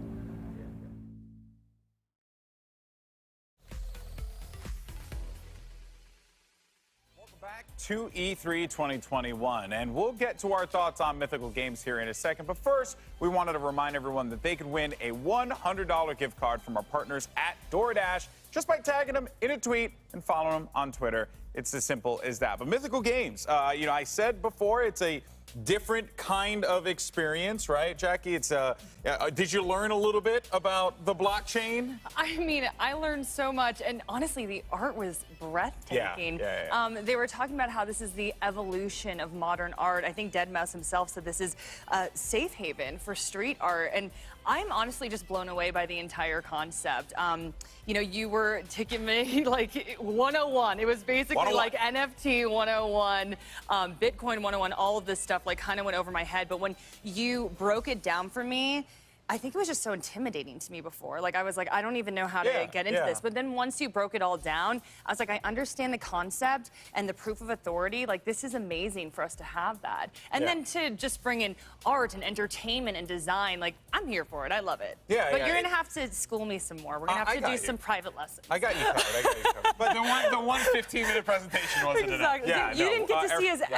By the way, you need to make one of these, right? I saw your art earlier. It was phenomenal. Stick figure art, amazing. Blankos, hit me up. Mythical, I'm all about it. But Greg, at its core, though, let's not forget, Blankos Block Party is a game. Right. And it has one of those types of Roblox experiences to it, where, it's a make your own adventure type of game. And those are really picking up. Like, I know a lot of people want to knock on it, but Roblox is like one of the biggest games of all time, of course, and huge on YouTube and stuff. So it's clear that like this is a great direction for something like this to go, where you can express your creativity. Right, 100%. And I think that's what's interesting about it is their presentation was so focused on how NFTs work, what they're doing, the designers and artists they're partnering up with. It makes sense in the way of, hey, we want you to understand the business side of it. But for me, I was more, can we see more of the game? Can we talk more about the games? And I was talking to you about it, and it's that idea of like, well, you could, but you can make whatever you want in it, right? And that's what stands out to me, you know, as a Little Big Planet fan, even for Mod Nation racers, but then more like Mod Nation racers, right? Right now, like think about how Core is doing this, how Roblox is doing this. Get in and make your own games. The fact there's already been more than 20,000 block parties they're talking about there. They called it out. You can make shooters, you can make platformers. It's like it's early access right now. It's free to play on PC. It's one of those like, yeah, jump on in. It doesn't cost you anything. That you don't have to buy a guy right away or do exactly anything like that. Yeah, a very, very cool concept. I'm very excited to see where they go from here. 100%, Greg. 100%. And also, anyone can hit you up on Twitter for private lessons, correct? Yeah, totally. Just make the YouTube video of it, Golden Boy. That's all you need to do. I'm just trying to get out of frame, guys. Okay. I'll get you out of here. What do you do when you get one of the hottest DJs on the planet collaborates with one of the sick indie titles we're talking about? Well, I caught up with deadmau5 and Jamie Jackson of Mythical Games to explain how they plan to keep the party going for Blankos and the crew. He talked to deadmau5. What?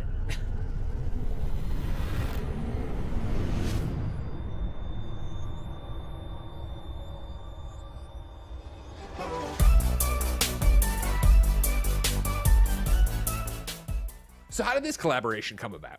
I think Inder forced it on us. Yeah, Rudy forced it on me. We didn't want to work together again. We would. No. It was all mandated. Orders from above, from our benevolent overlords. So that's mostly true, but also, you know, we're in the video game world, we're in the NFT world.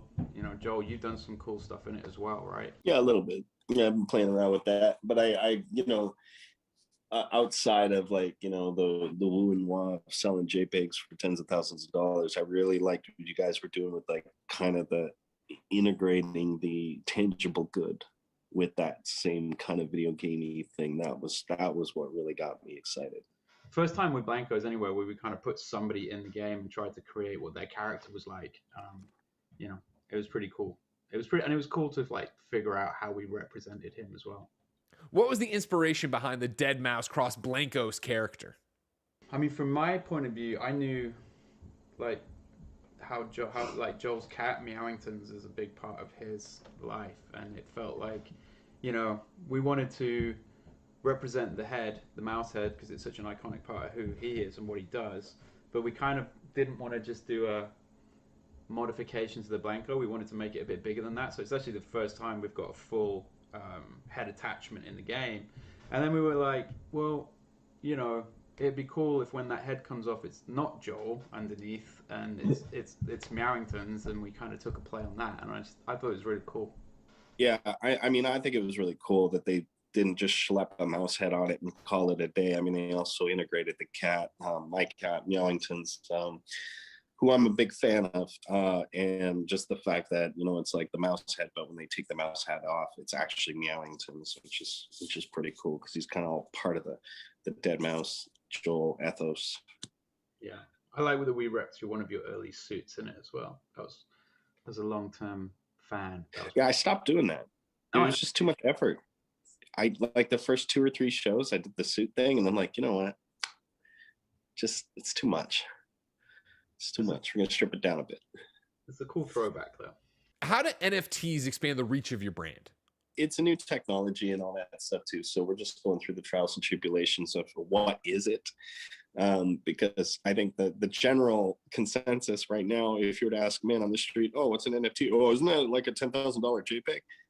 You know, is kind of the answer you're going to get. But it's really a lot more than that. It's the underlying framework and technology that allows for, you know, the blockchain provenance, you know, that unique identifier that can be used from platform to platform to platform. So think of it as like what Steam's is to video games is, you know, is like the world's Steam, you know, like, so it's every time you log into Steam or something like that, they're gonna use Steamworks to, like, you know, grab achievements and stuff like that. It's all stored on that centralized system, but blockchain being the similar concept, but decentralized across all computers and stuff like that. And because the way that the infrastructure works with blockchain is that's all very easily swappable. The metadata, not the actual assets, but the metadata that ties to the assets can be interchangeable between a multitude of systems. So now I think that people are just now starting to kind of take in that standard protocol of fetching and receiving wallet data and stuff like that, and tying assets to individuals through game platforms is a big win. But then what are the benefits of NFTs for players? So from a Blanco's point of view, it's about trust, really. If you boil it down, it's about trust and proof of ownership. No gamer has truly owned any asset they've ever bought in a game before. It's all just a license, right? And you kind of just trusting them. There's no way to prove it. Whereas with NFTs, you can it's proof. You can see it. It's open. If we say there's this many, there's this many. If you own it, you own it. And with Blancos and our marketplace, that means you can also go and sell it as well. So really, it's just about trust and truly owning the assets that you pay money for. When's the first Deadmau5 Blanco drop? This summer. This summer? Like this summer or next summer? This summer. Oh, nice. Thanks for joining us, guys. Now, let's get back to the show.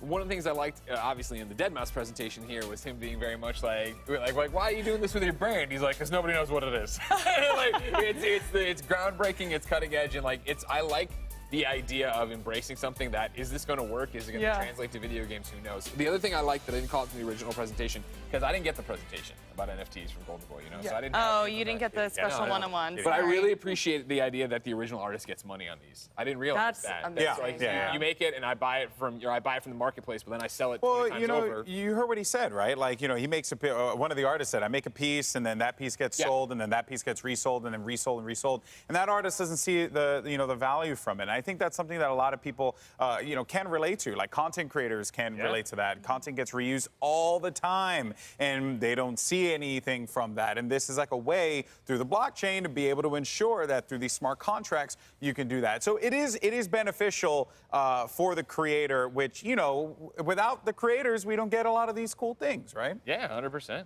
Proof of authority in the blockchain. Girl, there you go.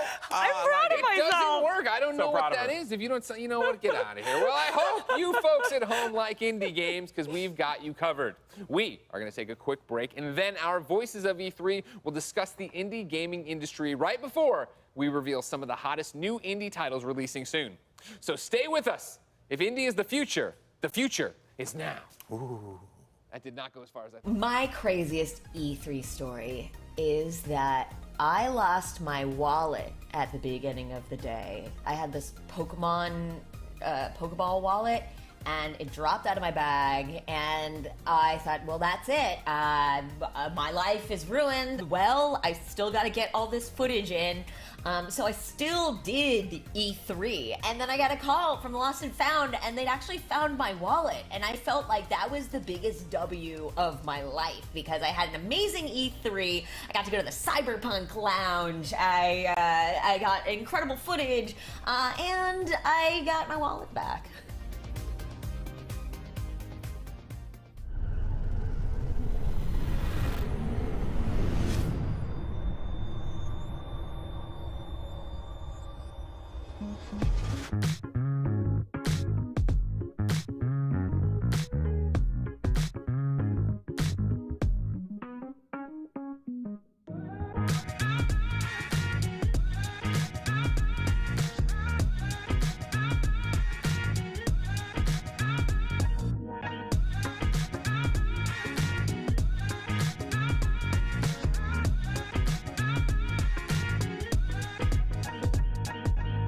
As a part of Play For All, GameSpot will be bringing you the latest gaming news and announcements, interviews with developers, the biggest press conferences, and lots more. Play For All is our yearly online event that combines the excitement and announcements of E3 with charity live streams the following week, with lots of special guests who are going to help us raise money for able gamers. So join us in June for E3 and Play For All on GameSpot.com, YouTube.com/GameSpot, Twitch.tv/GameSpot, and as a part of the E3's official broadcast. See you then. 篝火营地是中国领先的游戏媒体，创立于2018年，致力于为全世界的中文游戏玩家提供专业、精准、迅速的资讯情报。篝火营地立足于中国，与多家国际一流游戏媒体同行达成正式内容合作关系，源源不断地将最新鲜的游戏资讯第一时间带给全球中文游戏玩家。自成立以来，篝火营地在全网的内容浏览量已经超过5亿，服务了数百万的读者和玩家。我们的愿景是做游戏文化传播者。您可以在全球各大手机应用市场下载篝火营地 APP， 或者访问3w.gamebonfire.com 来加入游戏传播者的行列。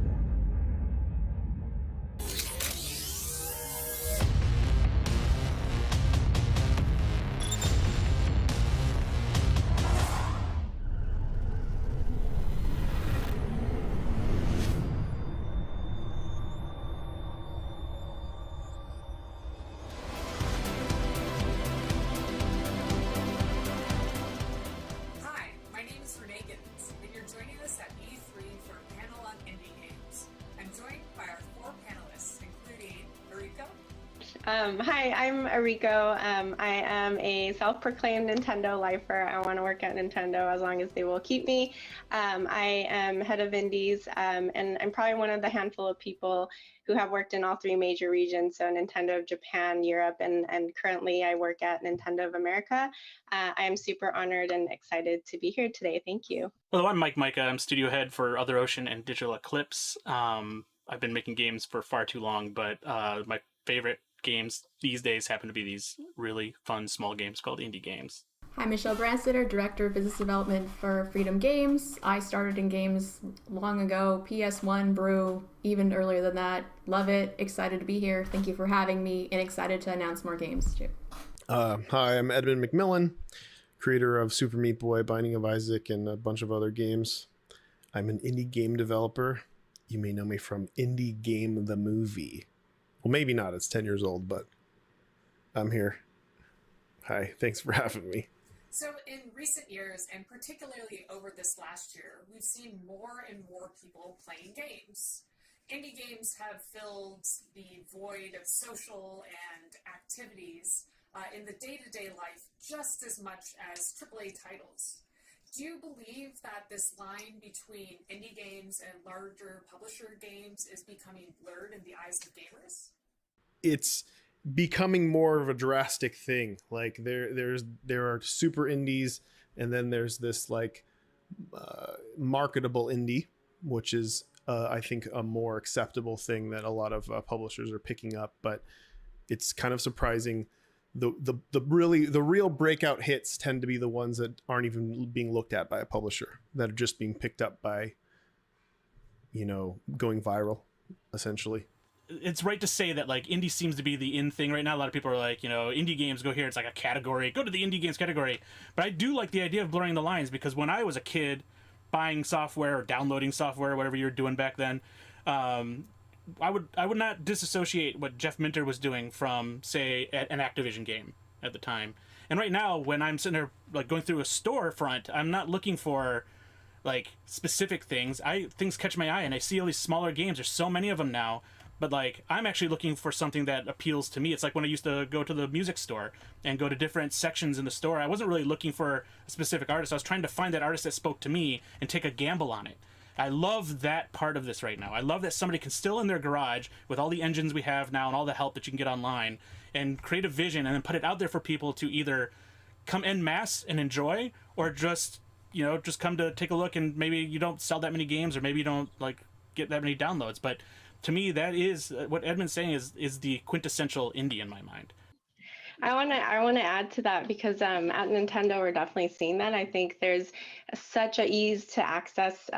There's more accessibility to tools and technology now, and so a lot of the smaller developers are able to self-express and really create unique experiences that they want to do. And at Nintendo, we definitely discussed about, okay, how do we define indies? Like, what does that mean?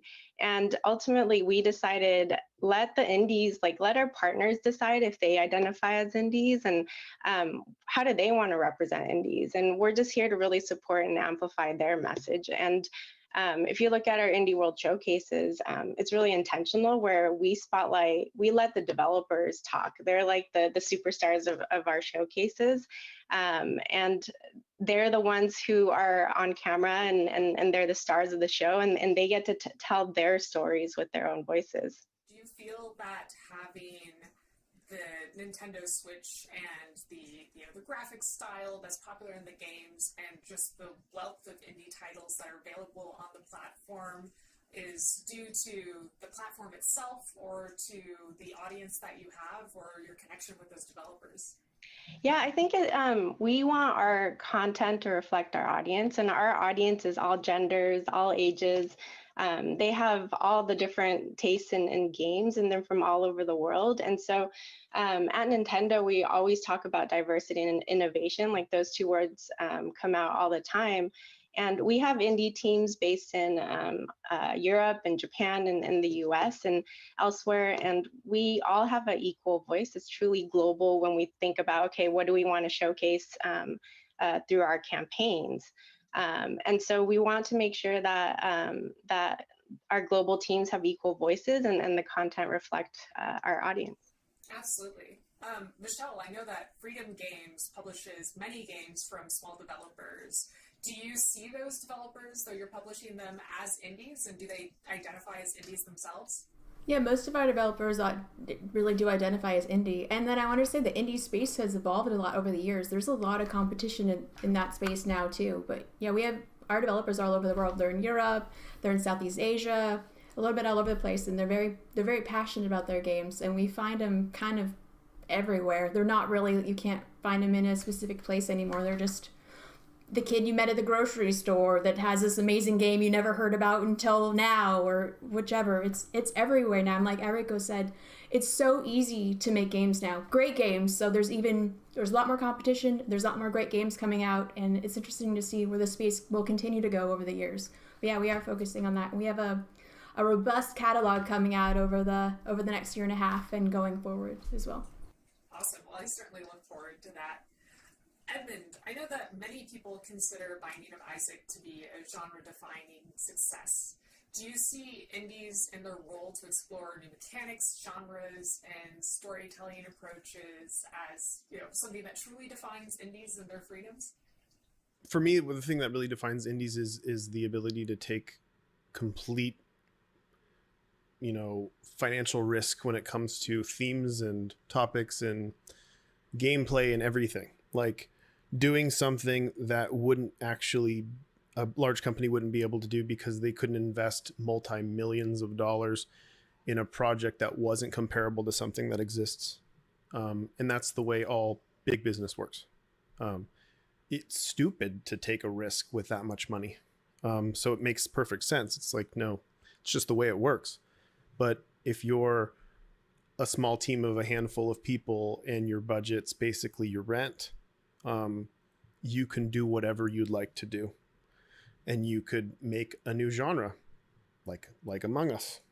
It's like you can take big risks and you can do what you want. And that's the beauty of complete independence. You can try to avoid the urge to appeal to a majority. Ed Catmull speaks of the concept of the ugly baby and the hungry beast, and the hungry beast being a large company that needs to keep churning and making money in order to employ all of the people that it has working at it. Whereas the ugly baby is a brand new idea that's strange and unpolished, and it needs to be protected to see if it can grow into a beautiful swan or a beautiful indie game. Do you feel like indie studios are particularly good at taking care of ugly babies? And do you have any advice for someone who might have this idea of their own and how to initially vet that idea to see if it's worth bringing into production? I think one thing that indie games do really well, again, we let our partners identify, but they put their heart and soul into it, right? They have a vision, they have a story they want to tell. They don't really care. It's about what they want to create. They have a vision, and that's what creates a magic. And for Nintendo, as long as that puts a smile on someone's face, for us, we're really excited about that. For me, recently it was a short hike. I am a mom of 2, and I'm super busy all the time and exhausted at the end of the day. And so when I get to put that on and relax and, fly around the island, it's cute, adorable characters. And I even shed a tear. I won't spoil it for people, but that's a great indie game for me. And so I think that's the magic of indie games. Michelle, how does Freedom Games evaluate these initially unproven mechanics and ideas? The developers are extremely passionate about the game. That kind of weighs a lot into it as well. I came from an indie background too. If you didn't live, eat, and sleep what you were selling, it wasn't going to work. So a lot of our indies are kind of the same, but more in a more healthy scenario now. That's something that we consider too. But basically, Triple I is all about passion. It really is, and that's what kind of differentiates it from some other titles or genres, is passion, I would say. Right now, what I love about a lot of really good, talented game developers that I meet is that their motivation isn't driven by money. It's driven by a singular vision that they really have had for a long time, usually. They just want to make it happen. And it gets so infectious when you hear it that you suddenly get caught up in it and you want to make it happen. And the reality is, no, if people could really hear all the time, if people could really predict what a hit's going to be, we'd have a lot more hits. We don't. That's just stupid. There's always people in the room that you're not in. You're never at the table. They're saying, well, this isn't going to do X because they're doing some math on it. They're over, under, or whatever they call it, and all these different methods they use. But they're rarely ever right. But the person who has that singular vision for so long, who's thought about it forever, how can you pit those people against somebody who's been thinking about this their whole life and just wanting to do it? You really can't. Absolutely. I think storytelling itself is something that indie games can do very well, and particularly when it comes to telling unique stories. Are there any indie game titles that you have all played that you've found to be particularly inspiring or emotion invoking in general? I'm a huge fan of games that present their themes through gameplay. Yeah. Whatever the story, I want to be part of it. I don't want to feel like I'm watching a movie that I'm hitting pause and then I'm doing something else and then coming back and hitting play. I want to feel like it's a dynamic, living world that someone has presented to me, and what I do has some say in what this story is. Or it's a visceral experience. They're painting a world with bits and pieces, and you get to fill in the blanks. I think that's more complementary to video games because you're already in that puzzle solving creative mindset. So it lets people be more immersed in than simply just telling somebody a story. Eriko, do you think that there are more social games that are being developed in the indie space with the lack of social activity in person for the last year, and also the success of games like Among Us? There's just so many people who love different games. So Among Us has been explosively successful on our platform, and Nintendo was super excited to have it on our platform. Our audience loved it. But look at Hades, for example, which is also on Nintendo Switch. It won Game of the Year recently at DICE. And so I think there's just all sorts of games. A funny story is Human Fall Flat. That's another puzzle game published by Curve Digital, and that's been massively popular in Japan. And elementary school kids who probably don't have the concept of indies, they just loved it. They thought it was super fun, and it's been really popular in Japan. So I think there's just all sorts of games that are fun and out there. Do any of you have other thoughts about the future of indie games, or what we can expect from the genre or art form moving forward? The thing I love most about I guess like how we're referring to indie games here is like I love the not knowing what's coming because ultimately it's anticipating that I'm not capable of anticipating what's going to be the next thing coming out. Like I love finding something I never thought I would like or I've never thought would be a game or even fun. Like when Job Simulator, for instance, came out, I'm like, who wants to, like, it goes against Ron Gilbert's thing about like getting off a job and then going home and relaxing. I loved it. Or, you know, like all these sorts of things, or like even some weird things that would come out of mobile and all this stuff. Like I would just never anticipate that stuff and things like that. And it's the, I guess what I look forward to is the things I cannot anticipate. Well, this has been a wonderful conversation. It's so great to hear the different perspectives about indie games and indie studios, as well as hear your thoughts on what's coming up next and what to look out for. It's been a true pleasure. Thank you very much. iHeartRadio is a proud partner of E3 2021 and the #1 podcast publisher in the U.S. Listen to all your favorite shows on the iHeartRadio app. And, of course, Golden Boy, just like us. Use the razor stuff. Use the razor blade. Use the razor stuff. Use the razor chair. Have a good time. You know what I mean? I have actually been wanting a razor blade for a very long time. When I used to work at Twitch. Put it in your bag. Yes, I should. When I used to work at Twitch, you had an option. You can either get a razor for like Windows users or a Mac. Yeah. And I don't mess with Macs at all because I'm terrible. Like, you know, my brain just doesn't work that way for some reason. So I went with the original razor blade. Yeah. That was so fun to carry around the office. Just a sleek black thing. Sure, play games whenever you want, too. Yeah, right? it was amazing. That's pretty I big, used to just, at that time, I was playing a lot of controller games. So I would just plug it in and just go nuts. It was a good time. So, yeah. It sounded like a shameless plug, but I swear to God, it was the truth. Well, speaking of a shameless plug, the Razer Blade is a great place to play indie games. And what an indie presentation we just had. Of course, it's not over. We have the indie panel coming up. But there was something said in that panel here. Janet Garcia, of course, from MidMax and Kind of Funny, put up this tweet. That's the beauty of independence. You can try to avoid the urge to appeal to a majority. That was Ed McMillan on that panel right there. So good. I think that is the power of indie games, and especially as we're here at E3 talking about the biggest of big AAA games, but also spotlighting so many small indies is, yeah, you can take more chances as a small studio. It's vital to highlight the independent games business as a whole because there's so much diversity there. And it just in the games that they're delivering, top to bottom, you know, you can ram off like a few names like off the top of your head, but like, you know, for me, one independent game that I discovered that I fell in love with was Moonlighter. Oh my God, yes. Love that game so much. And I found it out on a whim because I was playing another independent game. I think it's Momodora, I believe was on the Switch. Great game. And I was like, man, I'm looking for something else. And, you know, I finished that one and I found Moonlighter. And oh my goodness, it just stole me. It captured my heart. Love that game. And I wouldn't have found that, you know, if someone just, you know, take that to a AAA studio or something like that. Totally, and that's the thing right now is there are so many indies, it's impossible to keep up with all of them, right? And that's, Moonlighter was the exact same thing. My job, of course, every day is to talk about video games, review video games, preview video games, and I didn't know about Moonlighter until somebody on our subreddit was like, this is a great game, you need to play it. 100%. And that's why I think it's so powerful that E3 keeps doing indie showcases, ladies and gentlemen. So let's get back to game reveals. Yeah. We know why we're here, we know why you're there, so without further delay, here are some of the hottest indie titles set to come your way soon.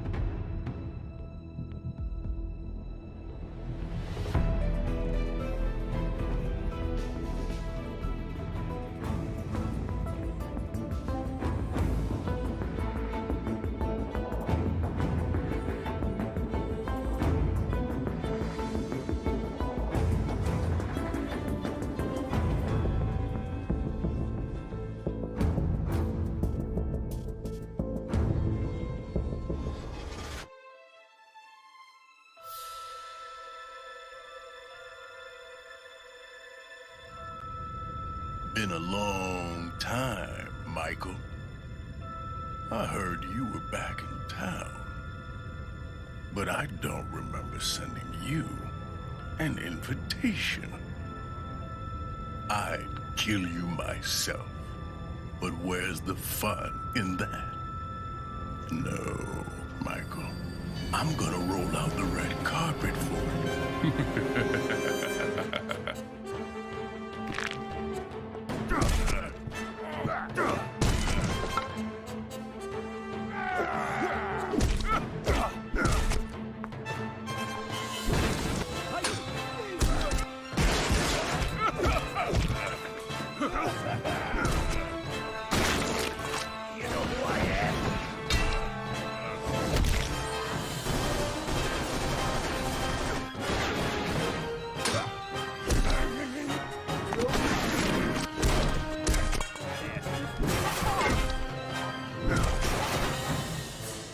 I'll be watching you, Michael.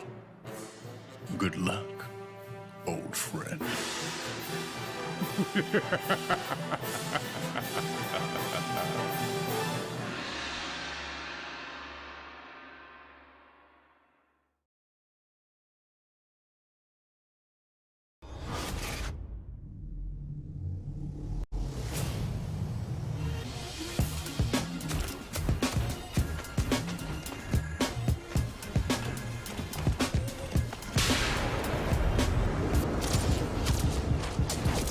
Captain, I got the intel. Good. Now take it to the uplink.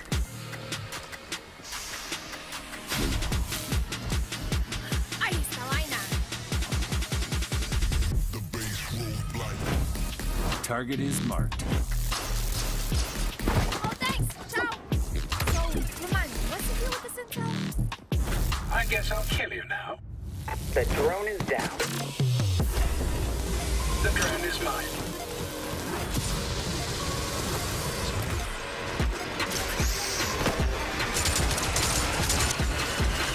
Armor activate.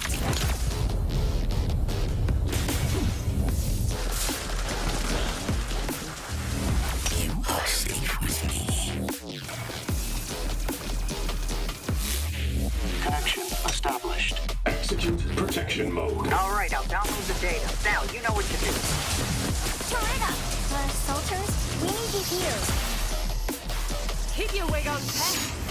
I'm all over it.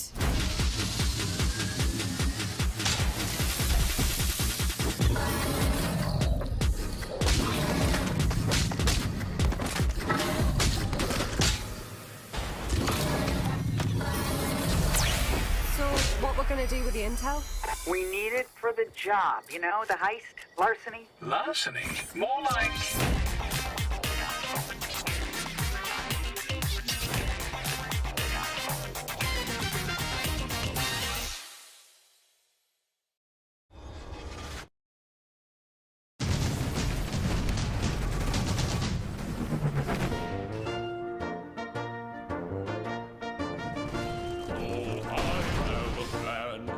most ingenious plan to end this war too sweet and straight away. So I asked to see the general, but the sergeant told me no.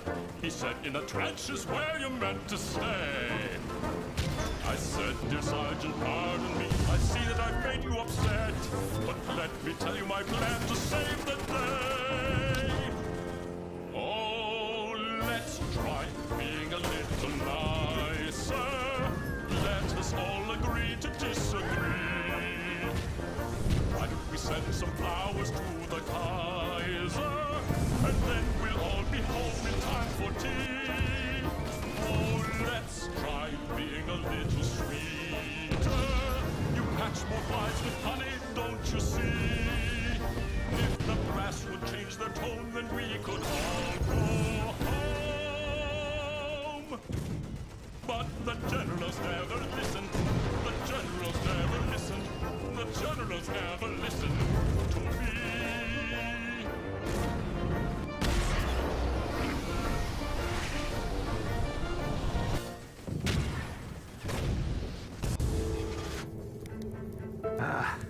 That was tough. Hamilton, some beast is looking at us.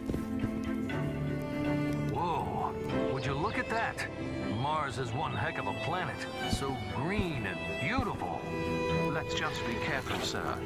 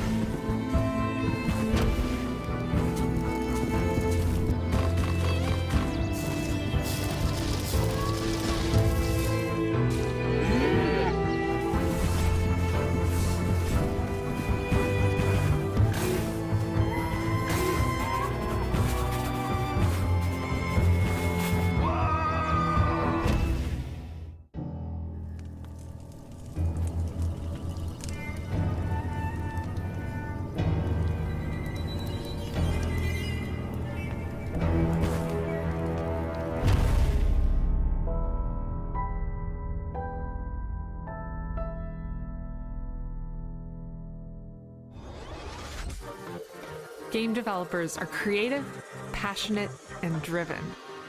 We tackle new technologies and overcome many challenges in the pursuit of our creative vision. At the IGDA, it is our mission to support and empower all game developers around the world. We provide community, mentorship, research, knowledge, and best practices. We're here for you when you need it, so you can advance your career while keeping your health. Join us and help make our industry a better place for all of us, now and in the future. Help make a difference and join the IGDA.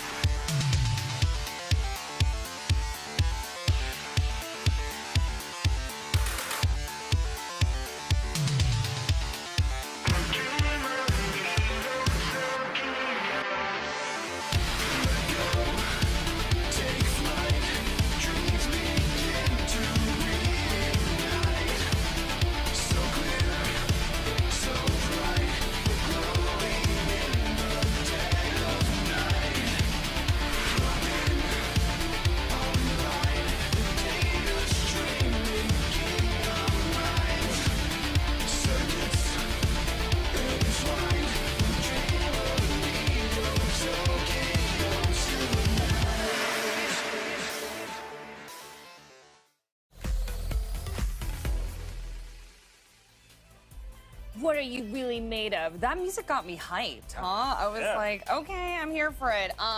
Anyway, we just looked at the indie game presentation, and I wrote down a bunch of titles there. Extra Galactica is the one that we just saw, and I was telling y'all earlier my friend was a part of that project, so very cool there. But that was just one of many games that had a very retro feel. Fallen Aces was another one that I wrote down on my list. So yeah, I just feel like I'm getting all these retro vibes this year. Damon, I'm sure you're loving it. Yeah, for sure. And I liked Extra Galactica. First of all, I love the pixel art style, so that appeals to me. And it looks like the gameplay is a mix of shooter and 2D action platformer. I don't know, do you have any more information about what that game actually is? To be honest, he sent me like a 2-page email, so I'll make sure to pass it along to you, Damon, for sure. But honestly, he sent it to me this morning. He's like, dude, this is going to be in the show. And I was like, what? Like, that was one that I wrote down earlier that I liked because I got to get a sneak peek at the presentation. Don't tell anybody. But yeah, and I was like, oh my gosh, I love that game. And yeah, that totally vibed. It was amazing. But Fallen Ace is another one that I put down there. Very Doom-inspired. And we saw something from the same studio or creator yesterday. Am I wrong? We saw Dave Oshry from New Blood during the PC Gaming Show before he was unceremoniously cut off by Gabe Newell talking about Steam Next Fest. But they have a bunch of cool stuff coming out. I also love all the URLs they have for each of their games, very tongue-in-cheek. This one was literally Doom Noir. It does feel like a throwback to the FPS of yesteryear with that stylized sort of 1920s gangster flair. It looks like a lot of fun. Oh my goodness, I love the narration, right? I was just like, that villain, that voice is just haunting me. I'm sure it really spoke to you, Michael. Yeah. The whole trailer was like, yo, Michael, I know you. I'm watching you. I'm like, oh, you're watching me. Oh, I appreciate that because I'm on the E3 stage. You know the vibe. Oh, man. And Michael, I want to talk to you about Fallen Frontier Alliance of Salt Sons? Sacred Sons. Sacred Sons. I can't read my own handwriting here, guys. And then Terra Invicta. And you and Dan were kind of having some crosstalk about how these indie games, they're keeping dead genres alive. The genres that have been of yesteryear, especially for that aren't really popular. You can't really get a AAA RTS anymore. You can't really get, I mean, other than we have Humankind and we have Civilization, but if you want a different 4X strategy game, that's what Alliance of the Sacred Sons is kind of covering. And Terra Invicta, a grand strategy game. Of course, we have Total War, but maybe you want a little bit of variety. So the thing about independent games that I really like is that you can revitalize those genres of the past. And you can be experimental. And I think this is a theme also when you look at a lot of the independent games is that they have experimental game mechanics. I think that Neko Ghost Jump, which I love so very much, like you can play with perspective and put a spin on platforming. And but the triple threat of strategy games, I know that I used to play a lot of them when I had time back in the day. I used to play a lot of StarCraft and Warcraft, and I miss like the early days of Civilization 4 when I was in high school and I had time to pour into matches. And so if you're craving that sort of thing, you can definitely pay attention to these sorts of games and maybe get your fill. Yeah, I got to agree. I think 4X games are a fantastic way to hit fast forward on life sometimes. Like, for example, Civilization was a saving grace during the pandemic as well because I'd be like, oh man, I'm really kind of bored right now. Oh, suddenly it is 4 a.m. and I've been playing this for hours. And that looks exactly like what I'm going to get from Alliance of the Sacred Sons.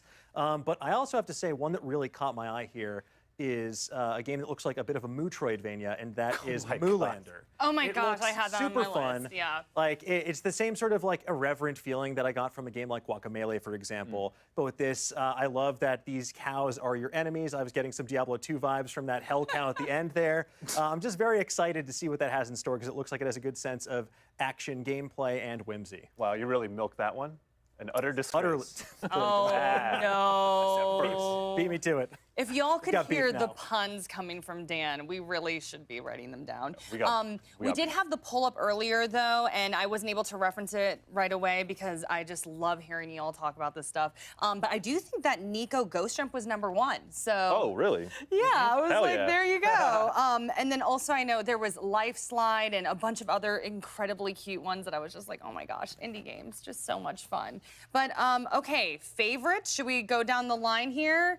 Damon, what you picking? I see the wheels turning. I mean, they were coming fast and furiously. Yeah. I know people like Fallen Aces. I got to give a shout out to Toy Soldiers HD. I reviewed the original Toy Soldiers for IGN way back in the day, and that's like a tower defense game that you're kind of take the action right down to the ground. It's built in 3D space, so it's really cool to see that game making a comeback.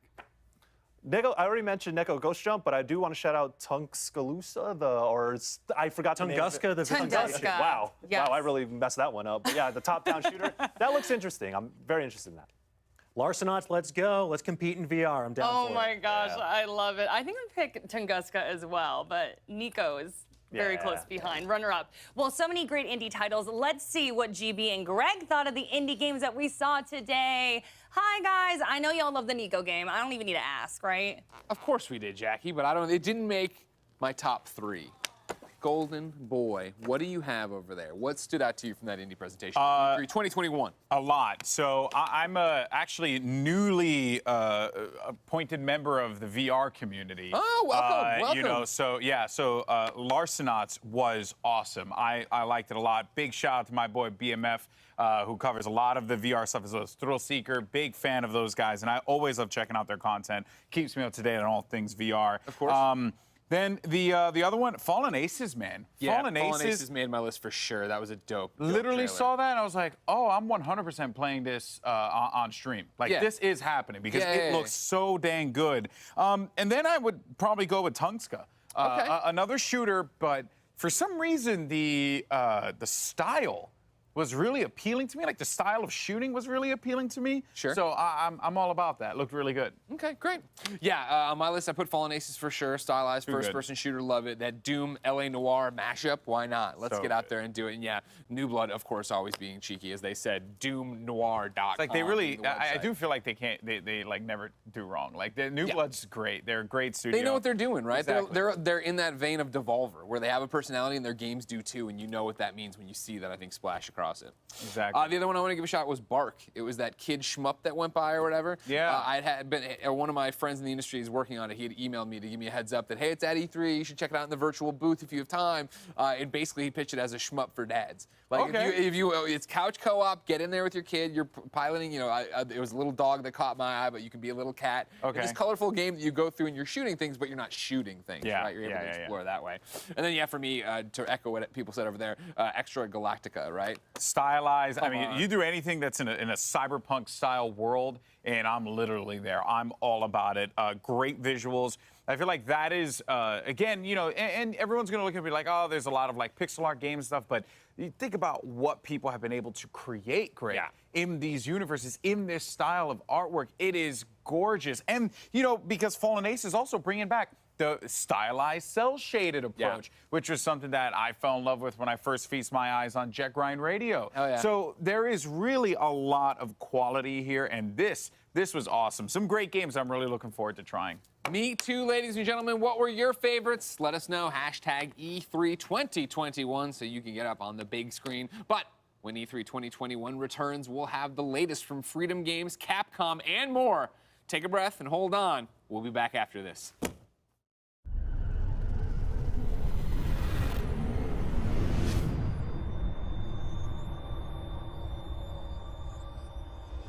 IGN Summer of Gaming has officially partnered with the ESA for E3 2021.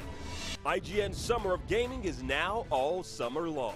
From major press conferences and announcements at E3 2021 to the IGN Expo with exclusive gameplay and reveals to exciting first looks at the hottest new games and in-depth developer interviews, IGN Summer of Gaming has it all. IGN Summer of Gaming begins right now.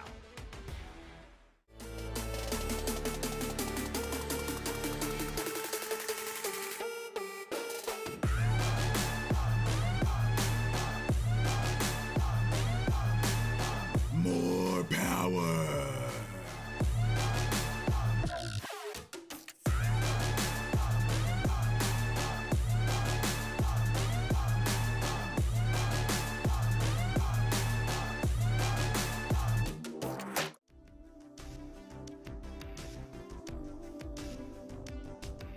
There's definitely some kind of vibe that has built up over the years that, like, it's okay to be mean in a game.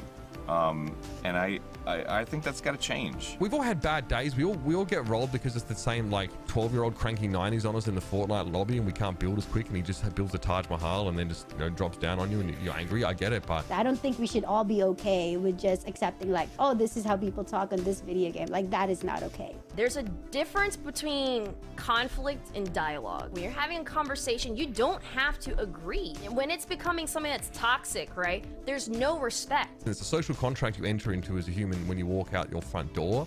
That is that you will act with decency.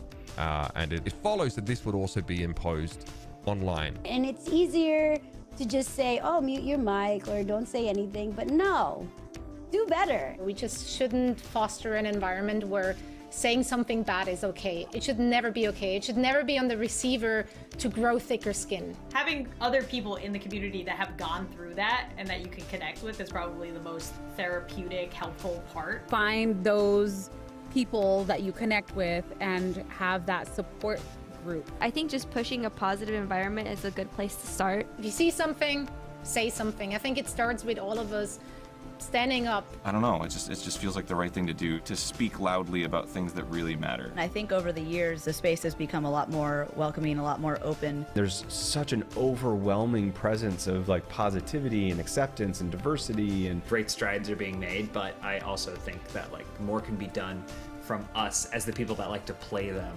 to make sure that that happens. Keep playing because you love the game, and no one should be able to take you from what you love. What's up, everyone? I'm Stella Chung, and in today's fix, Starfield makes a splash at the Xbox and Bethesda showcase, Halo Infinite gets a release window, and we finally know when you can go on ball runs again in Diablo 2 Resurrected. This is your daily fix.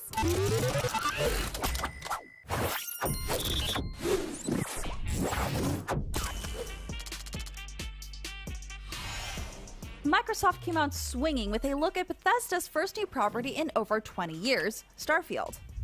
The in-engine trailer begins on an alien planet aboard a vessel called the Constellation. The narrator talks about venturing into a field of stars, and we get a look inside the interior of the Constellation, which looks reminiscent of the space-age ships from the 60s. Beyond the cinematic trailer, we still don't know much about the gameplay itself. On stage, Todd Howard said that Starfield is about hope and shared humanity. Bethesda also confirmed separately that Starfield will be the first game created on its updated Creation Engine 2, which means improvement to graphical fidelity, among other things. A tweet shared by Bethesda Game Studios themselves stated, "We've spent years developing it to power the next generation of immersion and exploration." And yes, you'll be able to play it on Xbox consoles and PC when it lands on November 11th, 2022. That's not all Team Green had in store for fans, with a deeper look at Halo Infinite and its free-to-play multiplayer. Our first taste of Infinite's multiplayer came in the form of a fast-paced montage of match moments across a variety of maps. Cosmetic upgrades from Halo games past are making a return, as well as our favorite narrator. The free-to-play multiplayer suite will be crossplay and cross-progression. The experience will reportedly be optimized for every device: PC, Xbox One, Xbox Series X, and S. We also got a glimpse at the campaign with Master Chief using his grappling hook to pull himself through some zero-gravity wreckage. There seems to be a new AI construct working with the Master Chief, but judging by its dialogue, Cortana may still play a pivotal role in the story. Halo Infinite will be launching on Game Pass at release, but we just don't know when that release date is specifically, although they did say it was due this holiday after having been originally delayed out of fall 2020. With the remaster of Diablo 2 announced at BlizzConline earlier this year, fans have been wondering just when they can take on the forces of hell again, and we finally have an answer. Diablo 2 Resurrected is hitting consoles and PC on September 23rd. This HD remaster of the classic ARPG will be available on PC via Blizzard's Battle.net, and Xbox Series X and S, Xbox One, PS4, PS5, and Nintendo Switch. It will include both the Diablo 2 base game and Lord of Destruction expansion. This follows a playable alpha in April, which looked pretty impressive. Despite a few changes, Blizzard is trying to stay true to Diablo 2's roots. If that isn't enough fire and brimstone for you, the remaster will be available standalone or as a part of a bundle, the Diablo Primeval Collection. This comprehensive collection contains the Diablo 3 Eternal Collection, which includes Diablo 3, the Reaper of Souls expansion, the Rise of the Necromancer content pack, and a few cosmetic goodies. Pre-orders are available now, and don't forget to pick up Word's Leg so you can open that portal to the Chaos secret level. With E3 now in full swing, are there some games you're still looking for? Did Microsoft blow your mind? Let us know. I'm Stella Chung, and that was your Daily Fix. Now that you're all caught up on the news, be sure to check out the rest of our E3 coverage on YouTube, across social media, and even on your smart TV. Download the IGN app on all of your mobile devices, subscribe to the Daily Fix on Snapchat, and for all things, everything else, IGN.com.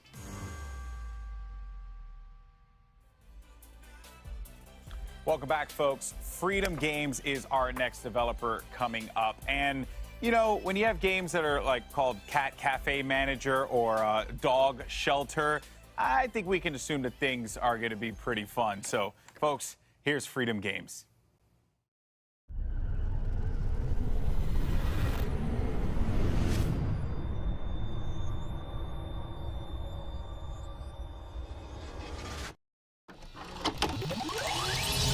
I decided, you know what, I've dabbled in indie games. I'm going to give this one last shot. Let's just make a game. It felt like jumping into the deep end. I realized that making games is like a real thing that you can do. It's just so, that's the word, is liberating. We owned this project. We just want to make a fun game. You have an idea of what the vision of it looks like, but then it actually coming out the other side looking like that, it's pretty rare. I co-founded the studio with two of my friends. We had all worked at a company that did not end up turning out like, you know, any of us had hoped. So coming out of that experience, the three of us, we wanted to do something that felt a little bit more authentic to who we were and what we liked. Going into it, we knew that we had complementary skill sets. Having the kind of the core pillars of game design already there and having experience, we were able to cover a lot of bases. This is really the first time we've been able to pour so much of ourselves into the development of a game. I think I'm most proud of us being able to look at this game and know that we're hitting our own quality bar, especially for our first game.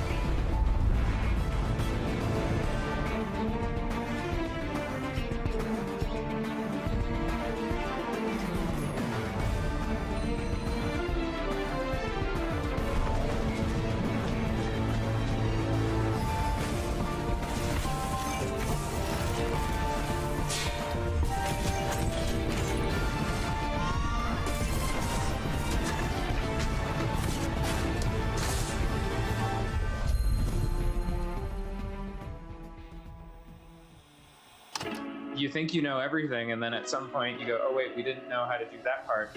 Well, I guess we got to figure it out. The four of us who started the studio worked in AAA. I left to go start making indie games. So we took that opportunity to kind of use our old friend group and our old expertise to start up the Wandering Band.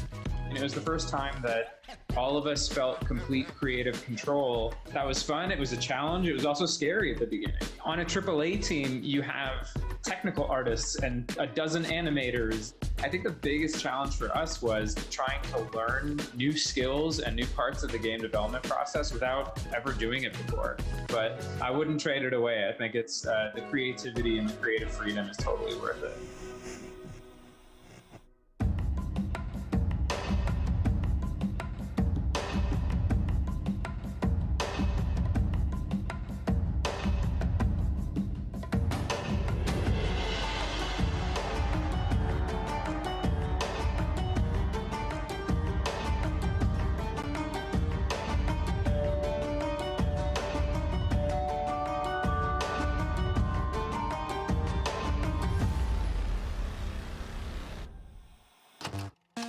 The retro games. These were our favorites, and we tried to combine a lot of different elements from different games and give it a unique touch. A shout out to our community. They helped us translate the demo. They helped us get out the word. The demo has been played over 1 million times. It's just great to get a community like that. They helped us make Corman what it is.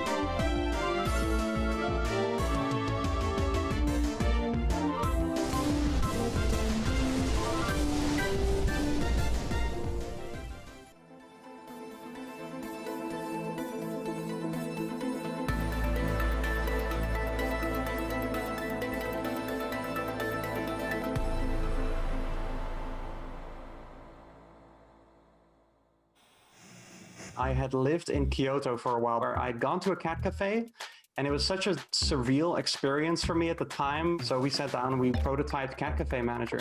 When you're petting a cat, I don't know what it is, like endorphins that are being released, like the good feeling that you get from that, we kind of wanted to put in the game. We live in a time that's like pretty stressful and out of control in a lot of ways. So for us, it's very important that you sort of get a cozy feeling when you get introduced to the game. Just making the cat cafe of your dreams.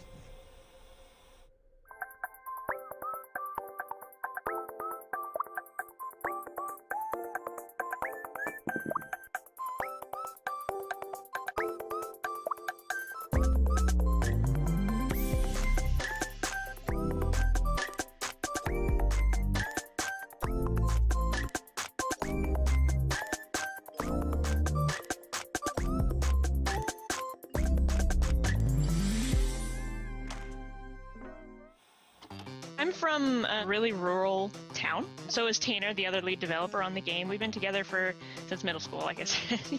There's no companies, right? There's no video game companies in Little Rock or the state of Arkansas. And so we decided to just be the first. To the Rescue is where you play as somebody working in a dog shelter and taking on all the responsibilities that entails. People love dogs so much, but this is also about raising awareness, right? It's both of those things. There's diseases that can appear in the shelter. It's dirty, and adopters only want the cutest puppies, and they don't want the old dogs. Essentially, I just want people to walk away with more knowledge about the things we're representing. We've gotten a lot of people that work in real shelters that are like, I'm glad that you're doing this, because a lot of people don't realize how hard the work is and how thankless it is. So 20% of every dollar that Little Rock Games makes from this game is going to be going to the Pet Finder Foundation. The game is about being hopeful that you can improve your community in some small way.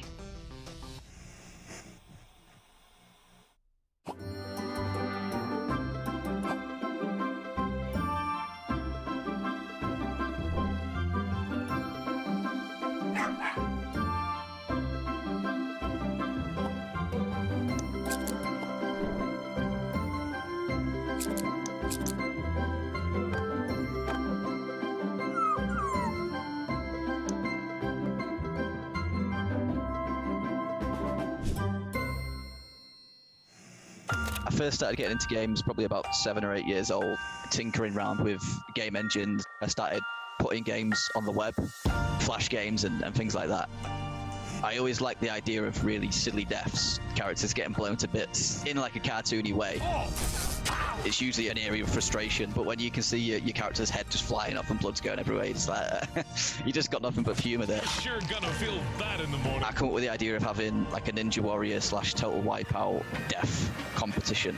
I was actually working 2 jobs at the same time as developing the game. I'd have all these fantastic ideas while I was there. You know, I'd be on the checkout just thinking about Slaughter League, and by the time I get home, I'd just like, We ended up deciding that it would be best if I worked full-time on the game. This game, it sounds corny, but it's changed my life in that way, whereas no other game had before.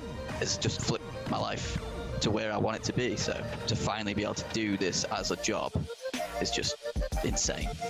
I love it.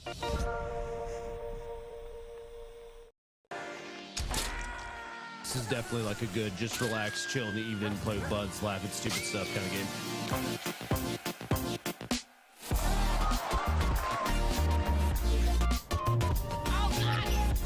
Oh, this is sick. Yeah! What is that? Oh, Jesus!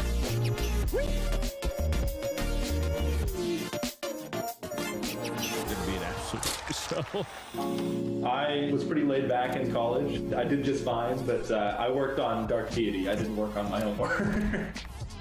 None of us have ever worked on games at all. So for the majority of development, we worked on it in the dorm, yeah. We would sort of just sit in the dorm room, just like, you know, typing, working away. I learned how to code for like a whole week. I just didn't leave my room, didn't eat, didn't do anything. You know, where we're at, we're all 23. 2 of us haven't even graduated college yet. To be at E3 is pretty exciting.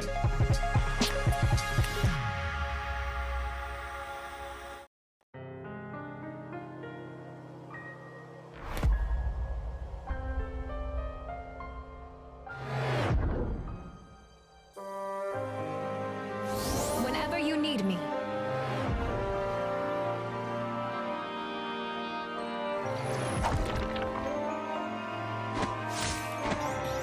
Maybe I should raise my rates.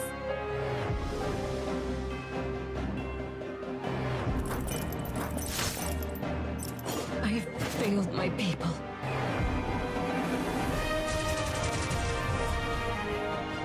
Weakness has consequences. This would make for a fine tale.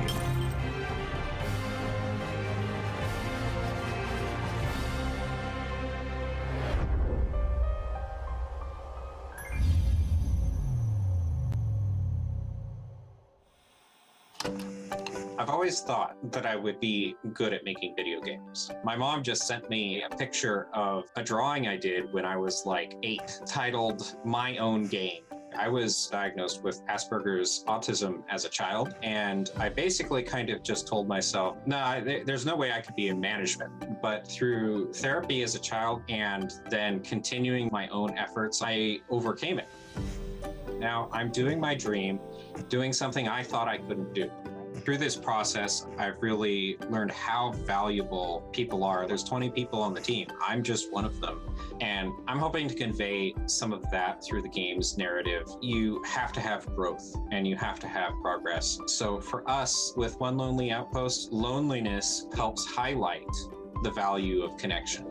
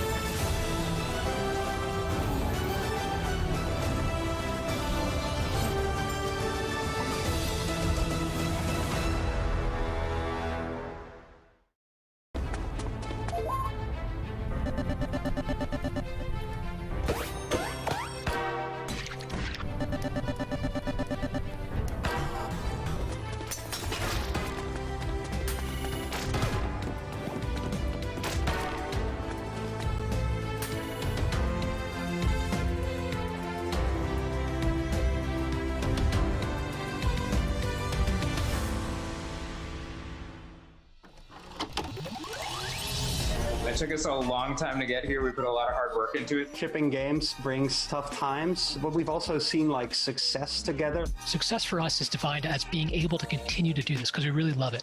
We want to be what we know and be the best at that. Making something that people enjoy.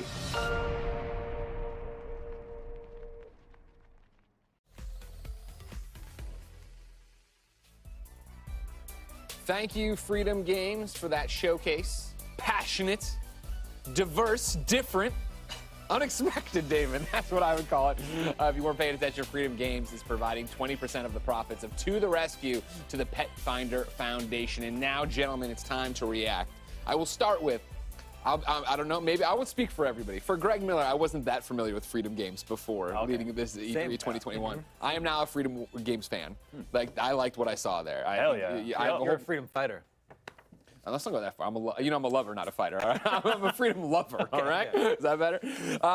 Koraman, Cat Cafe manager, To the Rescue, and then Slaughter League all jump out at me. But you guys are the experts. Dan, what did you like? Well, first I have to give it up for To the Rescue. Not only is it a great way to support the Pet Finder Foundation, but I really like that kind of simulation game. You saw a great pairing there. Whether you're a cat fan or a dog fan, you can come together to celebrate these awesome pets with a fun, like, sort of management sim. It looks really up my alley.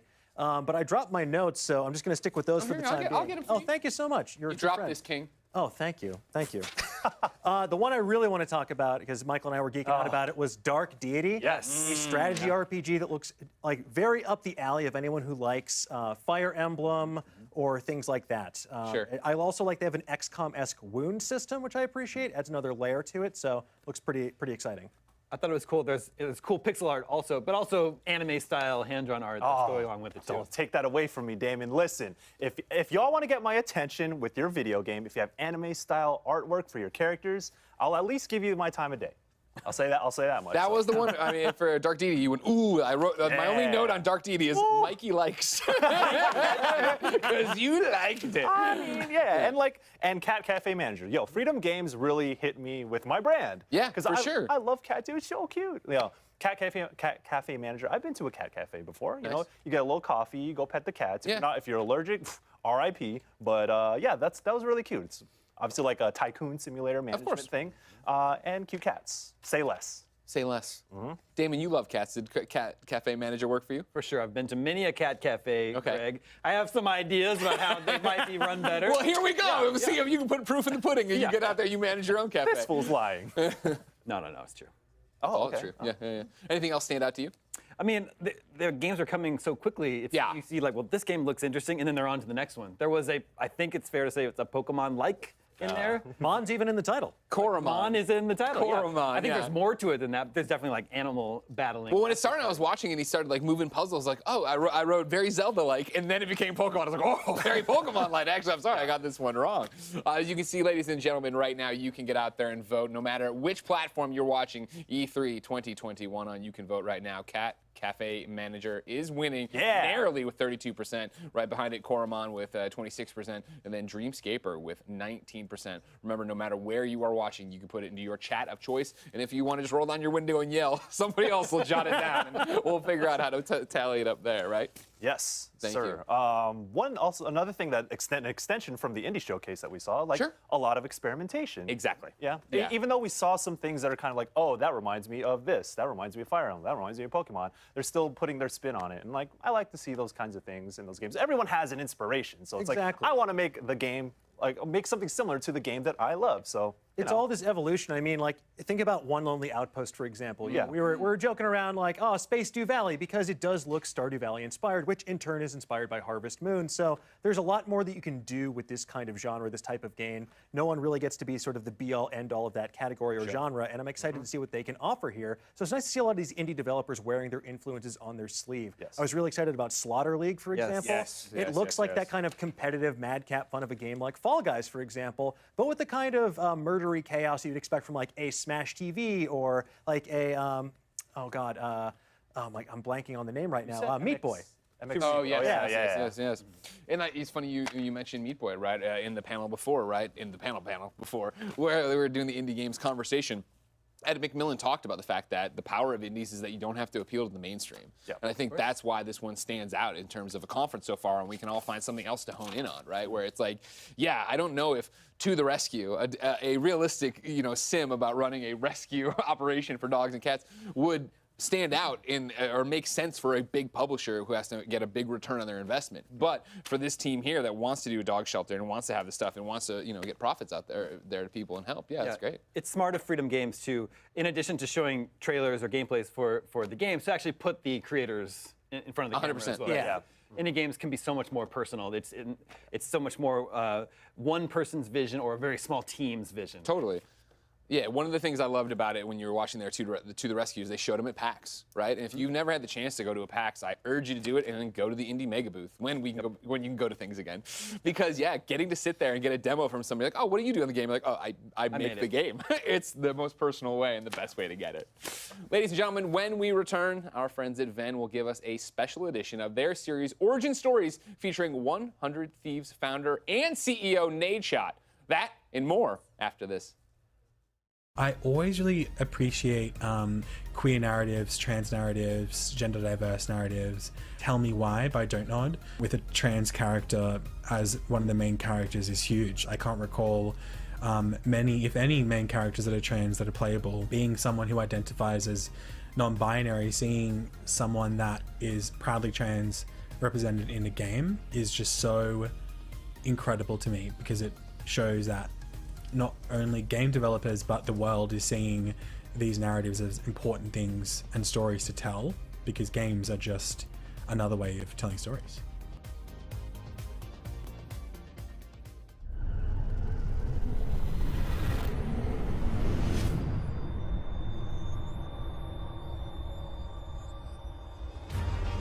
Innovation.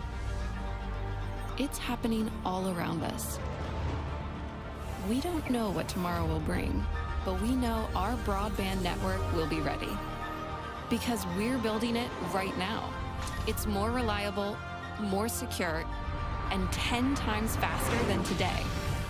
10G will power America's digital future.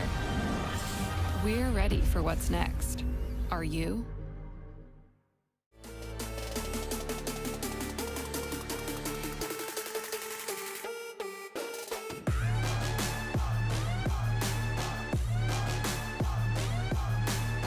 More power.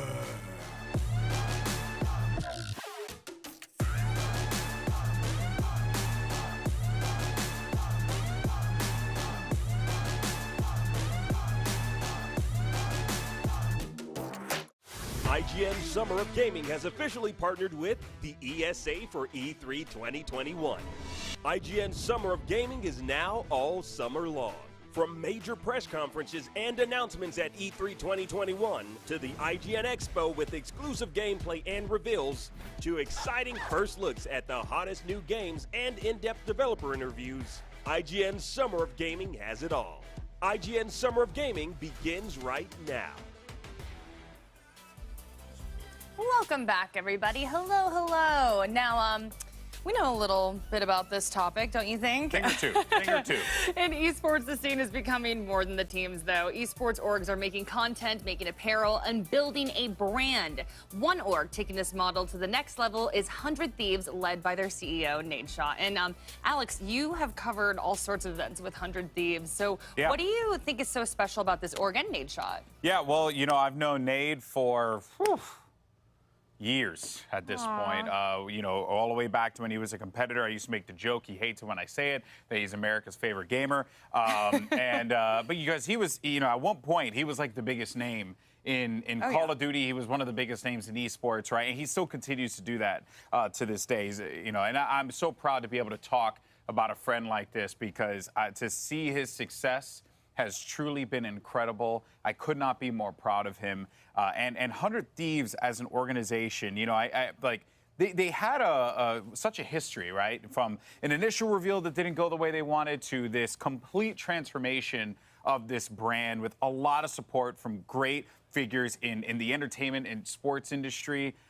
It has become amazing what 100 Thieves has been able to accomplish with their drops. Like, they themselves, I feel like there have been a lot of great collaborations over time, but few have been able to make independent products, right? Without collaborations that are just, they're huge. The drops are massive, and their hoodies, their shirts, all the lines that they have, the talent that they sign, everything is done meticulously, and I give him a lot of credit for. Recently, Courage, another friend of mine, is alongside Valkyrie, who is an amazing figure in esports, becoming you know, co-CEOs in the company as well. 100 Thieves have just done incredible work in esports, and I give them a lot of credit for what they've done. No. I mean, honestly, I feel like they've paved the way for so many orgs. I feel like a lot of orgs modeled their formula of how to approach all these different things, like you were saying, merch and the content creators.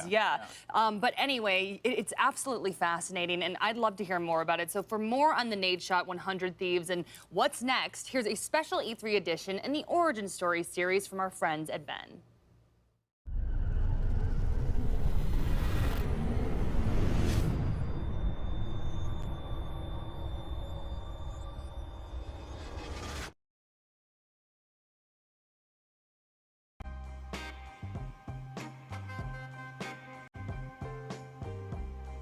My name is Hector Rodriguez, but you might know me as Hex. I know a lot of people in gaming and esports, and I will be bringing them into the studio to share their origin stories. 3 words that best describe you. Optimistic. Introspective. Whoa, you just put me on the spot like that. It's really about cracking the code, and that's the same approach that I had with FaZe Clan, right? It's like, here's this thing that is so special that nobody knows. When I walked into the job, this is sacred space. I am a guest here. I'm here to try and help align things, motivate, set new visions, get more people involved. I didn't start it, I didn't create it. You know, this has to be a very respectful entry into this party. I'm like, yo, what do you want from me? Yeah. We were 3 years in 4 months. Yeah. And people are talking about, yo, why have you won a championship? You know how f***ing hard it is to win in League of Legends? Join us on Van for new episodes, behind-the-scenes moments, and much, much more. Esports is 1,000% going to contend with traditional sports in viewership, which means dollar bills, y'all. Origin stories.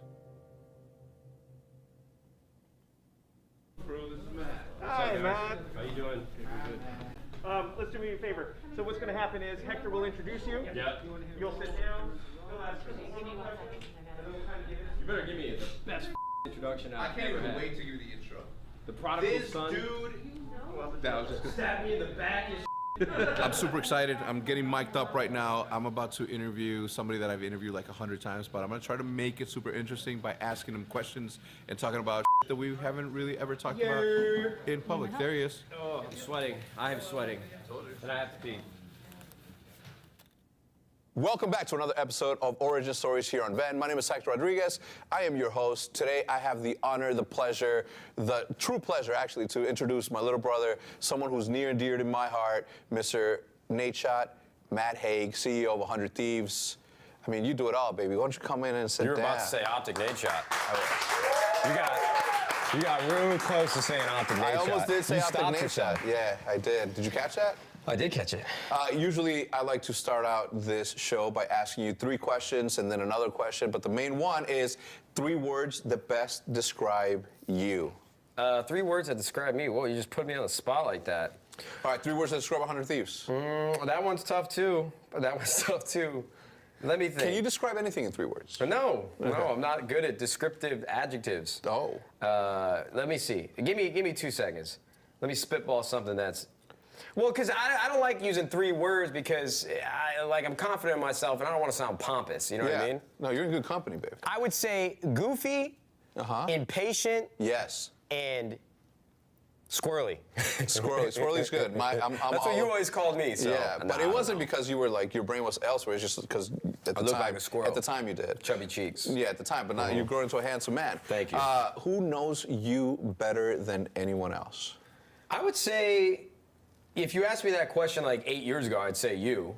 When we were living in the Optic house. But now I have to give it to my girlfriend, Haley. Yeah. I mean, Haley can read all my emotions really well, and Yeah. she's very patient, and she tolerates me. Yeah. Because she knows that sometimes I get angry, and sometimes I get sad, and sometimes I have a range of emotions where she is always just like that even keeled, you know what to expect, and I know how she's gonna react when I am reacting to something. So I'd say Haley knows me best. We've been together for 2 years. So obviously, I've known you for over 15 years, I think now. Oh my God. How old were you when we met?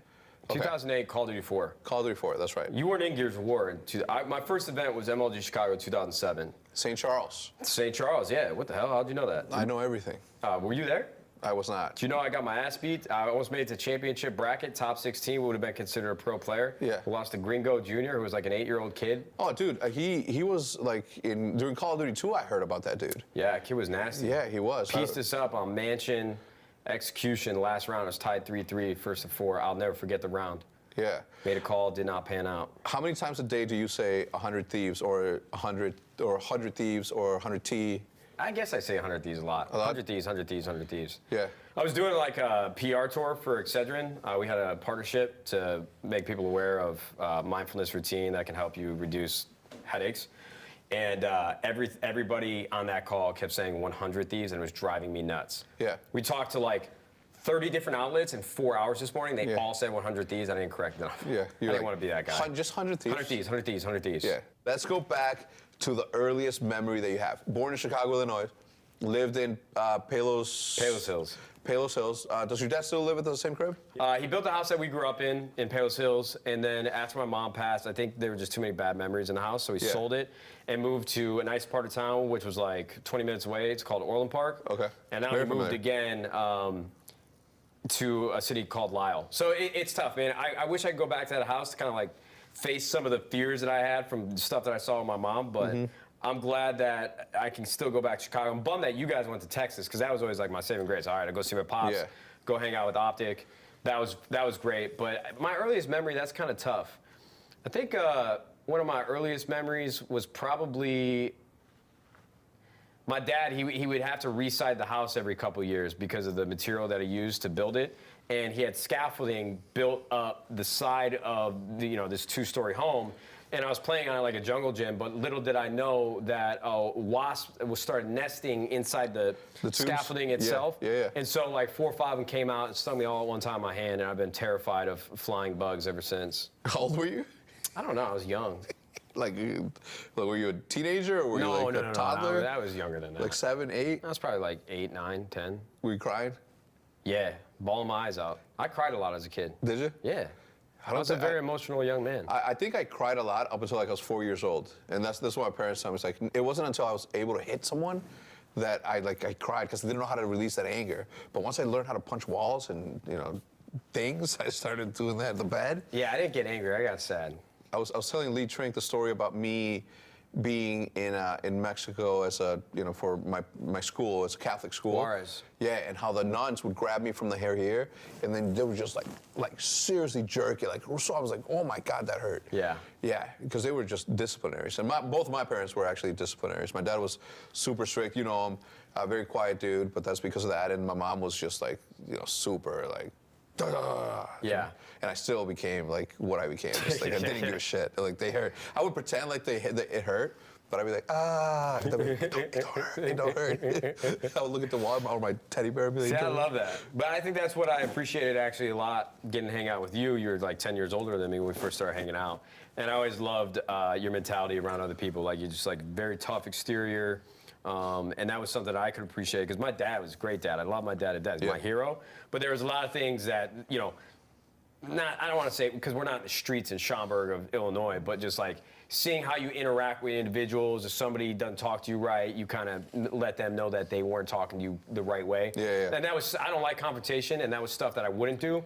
But now that I'm older and a lot more confident in myself, I feel like I picked up some tendencies from you. Do you wish that you could go back to a certain situation and be like, yo, my man? All the time, brother. All the time, man. Do you have one that you can recall right now? Man, I mean, well, what's the situation? Do I have the knowledge that I do of where I'm gonna be in life? No, you're just you. I was just me? Yeah. Nah, man, I didn't have going for me. Who am I gonna step up to, bro? I was bro, I didn't get testosterone shots as a kid. Did you know that? No. I was not even in the percentile of growth, so they were worried that I wasn't gonna be on track to be a certain height or a certain weight. So freshman year, bro, I weighed 85 pounds, and I was 4'8". So were you like a good kid, bad kid? Did you get in trouble? Were you the class clown? What kind of kid were you? No, I wasn't the class clown. Dude, I've told people this before, but I was a super timid kid. I mean, I was really bad in social situations. I didn't know how to make friends. I mean, I had friends in grade school and going into high school, but my first job at McDonald's is what really helped me come out of my shell and start learning how to talk to people and not be so afraid. But yeah, I wasn't a class clown. I kind of just stayed to the side, and I wanted attention. I know that for a fact. I just took this narcissism test. I'm right in the middle. I'm a 18 out of 40. Are you? I thought I'd be way more narcissistic than that. Yeah. What do you think mine would be? My score? I think you'd probably be a 28. Is that bad? 40 is the highest. 40 is the highest? You know Jackson from 100 Thieves? He got a 33. Jackson got a 33? He's the definition of a narcissist. Yeah. But yeah, either way, I was just a quiet kid. Play sports? Yeah. Baseball, basketball, B team. I was terrible at that. I was too short, man. I didn't have any athletic ability. Yeah? I mean, so was Muggsy Bogues, I think. Second baseman, 4th through 8th grade, though, all-stars every year. Really? Yeah. If you can hang your hat on that. I can. Yeah. I mean, I've seen the pictures, or I've seen the one picture of you as a baby with a bat. Yeah. Just chubby cheek. Bro, that was me in 7th grade. No, you were not. Nah, I'm playing. Oh my God. Bro, I literally thought that was true, and I'm like, man, you had to look like you're 7. Yeah. I remember clearly, by the way, the first day that I heard your voice when we were playing on Vacant with Diesel and somebody else. You were playing with somebody else. But I remember, and I'm like, damn, this has got a deep ass voice. No, you go back and watch my old videos. I sound like a. No, I don't know why, but you sounded like, I don't know, you were talking like a grown dude. Must have been the testosterone shots. May have been. I didn't grow this myself. No. But I remember that clearly. When do you think was the first time that we met? Well, I mean, I could tell you the story how you and I met, but I don't know if you want that on camera with Optic Nerve. Yeah, go. Well, so we were one of the better competitive teams in Modern Warfare 2. We won the first 3 major tournaments in Modern Warfare 2. And then Optic reached out to this guy named Optic Nerve, who no longer works there. I mean, he wasn't even working there much longer after I joined. But he basically said, yeah, we're looking for a competitive team right now. We make YouTube videos and we make money off of it. And my mind was blown. I'm like, wait, what? Wait, hold on. Back up. Because I had posted like clips to my YouTube channel of me clutching 1v3s on Crossfire, Search and Destroy, all these old school gameplays from game battles. So when I found out you guys can make money from videos, that's when I don't know why, because I don't think I've ever had that level of motivation for anything in my life besides that. Yeah. As soon as I heard that, it was, let's blow the hinges off this thing and let's go. Yeah. So I got introduced to you. I think I was really scared to talk to you. I think we hopped in a Skype call, and you were kind of an asshole, to be honest. Yeah. You wanted no business talking to me. You were just very short. Yeah. Like, who the is this guy? No, I knew who you were. I just didn't want to have anything to do with you at the time. Yeah. Seriously though, that's what the tough part was. Is that what it felt? Well, because Optic was so tight knit back then. I felt like I had to be in your good graces to really feel a part of it, but I was only close with like Diesel and Predator. Yeah. Predator was the OG. I think that's. I mean, still to this day, I think that's how Optic is, right? Like it's literally the same group of guys since the beginning. The first time somebody meets you, they got to approach you the right way, because if they don't, I think you write them off immediately. Yeah. All right, so let's get back to the origin story. Take me through the competitive years of 2010 through 2012. It's pretty broad, man. Yeah, 2010 is what? Modern Warfare 2? 2010 to 2012, nothing happened. Nothing notable besides, COD XP. Yeah, 2011, COD XP. COD XP, we won that event, $100,000. You just made $100 grand. How does that feel? I don't want to work at McDonald's anymore. You guys end up winning, and again, I knew that we were going to win it. I don't know how, but I remember that the moment that you guys won, I was in the middle of the crowd, and Jericho, Gold Glove, Dr. Disrespect at the time, or Guy, he was in custom, Guy and Bashir Musa, and T. Martin were all there. Bash? Yeah, Bash. Yeah.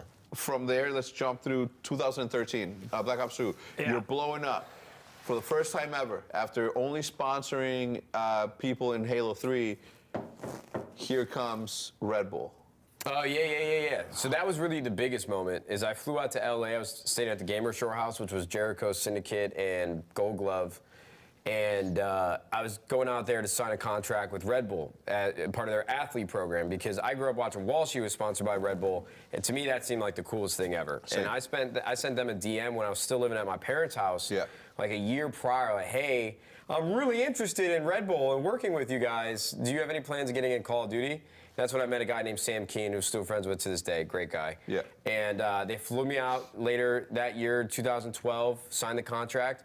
And when I got back, that's when Black Ops 2 and live streaming, it seemed as if every day after I returned from LA with the Red Bull hat on, it was 1,000 viewers, 2,000 viewers, 3,000 viewers, just climbing and climbing and climbing. That was when I caught my break. Yeah. All right, so walk me through your decision to, one, retire, and then ultimately leave Optic. Yeah, I was going back and forth to LA, and Fwiz, who's the head of gaming at YouTube, who you and I are both really, really close with, one of our best friends, he was always convincing me, or trying to convince me, to spend some time in LA, just to broaden my horizons, try something new. So yeah, I mean, look, dude, when you think you're like in love and it kind of clouds your judgment, and all I want to do is get out to LA and start that next chapter of my life, but it came with a heavy heart because I didn't want to leave Optic or the house because I was having so much fun. I have a hard time actually putting myself back in my shoes that I was in then. Yeah. Because you're not the same person. Yeah, I'm not the same person, and I would probably do it again, but I just I'm upset that I cut off that part of my life so soon. Because I love the Optic House and I love living around you and hanging out. And I thought that's what I was going to be doing for the rest of my life. I thought we had something special that nothing could ever alter, and we're going to take over the world of gaming. And Optic has done it respectively. I'm trying to do it with 100 Thieves. But yeah, I definitely have regrets of leaving at that time in my life when I did. Yeah. Because I moved out to LA, started living on my own, and felt like I was on an island. I mean, I was in a house living with all my best friends. Yeah. And now I'm in LA alone, trying to find my way. You know what's crazy is that back when you were still back in Chicago with us, you brought up the whole streetwear thing to me. So walk me through your decision to finally pull the trigger on doing something that you had been talking about for years. I was sitting on my couch, depressed as just watching like reruns of Friends for the first time. I'm not even kidding, man. It was a really dark point in my life just because I wasn't happy with what I was doing, and I just felt isolated even though I had friends around me. And so I was trying to come up with something that I could get excited about again, and I've always wanted to start an apparel brand. And even then, I don't even think I knew what my style was or what my style would turn into, but I knew that if I created something that I really loved, everything else would follow. Yeah. So I was just trying to come up with words that play on each other that sound really cool. Yeah. If I'm being totally candid, that's really all it was. Like, Thieves popped up into my head. I don't remember why, but I always thought the idea, maybe I was playing Skyrim a lot. I don't know. Thieves Guild, Thieves. Like, Thieves by itself, definitely can't get the trademark for that. It wouldn't be that original. Like, how can I add something on top to make it sound fun? And I've always been one that wanted to make money. Of course. So I always thought about, like, the $100 bill is one thing that you hear everywhere. You see it everywhere, pop culture, hip-hop. So I was just like, man, this kind of rolls off the tongue, 100 Thieves, 100 Thieves. And I want to go back and get my old phone because I still have it. Yeah. Send in the first text about, hey, what do you think of this? 100 Thieves, 100 Thieves, 100 Thieves. What did you send that text with? I think I sent it to my ex-girlfriend at the time. Yeah. First time that you're in the room with Dan Gilbert, what are your feelings? Well, they flew me out to the NBA Finals, and that was surreal. It was Cleveland versus the Warriors, and I went up to San Francisco, and I sat in this room with Dan in a boardroom at the hotel the team was staying at. So I was seeing all the players walking around. Dan had like 4 people on his side, opening doors for him. He just looked like money. Yeah. And we started going through the pitch, started talking about it. And to be honest with you, I was nervous at first, but then once we started talking about gaming, it's my wheelhouse. So I was just firing from all cylinders. Connections were being made in my mind. It was somehow limitless, Bradley Cooper, except I didn't look as good. So I started pitching 100 Thieves off this deck that Blake masterfully built. And he sat there with me for an hour. And Blake actually told me he never really sits in a room with anybody longer than 30 minutes. And he got on a helicopter directly after and went and had dinner with Steve Jobs' wife. Really? Yeah. All right, so Dan Gilbert makes this massive investment. How does the Drake situation happen? Obviously with Scooter Braun. Scooter Braun, such a good name, good basketball player right here. Scooter's a legend. Man, that story's funny. So I get introduced to Scooter by this random dude who was working in venture, who basically said, yeah, I know Scooter really well. You guys should come take a meeting. And this was when we were raising our Series A. So Dan Gilbert did our seed series of Series A. We were trying to raise like $10 million. So this guy, after hearing our pitch, introduced us to Scooter. And he takes me to Scooter's office. And this dude's literally on the phone with Justin Bieber as I walk in.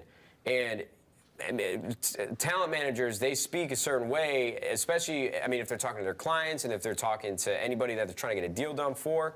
I mean, block and tackle, that's what talent managers do. Obviously, Scooter's much more than that. He's a savvy investor, great guy. But at that time, that was my first initial reaction. He's yelling and and I'm like, oh, goddamn. So I walk in there, and what I find out after the meeting, I'm not going to bore you guys with the details, but this was the worst meeting I ever took. I was sweating. I don't even know what I'm talking about. I don't know what to talk about. And what I find out is the guy that set it all up was trying to be like this grimy middleman. I don't know who he is to this day, so if he's super successful, please don't hate me, but that was just my perception of it. Yeah. Basically, he said he knew me really well to Scooter, and he told Scooter that whatever. Yeah. Basically, playing them. And so it was the worst meeting I ever took. I'm like, yo, I don't think Scooter's the right fit. You know, I went back to John. I don't know if it makes sense. He was saying a lot of things. I don't think he really understood where I was coming from. So then I get a call from Scooter after we told them no. And I'm like, oh, shit, I'm not answering this. I can't answer this. I hate confrontation. Scooter Braun, super successful. He calls like John's former boss, gets on the phone with John, and then gets me to take the call again. And I'm in the drive-thru with Jackson, who was one of the co-founders of 100 Thieves.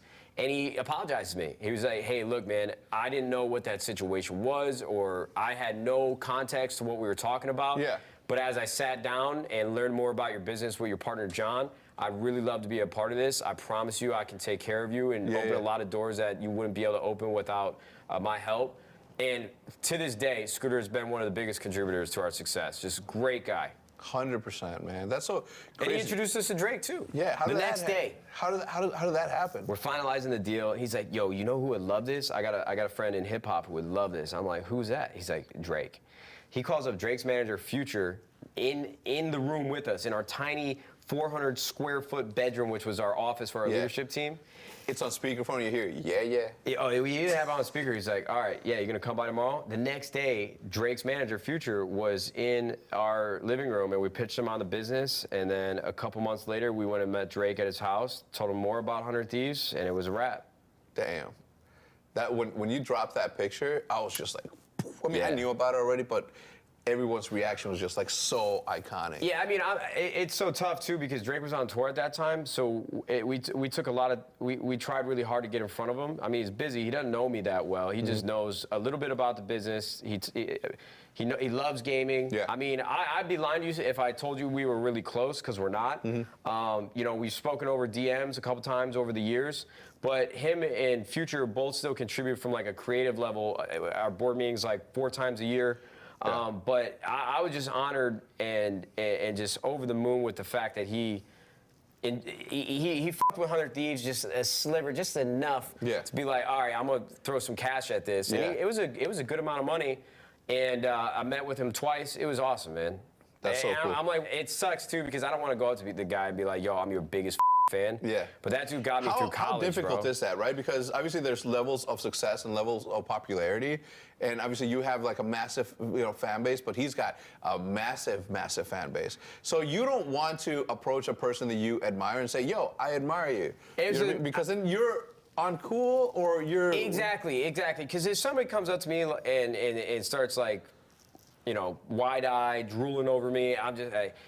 It's this weird psychology. I'm like, great to meet you, man. Pleasure, and I'm on my way. Yeah. So I didn't want to do that. It was I was so nervous meeting him, and I don't even know if I was putting sentences together.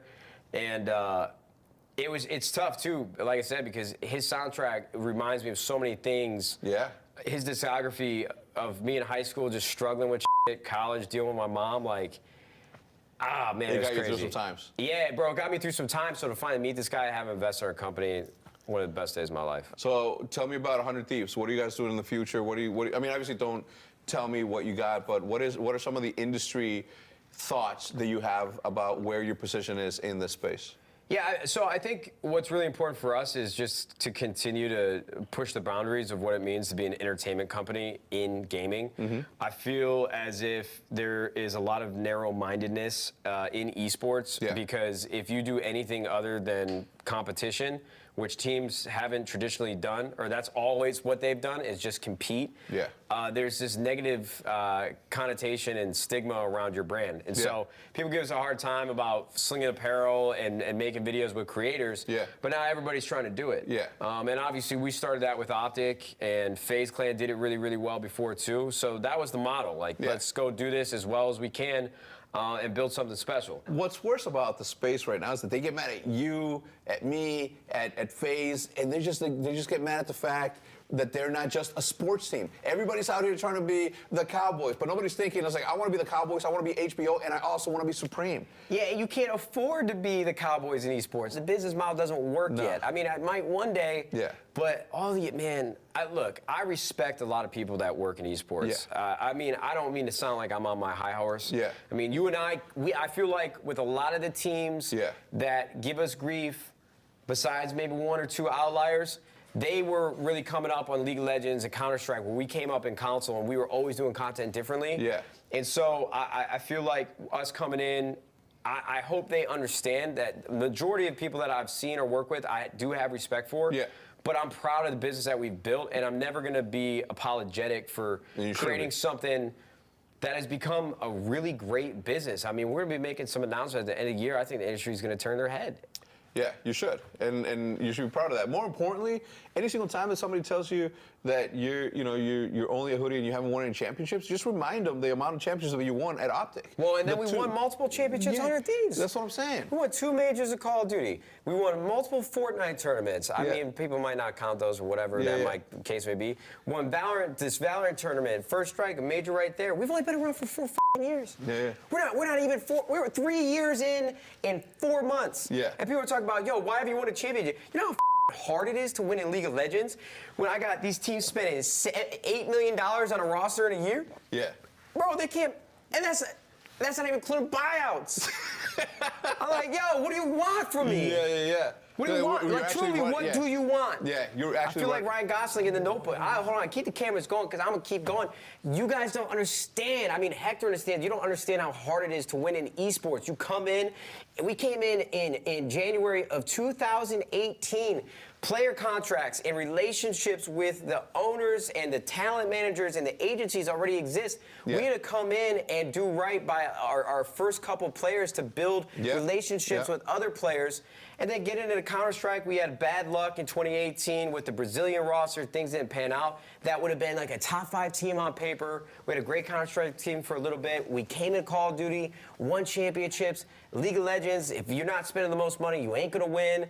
It's crazy. Yeah. So people give us a hard time about not winning, but we've won, and it's only been 3 years. Every other team's been around for 10 years. 10, 15 years. 10 years. Yeah. Can you give me a break? Yeah. Cut me some slack, man. Can you give you a break is a real question, this gets me riled up. Yeah, I couldn't tell. We try so hard to win. It's not easy. Yeah. No, I get it, man. Look, you're preaching to the choir. Secondly, I don't like that you feel like you need to explain yourself to anyone. You are who you are. You've done what you've done. Numbers speak for themselves, and anybody that has any sort of issue needs to look inwards, look at their bottom line on that spreadsheet, and say whether or not they're making money on that and how much is going out the window. And if it doesn't look anything like the way that we've been doing it for the longest time, where we are very concentrated on the fact that this is a business and money needs to be made, they're playing the wrong game because they're spending other people's money, and it's so easy. But when you're the one putting your ass on the line with all that cash, investing your personal $300,000 into your team that isn't even a team, where's the respect? Yeah, bro. Where is the respect? You know what? On that, I think that is a perfect place to end it. I want to thank you for... Now these motherfuckers... I'm sorry. These people are going to hate us even more, too. We just sound like we're in our own little echo chamber. Good. I'd like to say, if this part still makes it in, I have a ton of respect for the other teams, but I am jaded in a sense with just the things people say and the perspective that they have of what we're doing. I mean, these teams that will come spew out ignorance on their timelines about what our business is, they should be excited that there's another team that's coming in and reinventing and creating new revenue streams for teams. For them to take a guide off of. The first team that exits in a big public way, it's a trickle-down effect. Yeah. I want FaZe to be worth $1 billion. I want Optic to be worth $1 billion. I want Team Liquid G2. I hope one of y'all sells for $1 billion. Please! No, that's so I'm good. begging y'all, man. I'm telling you, I hate when you sort of have to feel like you have to explain yourself to anyone. You literally have a good model. What we started back in 2013 has resonated throughout this entire history. So when you come into the space, a decade after some of these teams, knowing what you know and how to build a team, dude, why do you even care? Like, you have like one of the coolest brands. Well, I don't care about it on a day-to-day. I mean, you don't see me popping off on Twitter. No. But when we start talking about it as close friends, like that shit's that bothers me, but I don't think about it often. Nah, good. That's going to do it for this episode of Origin Stories. My guest today, obviously, Mr. You think Matt I could get the water in my mouth all the way from up here? No, you cannot. And I wouldn't try it. Actually, let's see it. Do it for the... I don't want to f*** up their set. Yeah, you're good. Anyway, we'll see you guys next time. Look at your face. Yeah, delete that. Get something better. Oh my god. Yes. No. Way to nade shots. No, I get it. Wait, explain it? Let's have a pen right here. So we're going to use this camera right here. Okay. Hat on, hat off, whatever you prefer. Yo, Bill's always slacking. He's not even doing anything. He ain't doing shit, man. Wait. Sneezing?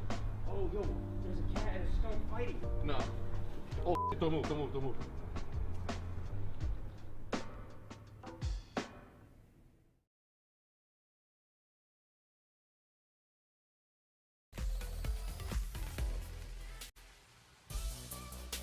again, that was a very exciting and lovely interview with Hex and Nadeshot, and there was so much I wanted to say, and then it ended with a skunk and a cat fighting there. Yeah, they said in our ear, this video ends with a skunk and a cat fighting, and I was like, that can't be right. And then there it was. Yeah. There it was. Ven. I didn't know what was going to happen. I was like, are they going to both get into furry costumes, and we're going to see like a fight like that? And then, no, it was just in the alley. So there you go.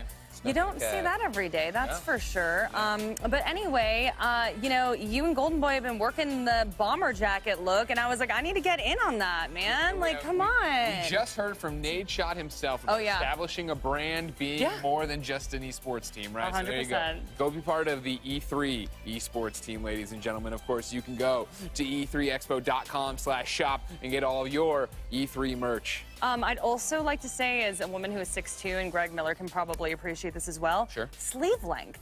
Yeah, that's good. Fantastic, folks. Usually when I put on a jacket, it's like up to here, but this is actually pretty good. There you go, look at that. Okay, so it's made for tall people as well. And sorry, Golden Boy. They'll make a kid's version one day. Oh, be nice to him. But not here at to least defend he can wear the dad's hat. Yeah, He does like the dad hat. He can wear the just dad like hat. throw that on the ground over there. But we do have some great merch. So again, e3expo.com/shop. I was like, oh my God, help me out if I don't say it right. Anyway, again, that was a really great inside look at Nadeshot and 100%. Hex. Yeah. If I can, like, you know, as somebody who interviews people all the time, and I know you do too, Yeah. but in a longer form podcast interview, I was surprised at how candid that was, how insightful it was. Like, I know about 100 Thieves because so many of our ex-IGN colleagues have gone to 100 Thieves, but I don't know much about Nadeshot. So to hear that, first off, I didn't realize he's a suburb of the Chicago kid, just like myself. DuPage County, Glen Ellen represent. But on top of that, you know, his journey, right? I mean, talking about having to take testosterone shots. I being know, so super open, candid. Talking about being depressed, right? Leaving his team before he started 100 Thieves. Like, that's all a fascinating journey. And it's, you know, as you continue to see 100 Thieves blow up, that's awesome. Yeah, I absolutely just loved how candid they were with each other. They're obviously like very close friends. Yeah. And I think Hex said at the beginning, like, I've interviewed you so many times, I don't even know what to say to you right now. And then he's like, what are 3 ways that you would describe yourself? What are 3 ways you describe 100 Thieves? They were just having a good time, so it's super fun. But anyways, so games have changed so much over the years by becoming more inclusive and representative of their player bases, but there's still more work to be done in this space. Let's discuss how we can make games more inclusive. Okay. Yay!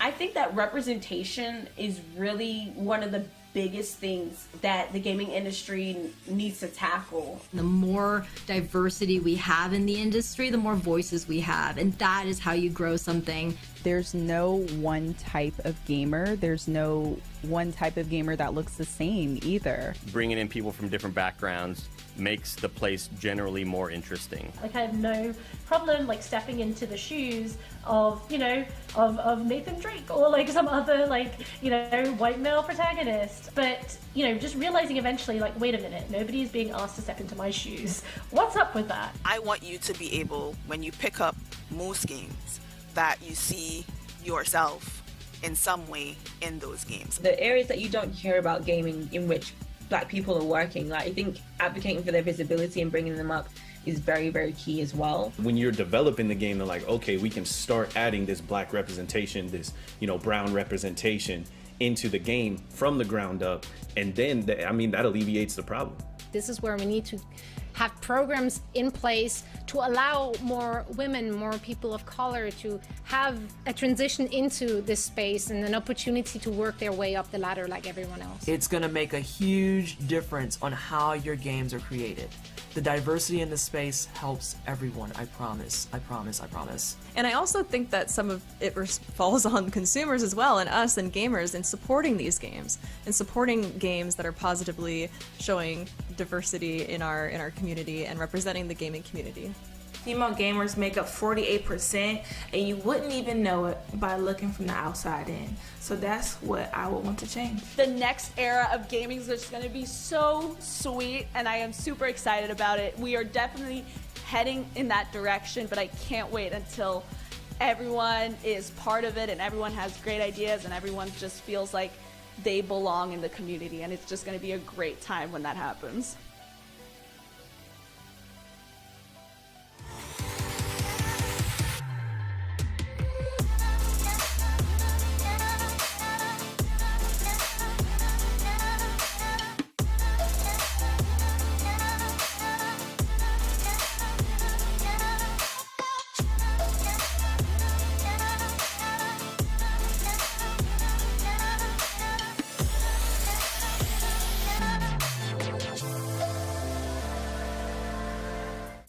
All right, well, next up, we're going to be talking about Freedom Games. Before, I get into the whole production bit, I just want to say, one, follow Freedom Games on Twitter. Just did that. Also, this next game, follow them on Twitter, too. They seem like incredible people. Because here's the deal. They want you to believe, Freedom Games, that in 2021, farming is fun, especially when the livestock are robot chickens and cows, and the crops are gene spliced with alien freaking material. So the question is, do you have what it takes to build a thriving farm on an alien planet? Here's one lonely outpost so you can see for yourself.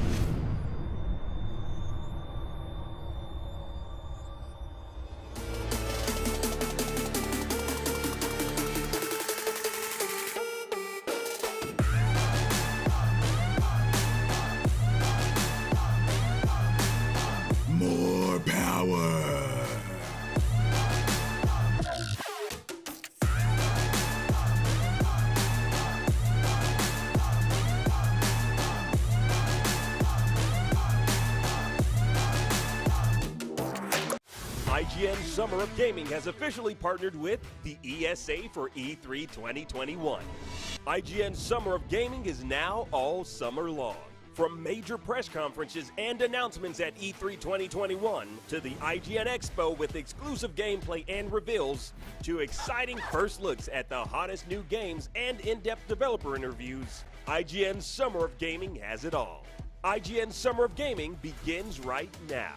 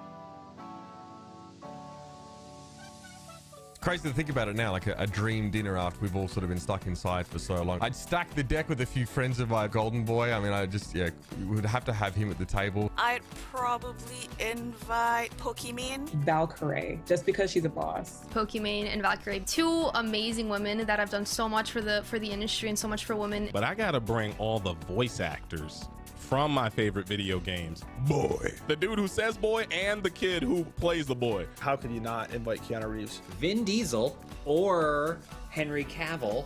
Little Richard, if we could get him back. Megan Thee Stallion, T-Pain. You know, some celebrity gamers on there too, you know, to just spice it up a little bit. I say Michael Jordan. Bring him in. You know, I don't know if he likes this kind of stuff, but we'll get him there. I'd have to stack it with a few of our most out there visionaries, right? Todd Howard, Jade Raymond, Corey Barlog, Major Nelson, Amy Hennig, Ed Boon, Neil Druckmann. Kojima would be at the table. Have to invite Hideo Kojima. He's always posting really awesome meals on social media. Does he use his fork in the left hand or the right hand, or actually does he use his telekinesis to just magic the food into his mouth? You know what I mean? My ideal dinner at E3 would just be a one-on-one sit down with Ken Levine. BioShock Infinite is one of my favorite games of all time, so I would love to talk to him about it. And I just want to know what he's doing now. I would bring the entirety of Nintendo. Oh man, Miyamoto-san, I would say. Miyamoto's there. He's eating a lot of popcorn chicken. I think Reggie. You don't even work at Nintendo anymore, and I gotta bring Reggie. I think his entire story is phenomenal. You know when you see CEOs and you're like, you look a little stiff, right? No, I feel like he would be a good person to have a beer with. Of course, there are so many luminaries in the games industry that I want to meet, but like, I want to party with QA. I'd actually extend that to everyone. No, I would bring everybody. This is for us. We're all eating from the gaming entree that is E3. So yeah, you're all invited to my dinner. If y'all can afford $75,000 a plate. I think it's safe to say that we would all like to have a lunch or a dinner with Miyamoto and pick his brain about video games. How incredible would that be? But folks, you know, in the games that we love, our favorite characters are brought to life by real people using real motivation to give us a realistic look at the story. And while some of the faces of gaming voiceover are relatively unknown, their resumes and body of work over time speak for themselves. So our Voices of E3 panel will discuss the life of a real-life voice actor in a virtual world.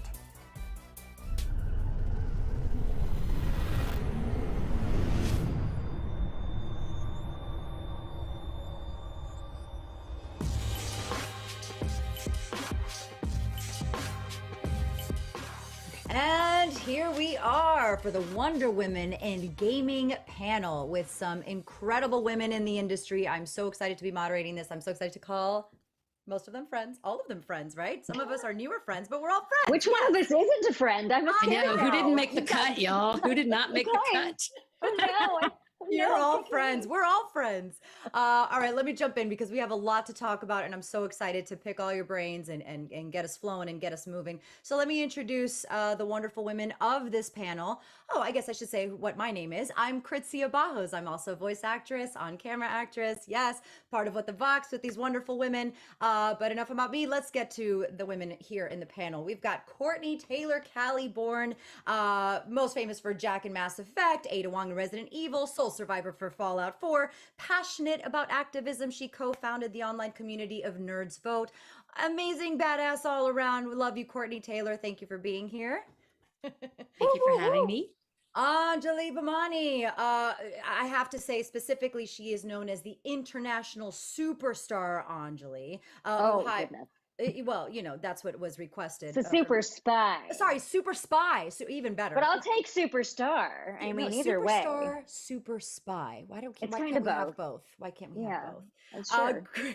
She's graced the stages of Broadway, has illuminated your televisions in shows like Modern Family, Marvel's Runaways, Grace and Frankie, and one of my favorite shows of all time, probably the best show, arguably for me, is The Sopranos, among many, many, many others. In gaming, she's most known as Symmetra in Overwatch and Rampart in Apex Legends. Anjali, hello, hello. Hello, hello. And we're moving over to multilingual, 5 languages, y'all. Carolina Rabasa, Colombiana. 4. I saw 5, a little bit of French. Don't humble yourself. Oh, I right make it now. up. I make it up. Yeah, sure. Okay, all right. Colombiana dancer, actor for screen and games, most known for her roles in Overwatch as Sombra, Reyes in Valorant, and many recurring characters for Victor and Valentino, among many other shows. Guys, the lists are too long here. I'm just giving you guys some nice spicy tidbits here. But Carolina Rabasa, thank you for being here. Thank you for having us. And Jennifer Hale, actor, singer, Matrix revealer, podcast host, passionate advocate for financial freedom, Guinness World Record holder for her incredible resume of video games, including Femme Chef in Mass Effect. It gives me goosebumps even just saying Femme Chef. I still, and I'll talk to you about that Twitter post that I love so much. And Ash from Overwatch, among a ridiculous amount of others, y'all. Jennifer Hale. That was really well. I know, we were all ready for that. And you closed right at the perfect time. I feel like Right? a maestro. Okay, Wonder Woman and voice gaming. Here we go. Let's talk about the stuff that we've been seeing. It's 2021, y'all. Lots of changes have been happening. Obviously, we've had a bit of a Paramount year last year with a lot of stuff happening and changed a lot of the landscape, just a tiny tad bit. So, our industry especially has been at the forefront of, we've gotten a lot of stuff done. Gaming has not stopped. In fact, it's sped through these years and become bigger than it already was. So with that being said, I want to ask you all, what recent changes in this industry are you happy about so far? And what would you like to see about what happens in the future? What are you pleased about the changes that you've seen most recently? And what would you like to see more of moving forward? Representation. Yeah. Yep. Super happy with the levels of representation I'm seeing out there and I want more of it. And more access, just a wider playing field. I think it's been so important to see all people represented. I love that, casting is really going in the direction of getting the people who are actually the ones, getting the LGBT community to tell their stories, to get, when I started, there was a lot of really bad accents because there wasn't a huge pool of us to choose from. And now it's great to both, I think, from an acting perspective and also a directing perspective, that you're getting people who it is their stories to tell. It is their, mother tongue or their mother countries. And so they have, these deep roots. And as actors, we're not worrying about, maybe necessarily falling out of an accent that we don't really do. I think to piggyback on that, for me, it's not just the representation, which is exciting in and of itself. The particular stories that are being told are so much more complex and have been over the last few years, that it's no longer all about any one characteristic of someone being the entire focus of their story. It's no longer about the particular culture or about the particular gender or about the particular sexual orientation. Everybody is a sum of these incredibly unique parts that make their story interesting. And so it's become even more inclusive than representative, because everybody can find a hero or a story that they can identify with on some level. It doesn't have to be necessarily, oh, she looks exactly like me, or she comes from my culture, or anything like that, so much as it can be any number of things. It can be emotional complexity. It can be particular plot points. It can be all sorts of things. I think the storytelling has really advanced tremendously. And games are now epic, long movies that the player gets to be a part of. I love this. Yeah, it is a very exciting time in gaming. Gato, did you have anything to add, or? No, I feel like they've hit it all. Yeah. Well, there's one other thing though, too, that I'm really excited about, is that we're also starting to get scripts in advance from time to time. Yeah. So I feel like, we're doing less, what I call the standing long jump, where you just drop in and jump as far as you can. So that's really exciting. I feel like we're starting to, be able to make, as voice actors, we don't get the rehearsal time, we don't get the collaboration time, that you might get working on a play or, starting up a television show, things like that. And I'm just so excited to be able to have some time with the script to be able to make, deep decisions on who the character is. And I'm really thrilled that there's the value of that is starting to be recognized. I feel like also the relationship between the actors and the developers has become closer in recent years. Like I've definitely had more experiences where there is an active conversation going on, and there is and that the voice directors in sessions are so giving and so excited to try to really connect and figure out what the best way to pull the story out of a person is, rather than something that is prescriptive or, like you say, standing long jump situation where it's like, just go, give me 3 and go. And that's the fun part of this, is that collaboration where we're all getting to be a part of it, and that we're all cogs in the whole wheel together rather than completely separate. Yeah. And sometimes they even let us go to the companies and we get to see people in their natural habitat doing the work, which is so incredible, because the more that I feel like I can talk about the process that goes on behind it, and give the love to the developers, the painters, the people who are like, not just the writers that we come into contact with, but the people who are doing all of the beautiful visuals and the music, the composing, the sound design, all that kind of stuff. I've only recently gotten to do that, and it has enriched my whole understanding of the process for everyone, as well as being able to speak more knowledgeably about it and talk about how great these things are that everybody's putting all this blood, sweat, and tears. Yeah. All these blood, sweat, and tears. Connected to what Andra was saying about like getting to talk to the developers or them caring to represent us properly. I think that sure, there were a lot of Latinos in video games, but they were always the drug dealers and the illegal immigrants. And,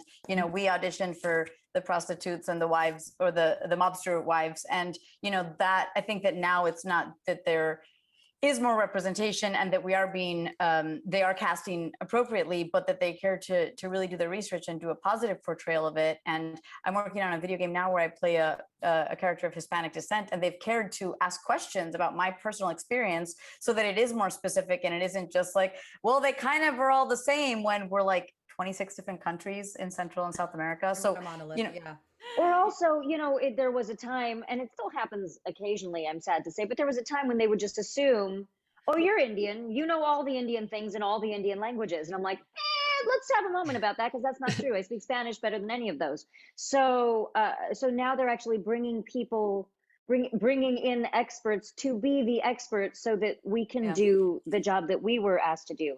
You know what? I have a question for Jennifer. There was in the beginning of, was it this year, this past, or 2020? But you had the reaction on Twitter to the trailer, right? And I heard in another interview that you were unsure if to record your very real and authentic reaction and post it on Twitter. It's been a very long road, and I think it was absolutely valid.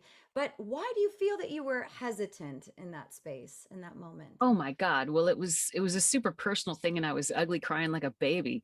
So that gave me a little hesitation. But what happened? I didn't expect it. It completely took me by surprise. And I didn't even really understand why I had the reaction I had until somebody on Twitter pointed out, they were like, this is what representation looks like. And I went, oh my God. Oh my God. Like I've been in this business for a while, and I've conditioned myself to accept a certain status quo and not to expect much outside of that, because to do so is to create an enormous amount of frustration and discontent, and those aren't productive states for me. So I've just put a cap on all that. And it's like, when all the things I really wanted to see happened that I never expected to happen, just number one, being seen, being represented, because all the marketing materials, most all of them early on in the life of Mass Effect were brochette. There was a little bit of femshep, but it was not much until like when Mass Effect 3 came out and femshep was on the box. That was just like a huge moment. I was just over the moon with that. I, in fact, stood on a table at a GameStop at midnight and called out Casey Hudson, thanking him, and he was mortified. But it was. So when I saw that, something in my gut went, share this. And I was like, what? but I listened to my gut. I don't argue with it, but I was like, oh my God. And I took my phone. I was like, okay, I'm going to share this in my response. And this thing happened. And I think I'm glad I did, because it certainly gave permission for other people to ugly cry if they need to. And also it seemed to have touched a chord, which I'm happy about. That's cool. Yeah. I feel like that was a good Wonder Woman moment for you. I feel like we're told, oh, don't show too emotion. I mean, I know we're getting a little bit more open with all of that stuff, but I thought that was a beautiful moment of like, hey, if I were a guy, would I hesitate on saying exactly how I feel or the moments that are coming up at this? I don't know. Maybe depends on the person, but and also I think it yeah, and it opened up like I have to live in a certain amount of denial as a woman in the industry who's been in the industry for a long time. I've been in this business since I was a teenager.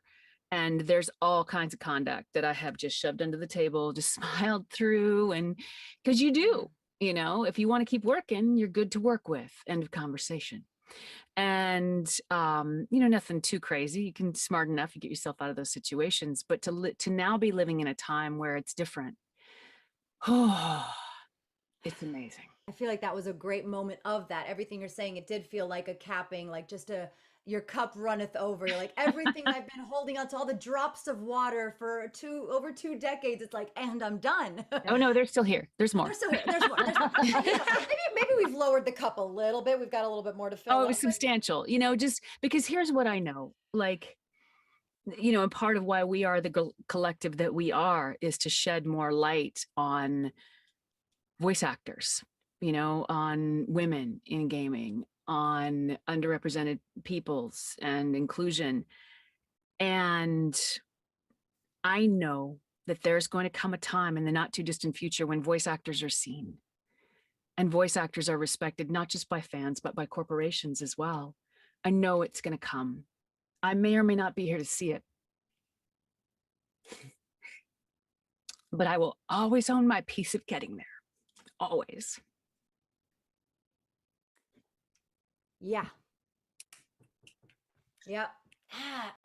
Moment, please. And we see it. I'm not a gamer, but I see the response female gamers have when they come up to us and thank us and tell them they tell us how those characters have affected them. And so you've seen it from the inside, Jen, and I'm seeing it from the ones who play and go, I've tried to play for years and all I have are male characters that I can play that I don't resonate with. And now they get it and they thank us for it. And I didn't create these characters, but we infuse them with life and we see it with the gamers. I know I have to tie this up, so I'm going to do a really quick lightning round. You all have given some gems and I so appreciate your time and all of your super thoughtful answers and your energy. So I'm going to do a really quick lightning round in one sentence. Tell me, Anj, you don't have to be so scared. I'm always scared. I'm just kidding. Wonder Women in voice acting or in gaming mean to you? Wonder Women in gaming. What does that mean to you? One sentence. How do we culminate that? Courtney. Me first. Okay. No, I'm ready. I'm ready. Here I go.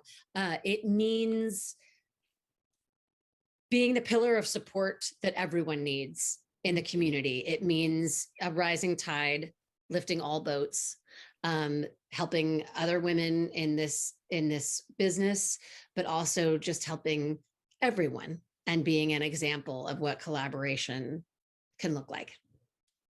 What she said.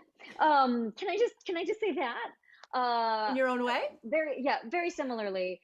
Climbing up the ladder, there is no ceiling.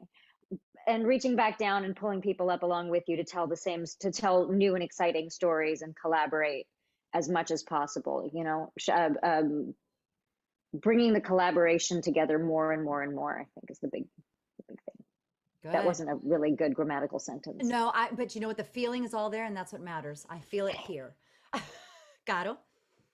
It means women that are so incredibly different. It means these characters that can be moms, these characters that can be nurses, these characters that they're not just sexy ladies running around with guns being badasses. We're all badasses in such a different way. And it can be soft and it can be nurturing and it can be sensual and it can be all of the things. So like encompassing this idea that it is way bigger than we can imagine.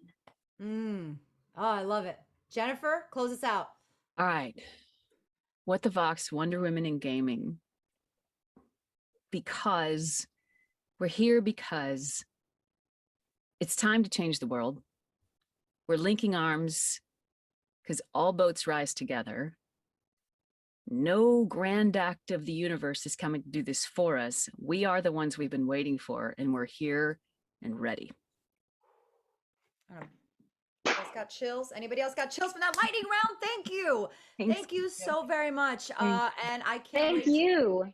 My pleasure. This has been a joy, an absolute joy. I love each and every one of you. Thank you for your time. Thank you to E3. Thank you for everybody else. Amber, Chris, Brian, for making this happen today. Yes, thank you so much. Have a beautiful rest of your day, y'all. Wonder Women in Gaming. Out. Let's do it. Thank you. Bye, guys. Thank you.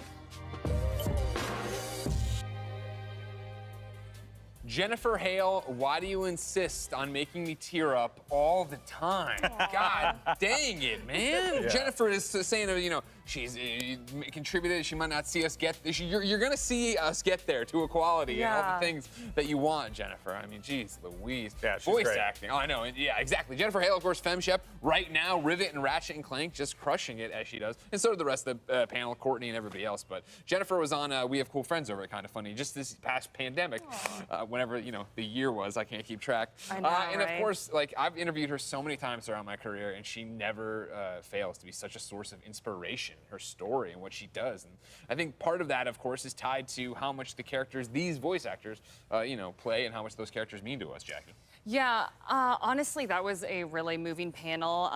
Earlier we were talking about toxicity, and it's the internet, folks. Like, we see that negativity out there, but just hearing these women come together and talk about representation, talk about inclusion, and I think that last question there was Wonder Women in Gaming or something like that. That was really fun. Yeah, and I think Courtney said something about, being a pillar of support and uplifting each other. And I think that you were kind of touching on this earlier, but it's not just not being mean and not being bad. It's about being good and being loving as well. Actually, like, calling out negativity and being like, hey, can we be more positive here? Can we be more loving here? And being supportive of each other. Yeah. I think, like, all of us can say that when you are hosting something, like, you feed on energy right away, right? And immediately I met both of you, and you were just both so loving and kind, and we were a team. Still a way to you could explain feel we're that insane. support. Well, a little bit of animosity here. No, I'm kidding, not at all.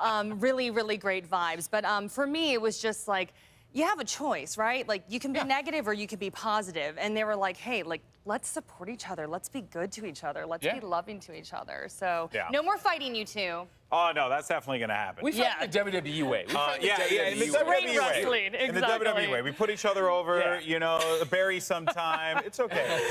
But, one thing I do just want to highlight. I'm sorry. No, it's okay. I almost fell over. I was like, we might have a problem. I'm okay. I'm okay. Sorry. Well, you could use me as leverage. But something that I am just so happy to see is how much voice acting has taken such a role, like a center stage role, as it should have, because there was like a point in time where, especially like animes and stuff, like you didn't know, like they didn't get credit to the voice actors, but now like voice acting, it's emerged in such a way where there's, it's just top to bottom, man. Hey, Jennifer Hale, you took the Jennifer Hale gush session, so I do appreciate that. She's incredible. But yeah, it's wild to see how much this has improved and how it's only going to get better from here. The acting, the quality, the bar is being set so high for future generations to come. 100%, yeah, and I think that starts with game developers being able to take their craft seriously, be able to make compelling stories, then be able to cast compelling actors to be compelling characters.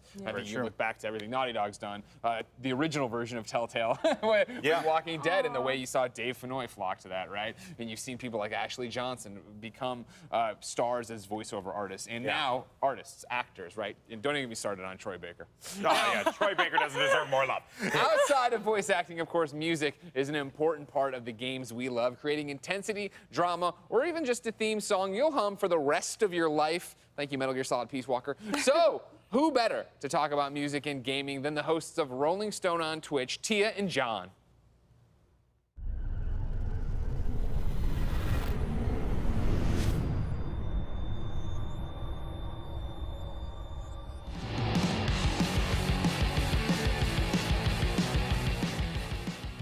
everyone. I'm Tia Hill. And I'm John Weigel, and we're the hosts of Rolling Stone on Twitch. Yes, and welcome back to E3 2021. We're so happy that E3 is back this year, and we're really happy to be a part of it. That's right. And you can see us anytime you want, 4 to 6 p.m. Eastern time on weekdays, Monday through Friday, where we talk about music news, have live performances, and have very special guests come in pretty much every day of the week. Exactly. So definitely make sure you follow us on Rolling Stone on Twitch. And right now we're going to do one of our favorite segments that we call a dream mixtape. So this is a segment, usually we have a guest come in, we give them about 10 different prompts, and then we put together a playlist that's available on our Spotify based on these prompts.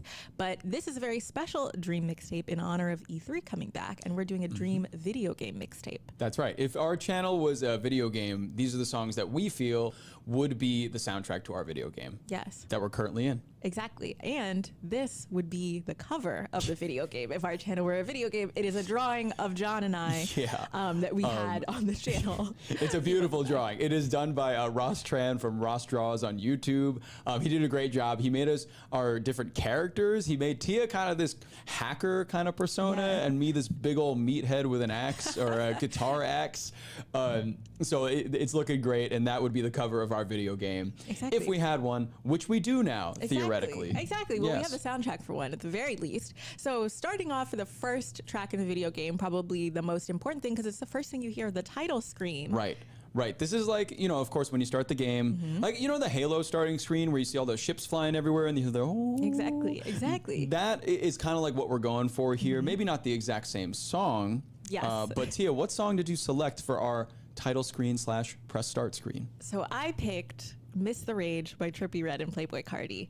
Not only am I a huge Playboi Carti fan, but also this song, if you listen to it, the instrumental on this is really, really wild in terms of it's very electronic sounding. It feels like you're kind of in outer space or you're being transported through something. And I feel like that's the vibe that I wanted to bring to whatever this video game that we're making is.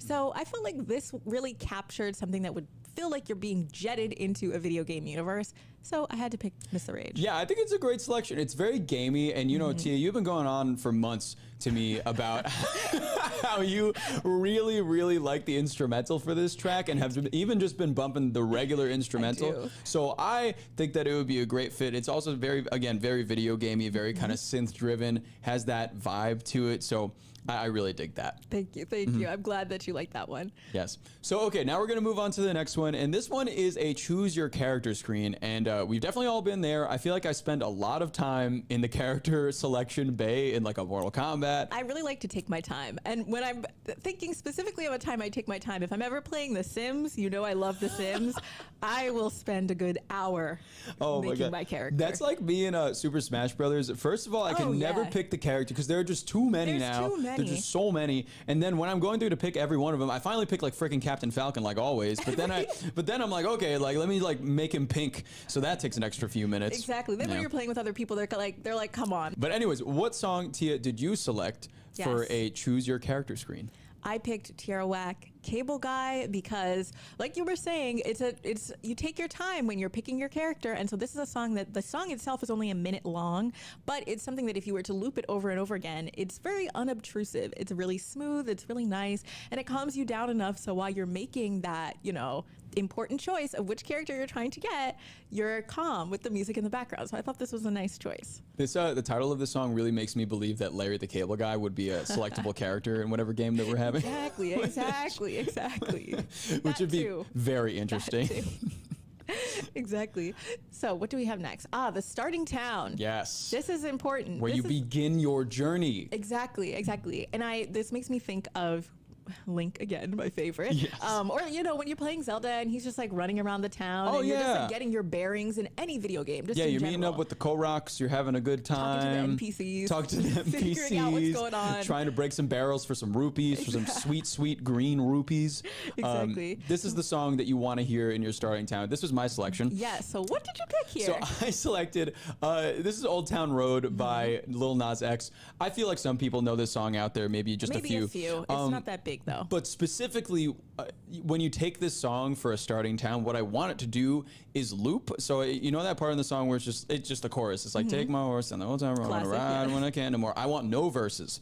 I want just a loop of that single chorus over and over and over again until the user gets super like annoyed and tries to leave town. And tries to leave. That's exactly what you need to keep moving on through the rest of the video game. So honestly, it's a good choice. And that's how I Nice kick you out of psychology town. there. That's how I kick you out of town. But the thing is, there are more Easter eggs that populate in the first town later in the game, so you got to go back.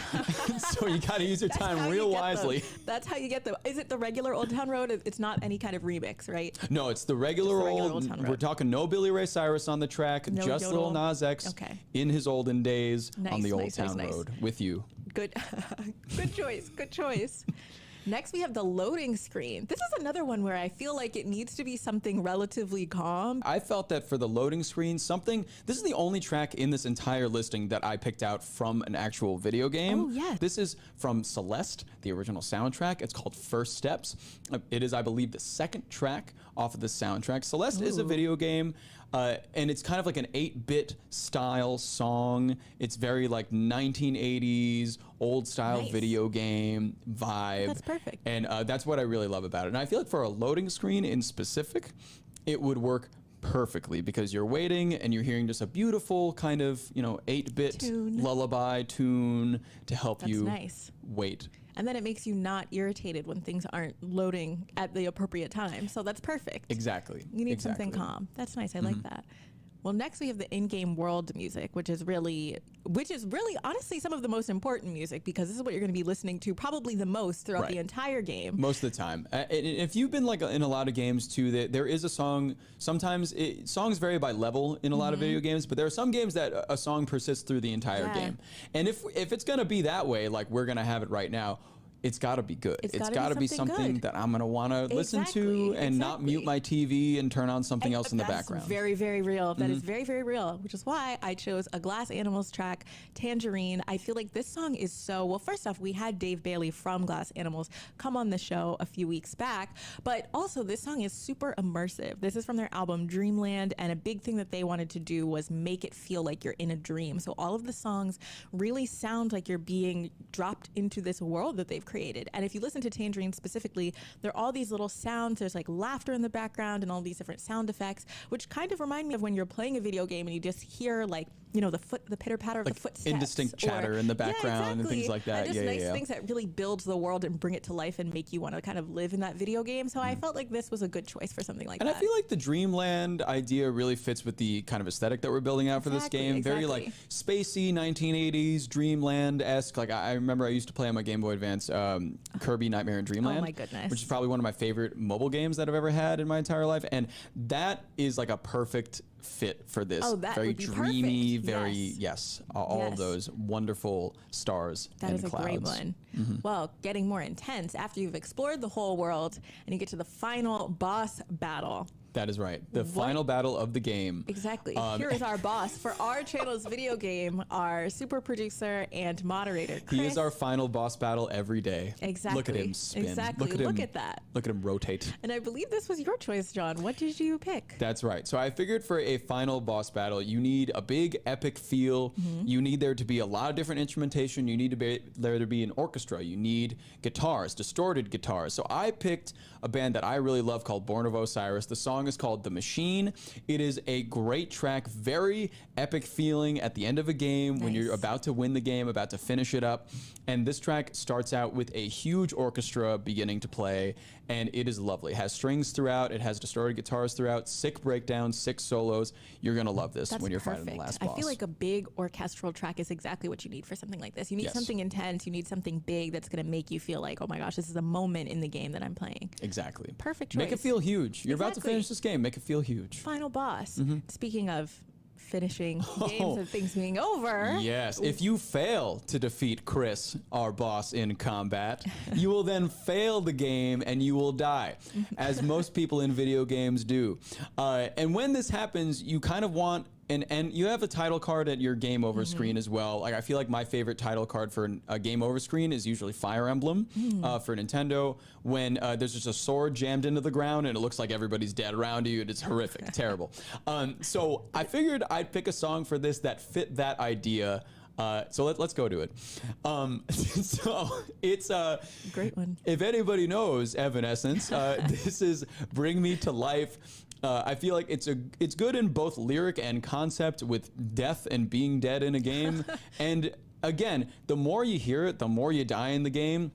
the less you'll want to be at the game over screen and the more you'll want to restart the game and be brought back to life. And that's perfect that right? because lyrically it fits exactly with what's going on. So I feel like, you know, lyrically the song also matches. This is a perfect choice, John. Thank you very much. This is a perfect choice. Thank you. A1 with this one.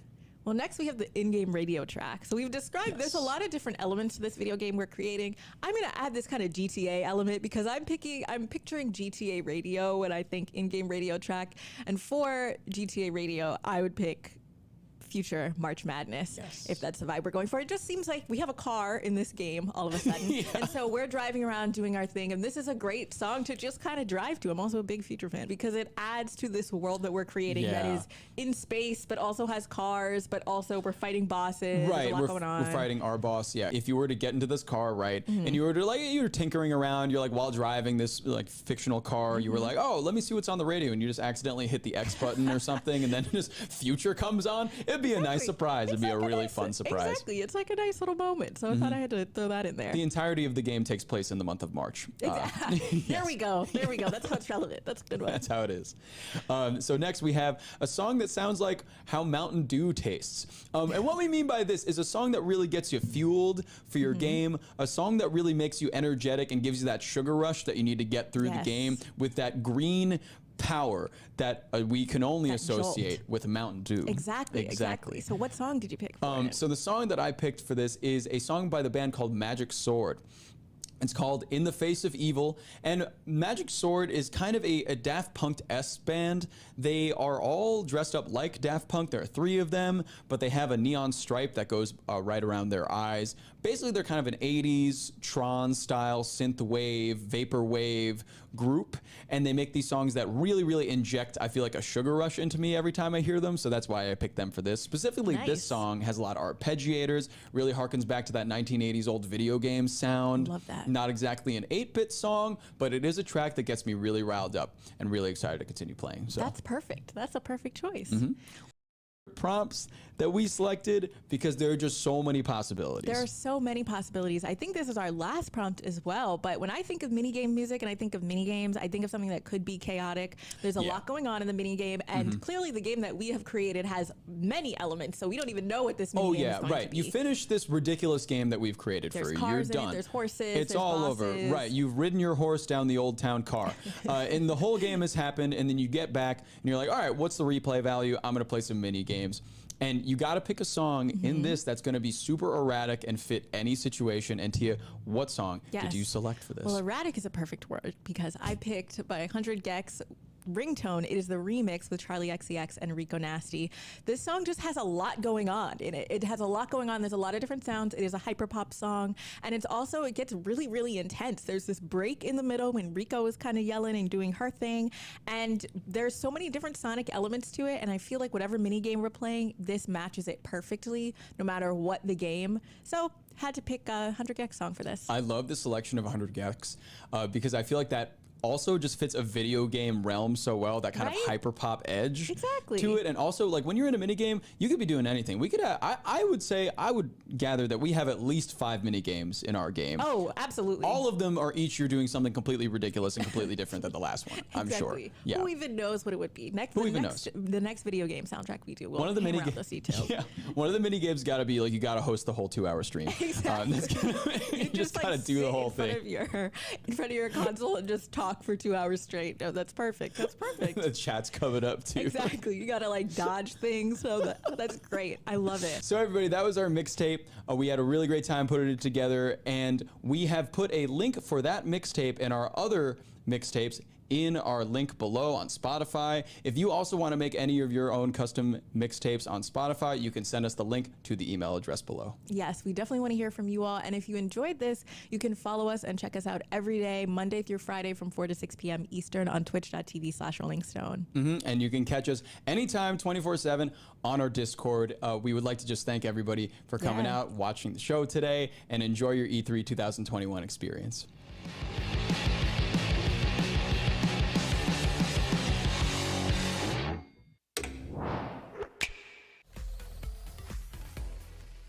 I appreciate really good character development. You're following a character and you really get to see how they grow, the adventures they go through. the turmoils that they have to go through as well, the obstacles, and how much they just grow as a character, the relationships, and it really made me appreciate good character writing and character development, so which I definitely use in my other projects all the time.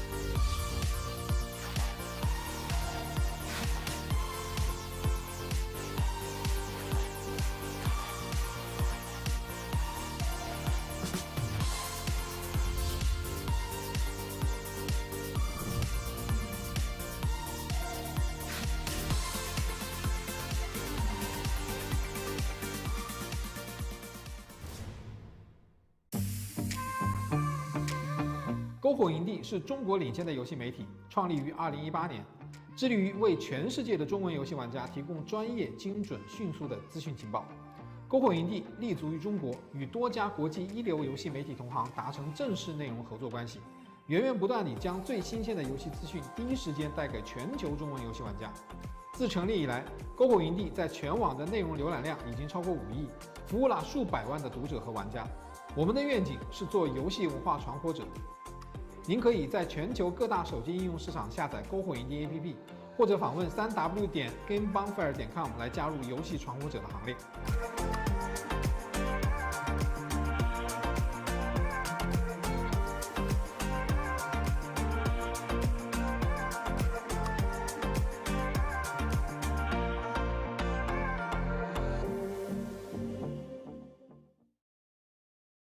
As a part of Play For All, GameSpot will be bringing you the latest gaming news and announcements, interviews with developers, the biggest press conferences, and lots more. Play For All is our yearly online event that combines the excitement and announcements of E3 with charity live streams the following week, with lots of special guests who are going to help us raise money for able gamers. So join us in June for E3 and Play For All on GameSpot.com, YouTube.com/GameSpot, Twitch.tv/GameSpot, and as a part of E3's official broadcast. See you then. It probably isn't like realistic, but I love to be in Dragon Ball Z. You know what I'm saying? I know that's a whole, I know this, I'm not a saying, but like if I could be in Dragon Ball Z and just like fight with Goku or Vegeta or just be in that series, that'd be crazy to me. Like, that'd be crazy. I'll put myself in GTA, but more realistically speaking, probably like Grand Theft Auto or like Call of Duty, or you know, even a character in Fortnite, like something like that. I think that'd be dope. Welcome back to E3 2021. We are having so much fun on day 3, and Capcom has so many great franchises, and one of the longest running is Monster Hunter. With a feature film and a sequel for the Switch, it's been a busy year for the property. The folks at Capcom sat down for an AMA with Reddit to talk about their newest release, Monster Hunter Rise. Ooh.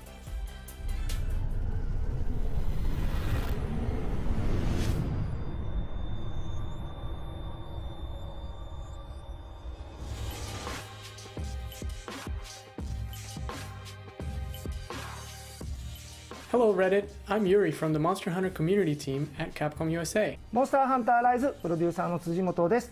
今回は Reddit に寄せられておりますコミュニティの皆様の質問にお答えしたいと思っております。 Last month, we collected a number of your questions and sent them to Monster Hunter Rise director Yasunori Chinose. Unfortunately, he was unable to record a video of his answers, but he gave them to me right here. I'll be delivering them to you on his behalf.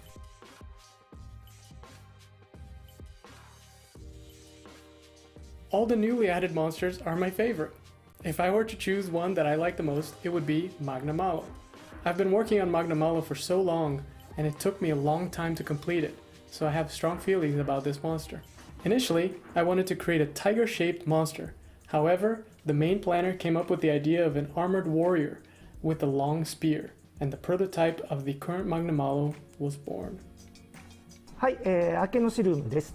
理由はですね、僕すごく、雨男といいますか、すごくいろんなところ行ったら雨が降る、キャラでして、とても傘っていうのが、重要な僕の中ではアイテムになってますので、ぜひ雨降った時は明けのシルームに傘代わりになっていただきたいと思っておりますので、好きなモンスターにさせてもらいました。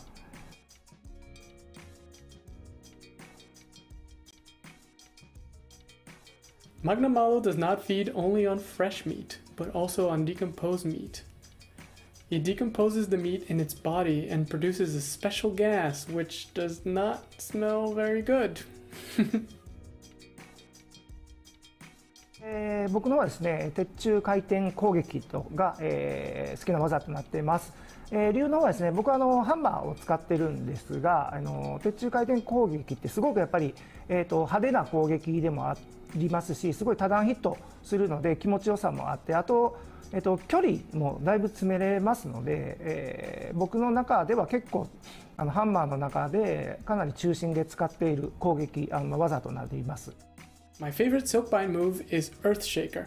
The damage from the first hit feels good, but the additional impact damage feels even better.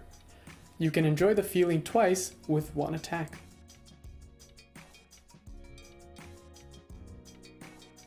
はい、子供の頃にですね、怖かった妖怪っていうとですね、カッパという妖怪がいるんですけど、It's Kappa for me.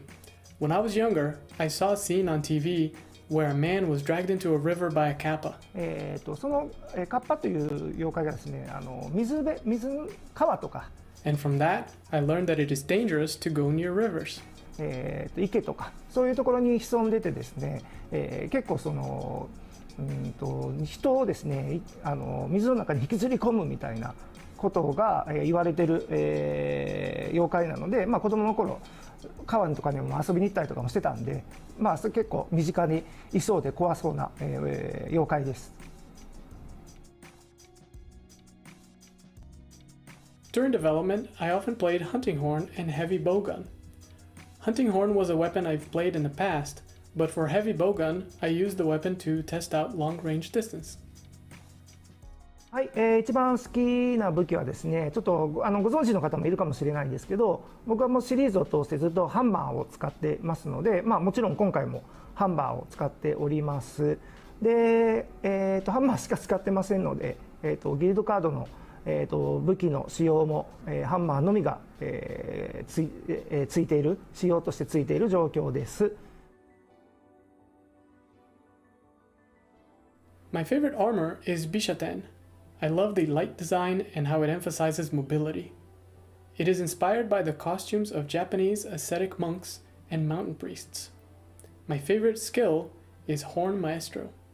はい、好きな装備はですね、僕はラージャンの装備が結構好きでして、その見た目的にも好きですし、結構、シリーズでラージャンの、防具が出ているときは絶対一度は作る、防具になっています。でスキルの方はですね、広域化っていうスキルを、結構つけることが多くて、周りの人にも自分の回復が影響するので、そういうなんか周りの人のちょっとでも手助けになるかなみたいなんで、そういうのスキルもつけてたりします。はい。はい、現状予定はありませんが、今後出てくる、タイトルとかで、世界観とかがあって、ガチャブが、登場する必要性があるときには出てくるかもしれませんね。One day I was playing to check the game. I saw one of Yomogi's feline helpers lying on the ground. So I asked my team what was going on and was told that they were testing out a situation where the feline ate a bad dango that Yomogi made and collapsed. That was a good idea, but unfortunately it didn't make it into the final game. That's because while Yomogi was having an important conversation, the feline was unconscious. That didn't make sense, so we had to say no to the idea.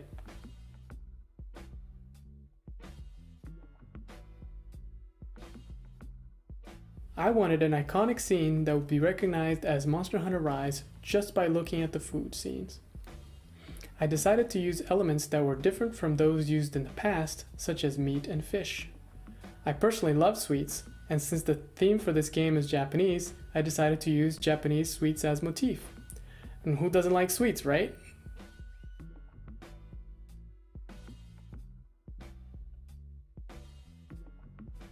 武器種の方はですね、やっぱり新しい武器を加えるとしてもですね、今まである14武器種とはやっぱり違う遊びっていうのをしっかり、提供できるような武器種である必要がありますので、今後については、そういうアイデアがもし出てきたら入れるかもわからないですし、ちょっとまだこの後のことなので、まだまだちょっとわからないですね。はい。はい、そうですね、複数のチームもそうですし、今やっぱりゲーム作るときってすごい、何百人が、関わってきますので、そういう、全体的にも、情報共有がしっかり取れるような、環境での開発を進めています。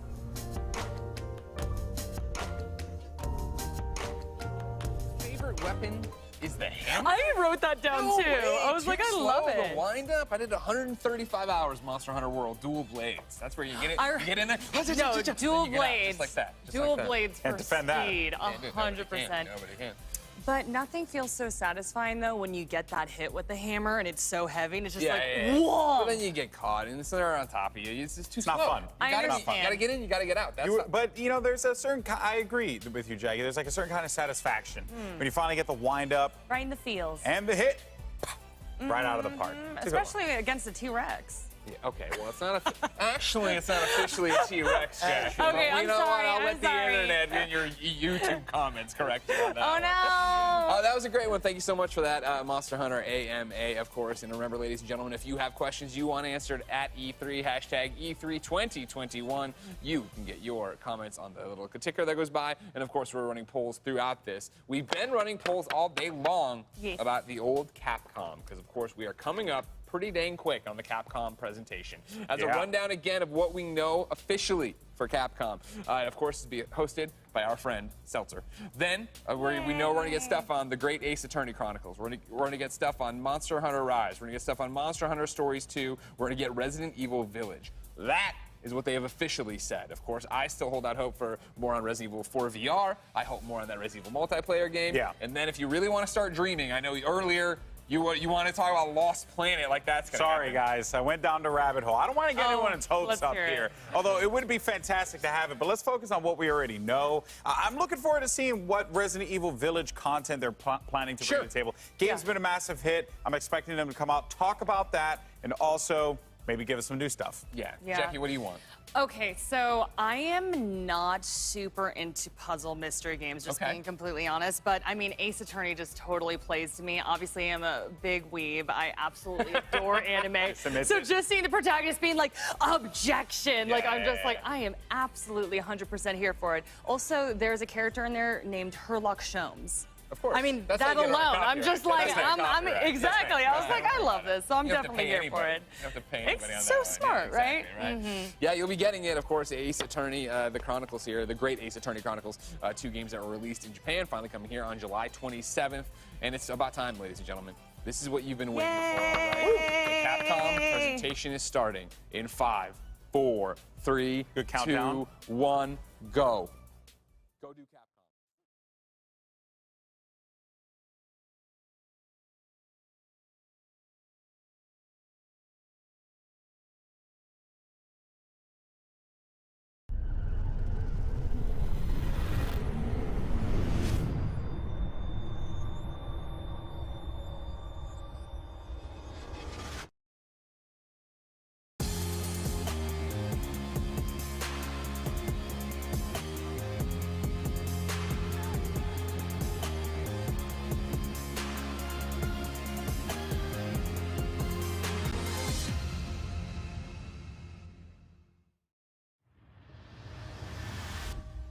Welcome to the Capcom E3 Showcase. I'm your host, Rachel Querico, aka Seltzer, and I'll be your guide as we walk through the latest releases, news, and updates from Capcom.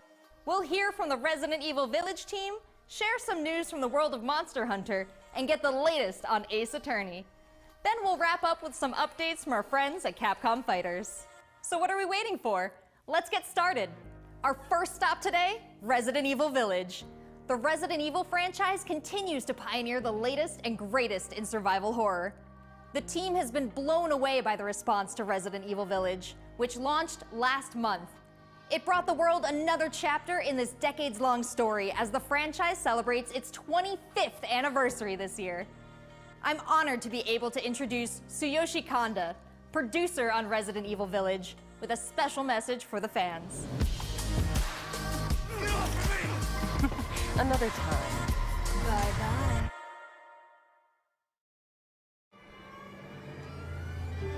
There's nothing to fear. Where's Rose? She's everything to me.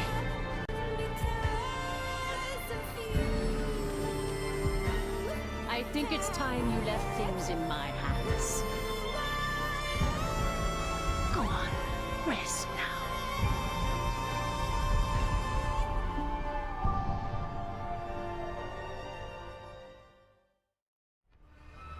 Hi everyone, my name is Tsuyoshi Kanda, producer on Resident Evil Village. I wanted to take this opportunity to thank everyone who's played since we launched the game in May. We hope you're enjoying this new chapter in survival horror. As a reminder, everyone who purchases Resident Evil Village will gain free access to our online multiplayer title, Resident Evil Re:Verse, where players go head-to-head with their favorite Resident Evil heroes and bioweapons. I'm now happy to announce that Resident Evil Re:Verse will go live next month across all supported platforms. So head into the fray to celebrate the Resident Evil 25th anniversary.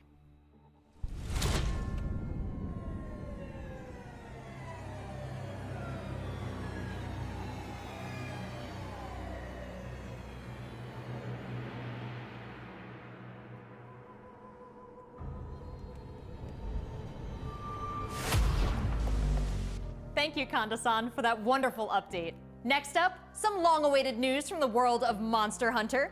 Whether it's adventuring alongside monsters or battling them with friends, we've got something for you. First, let's dive into the brand new story-based RPG entry to the series, Monster Hunter Stories 2: Wings of Ruin.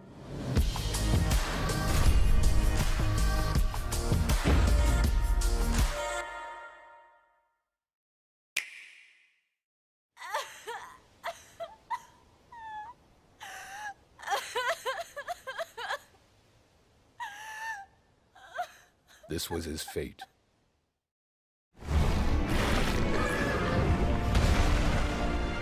Red may have been strong and skilled, but against the awesome power of nature, he was merely a man.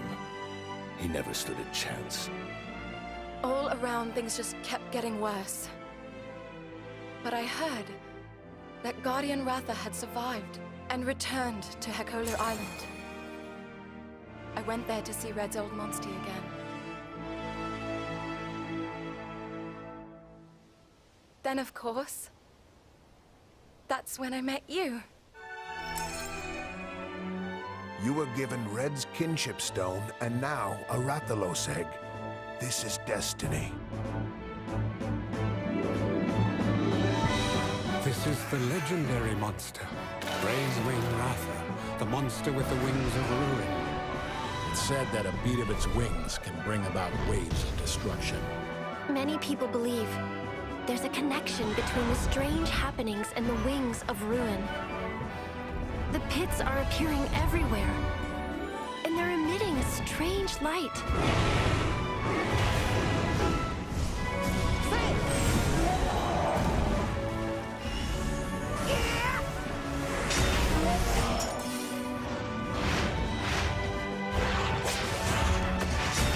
What's this whole idea of forming kinship with monsters? How do you control them? It's not about control. Monsters help riders of their own will. And the bonds between monsters and riders are just like your bond with Tsukino.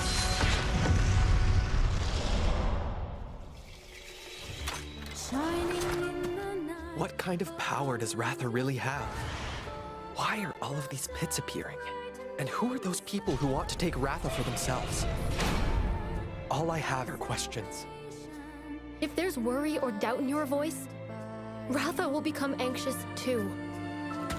He needs to know that you will protect him no matter what. I can sense the flames of his life force weakening. The burden of such great power is too much for his body to bear.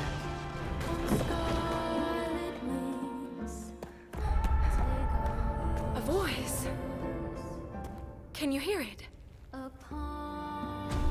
Riders can bond with monsters. Surely you can groove with fellow humans. They have the power of kinship.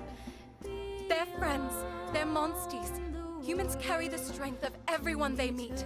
That makes them strong. My friends here taught me that. I believe in the strength of humanity.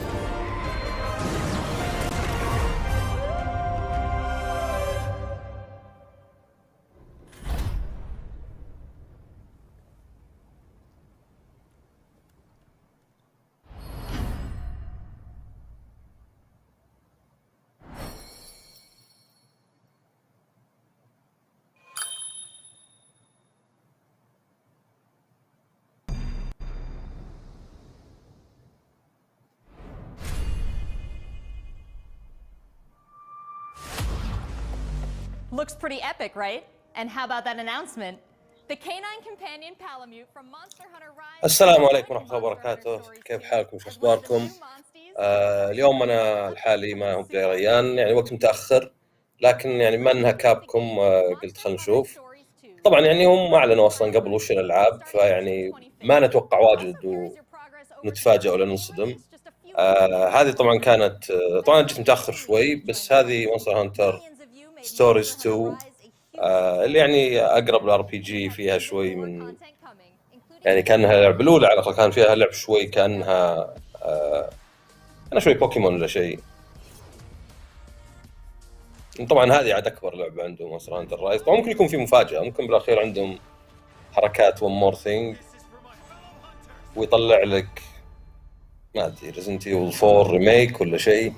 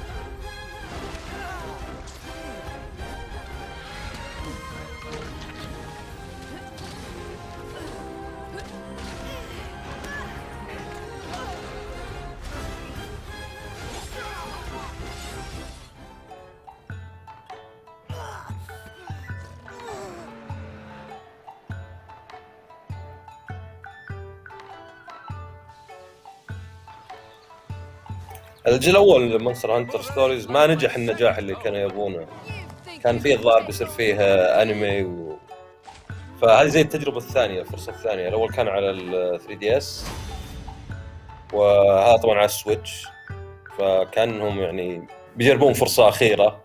يعني لعبة جانبية، يعني مو بشرط إنها ما أدري عادون يبون يحلبون مونستر هانتر مرة. Of Monster Hunter Stories 2 this summer. We can't wait to hear about your own stories of adventure. Well, that's not the only thing Capcom has in store for us this July. Fans of Phoenix Wright will have new chapters to explore with the release of the Great Ace Attorney Chronicles.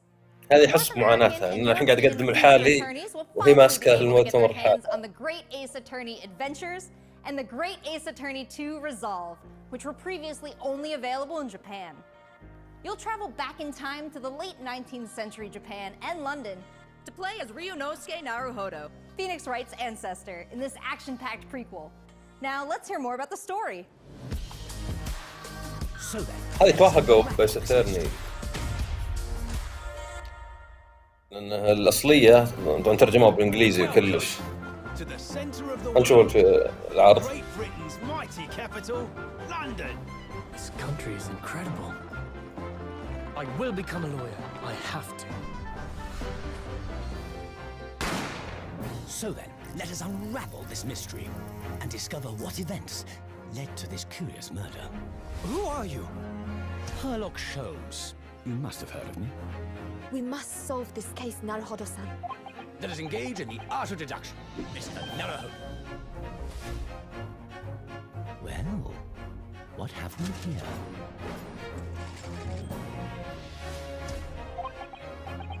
It would seem the truth is now tantalizingly close. The defense demands its right to a cross-examination.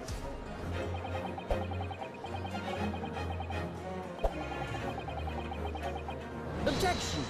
Your testimony completely contradicts the facts. Objection! My lord, with all due respect, this is an outrage!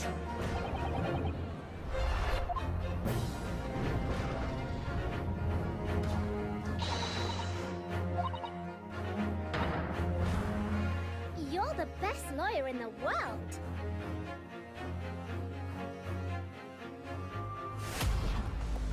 So we have 10 new cases and 8 mini escapades where you can take on the role of a طبعا اللعبة هم ليه توهقوا فيها لأن ايس اترني يعني من الألعاب اللي حولوها إنجليزي مرة، من في اليابان في أمريكا، حتى الأشياء زي السوشي حولوها همبرجر واسماء الشخصيات.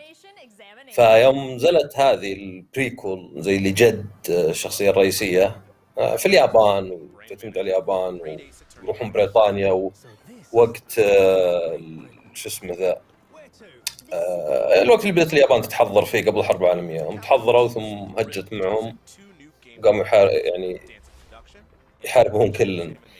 فكانوا قالوا خلاص الحين وحقنا نفسنا، يعني احنا قلنا ان هذول امريكان وكلش والحين لعبه واضحه انها يابانيه، فسحبوا عليها. نزل جزئين يكملون بعض، ما يعتبرون جزئين، يعتبرون لعبه واحده مقسمه اثنين وممتازه. يعني الناس عندهم من افضل شيء. انا لعبت نص الاولى كنت العبها بالياباني، بعدين توهقت ما عرفت اكمل، ولعبت بدايه الثانيه، بعدين كان في نسخه مترجمه. ف يعني اللي لعب اي لعبه فيجوال نوفل بتعجبه، بس هذه العاب يعني قصه حلوه وانت تتحكم في الاحداث، يعني ما تحس انك قاعد ناظر فيلم ولا شيء. عاد شيرلوك هولمز الظاهر فيه حقوق في يمكن امريكا وبعض اماكن اوروبا، يقولون يسمونه شيرلوك هولمز في اليابان، بس هنا مسمينه هيرلوك هولمز.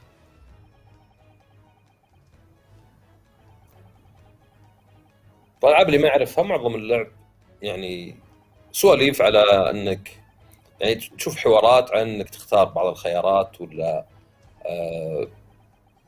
مكان قضية جريمة كذا تحقق ولا شيء، لين يجيك المحكمة يطلع لا اللي تختار كيف الشهود تضغط عليهم مثلا بحيث يطلعون الحقيقة. فيعني تطلع كنا لعبة الغاز كذا ومع موسيقى ورسم. فالجزئين الأول والثاني يعني يكملون بعض لعبة واحدة، فذول بيصيرون موجودات على يعني على شكل لعبة واحدة على السويتش وعلى البي سي والإكس بوكس والبلاي ستيشن. Ryunosuke and Susato will then discuss to correct the flaws in Herlock's deductions.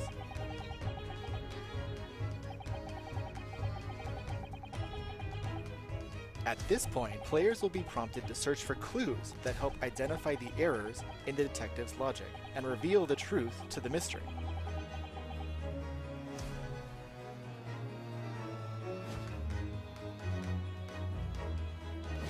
As players present new evidence and observations, Herlock will amend his deductions based on the new information. Upon uncovering the truth, Ryunosuke and Herlock enter into a semi-metaphorical, semi-literal dance that brings them to the conclusion of the dance of deduction. يعني هو بما انه اونلاين فطبعا عادي عندهم ان اي واحد يحط. انا لو يمكن سويت لي مؤتمر كذا، بس يعني ما ادري اذا كان بيكون قصير صدق مثلا كله ابو 3 ساعة.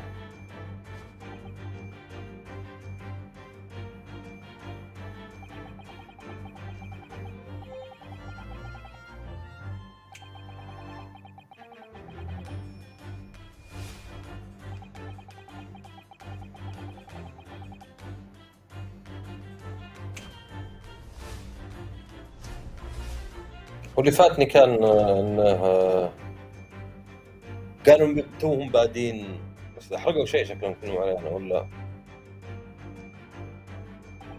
مو بلازم يعني تورونا كلش وتحرقون علينا مثلا. شو اسمه ما ادري، هذه اللي تحس انها ما لها سنة يعني. يلا خلنا نوريك مفاجأة ولا ذا. In courtroom battles, players will مع Resident Evil بس ذكروا انهم بدوا يشتغلون على DLC. فرق عن 7 one black representing a guilty verdict and one white representing a not guilty verdict. Objection! In summation examination, take the stand to face off against the jurors, all of whom provide explanations as to why they've reached their guilty verdict.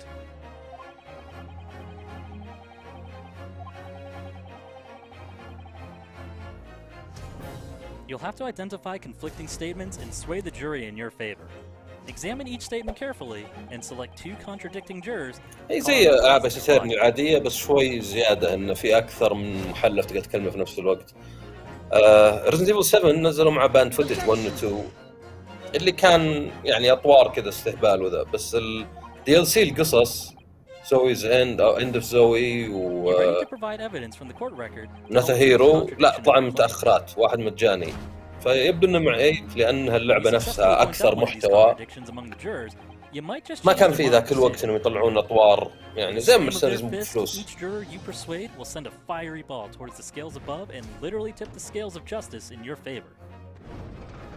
Bring each contradiction to light and persuade the jury to help prove your client's innocence.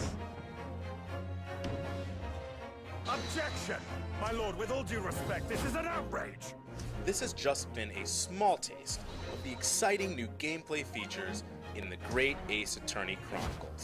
We are very excited to get this game in the hands of both. في أداء صوتي أكثر، اللي قبل 5 و 6 Thanks for watching. كان أكثر مقاطع سينمائية بس اللي يتكلمون. Like I have a bunch of games to catch up on. There are some exciting new adventures and titles to look forward to. Well, that's a look at the new premieres from Capcom, but what about esports? Let's close out today's showcase with a few words from 2 of the stars of Capcom Fighters, Rob TV and Vicious. They'll tell us what's been going on with Capcom esports, including updates on the Capcom Pro Tour, Intel World Open, Street Fighter League, and all the other content on Capcom Fighters. Over to you guys. مش الحين بتتكلمون عن فايتر بس مو بعد شيء جديد محتوى، مجرد اي سبورتس وش صاير. What's going on, everybody, and welcome to the Capcom esports presentation for E3 2021. My name is Vicious, commentator for the Capcom Pro Tour as well as Street Fighter League, here with competitive Street Fighter V player and host extraordinaire, Hollywood, Rob TV. What's going on, Rob? Oh my goodness, Vicious. Host extraordinaire. That just sounds beautiful. It has a ring to it, and I think that's the perfect word to describe what we have for everyone today. Street Fighter V, Capcom E3, it just feels right, and you feel the electricity in the air. Nice! Nice! What? That was nasty! And there might be some people at home, Vicious, who don't fully know what competitive Street Fighter V is. The long and the short of it is this. We travel all around the world, state to state, country to country, and we try to bring our opponent's life bar from 100 all the way down to 0 and feel pretty goddamn good doing it. That's right, Rob. If you think you're the best in your region, sign up for Capcom Pro Tour to prove it and become possibly a world champion at Street Fighter V. The double perfect, the way he looked at the camera like... Don't ever expect another man's controller. So in this year's CPT overall, it's a series of tournaments that have $5,000 on the line for each tournament, but that money alone, that's not what's really at stake here.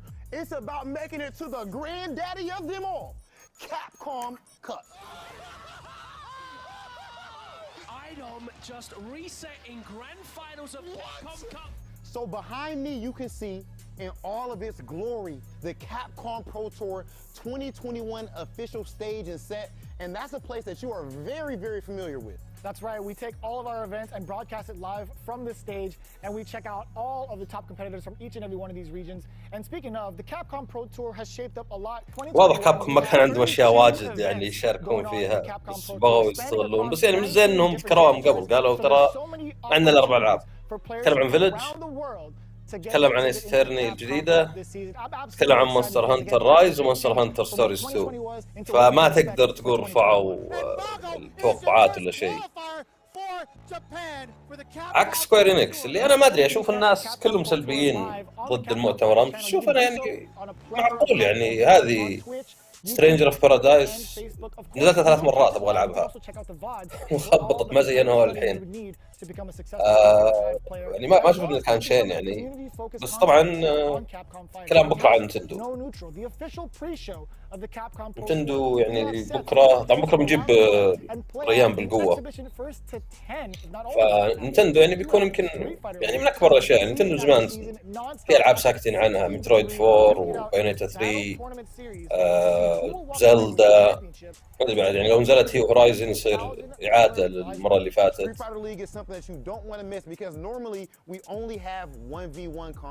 لكن كابكم حبيبين كذا يعني، ما يقول ما عندنا شيء صدق.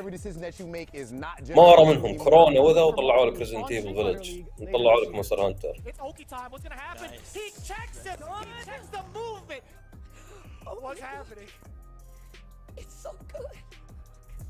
Let's not forget, the Intel World Opening is happening right now. Top players representing 11 هذا اللي كان بيكون على هامش الألعاب الأولمبية. ستريت فايتر كان في طور تورنمنت، كان المفروض يلعبون 100 واحد مع بعض وسحبوا على أبوه. كان أون قبل ما يروح هو اللي ماسكه وذا.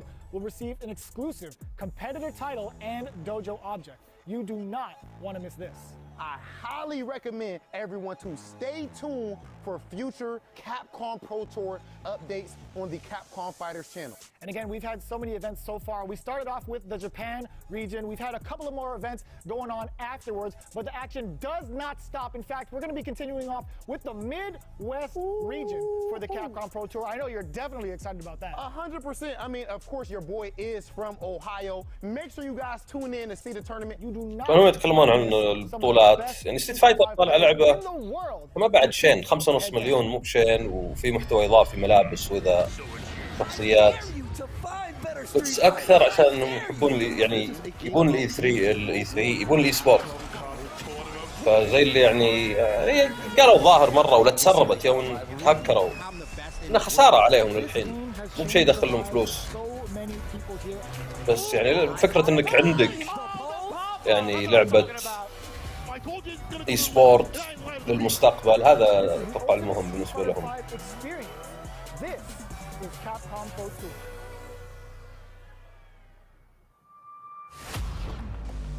Thanks, guys. It's been a really exciting season so far, and I can't wait to see how this plays out on the road to Capcom Cup.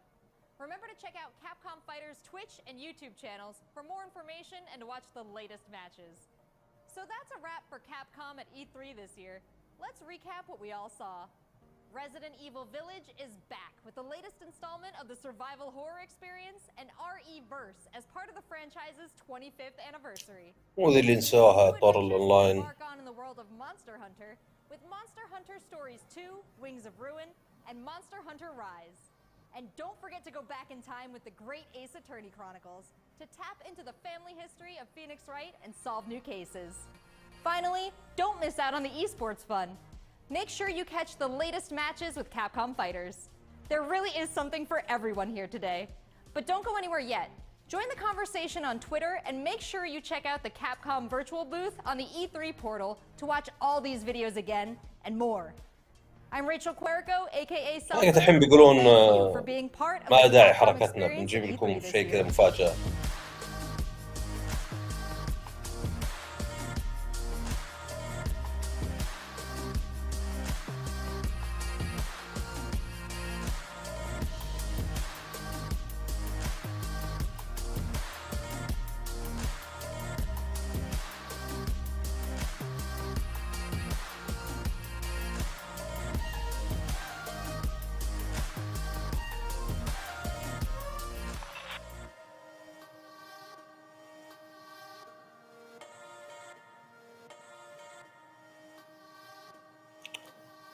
طيب عموما هذا كان شيء على السريع، يعني ما وصل نص ساعة عن كابكوم. ما كان عندهم شيء واجد، اتوقع بس كانوا يبون يشاركون كذا، يعني يقول بدي اشارك، فما في شيء جديد ابد تقريبا، يعني ابد.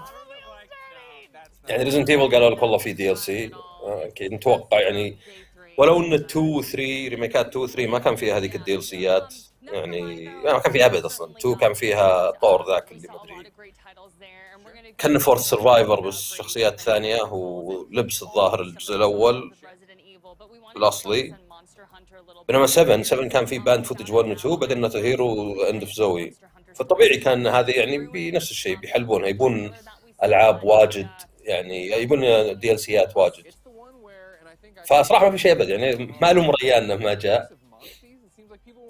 لكن خلينا نقول كابكم يعني حايزين على رضا الناس يعني بشكل زين مؤخرا. يعني ريزنت ايفل فيلج كانت ممتازه، كانت لعبه يعني جذبت ناس كثيرين. مونستر هانتر يعني بس لو انها على اجهزه يعني اكثر، بتنزل بي سي. ما ادري ستوريز 2 هذه ما ادري من ايس تيرني، يعني انا احب السلسله، بس ما قد هذا الجزئين، يعني كل الاجزاء الثانيه قد خلصتها يمكن اكثر من مره، الا هذه اول مره ما العب. فبس هذا كان المؤتمر، شيء خفيف، شيء على قدهم، يعني زي ما قلت ما توقعنا واجد.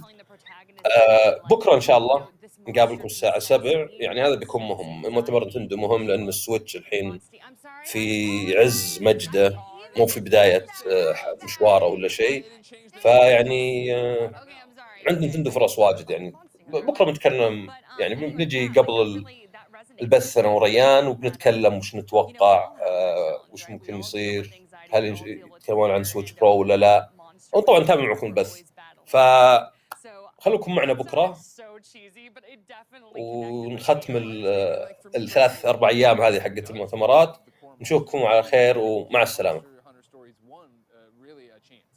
So seeing this trailer for it and being like, oh man, this plays a lot more like an anime than it does a Monster Hunter, right? That's interesting, and it is interesting to see that world, the mechanics we know, and not mechanics, I guess, but in terms of, you know, what weapons you're using, what monsters you're seeing, what the world building techniques are, and how they're using it in a different story. I'm with you that the trailer actually looked interesting, where I'm like, oh man, I must not have given the first one a shot. I just think that sometimes, you know, these trailers, they go so hard with being like, look at all the action, look at how cool this is, and like, here's these awesome visuals, and I felt like they were like, no, like this has a lot of heart to it. Yeah. So I definitely. There was very little gameplay in it to be at all, right? Truly, when they finally got to a battle, I was like, oh, this is what battle even looks like. I didn't realize that's how it was going to shake out. Yeah, they definitely laid heavy on the cinematics. Also, you know, we were talking a little bit about Monster Hunter Rise. Of course. And I mean, man, they have a ton of stuff dropping through June and July. Like all these they have collaborations. That for stories too, right? Like they had all this different stuff in there. They had a whole Monster Hunter block there, and I feel like we didn't even scratch the surface of it. Not even, yeah. We will. There's still much more to talk about on Capcom, but yeah, Monster Hunter Stories 2 did grab my attention. July 9th, of course, but then the trial June 25th, so you can try it before you buy. Get it out there and get it that way. Which, of course, this has been the E3 of demos, if you ask me. We're gonna have a ton more reaction to Capcom and what we thought, but first, we've got some news from the folks at Razer. Take a look.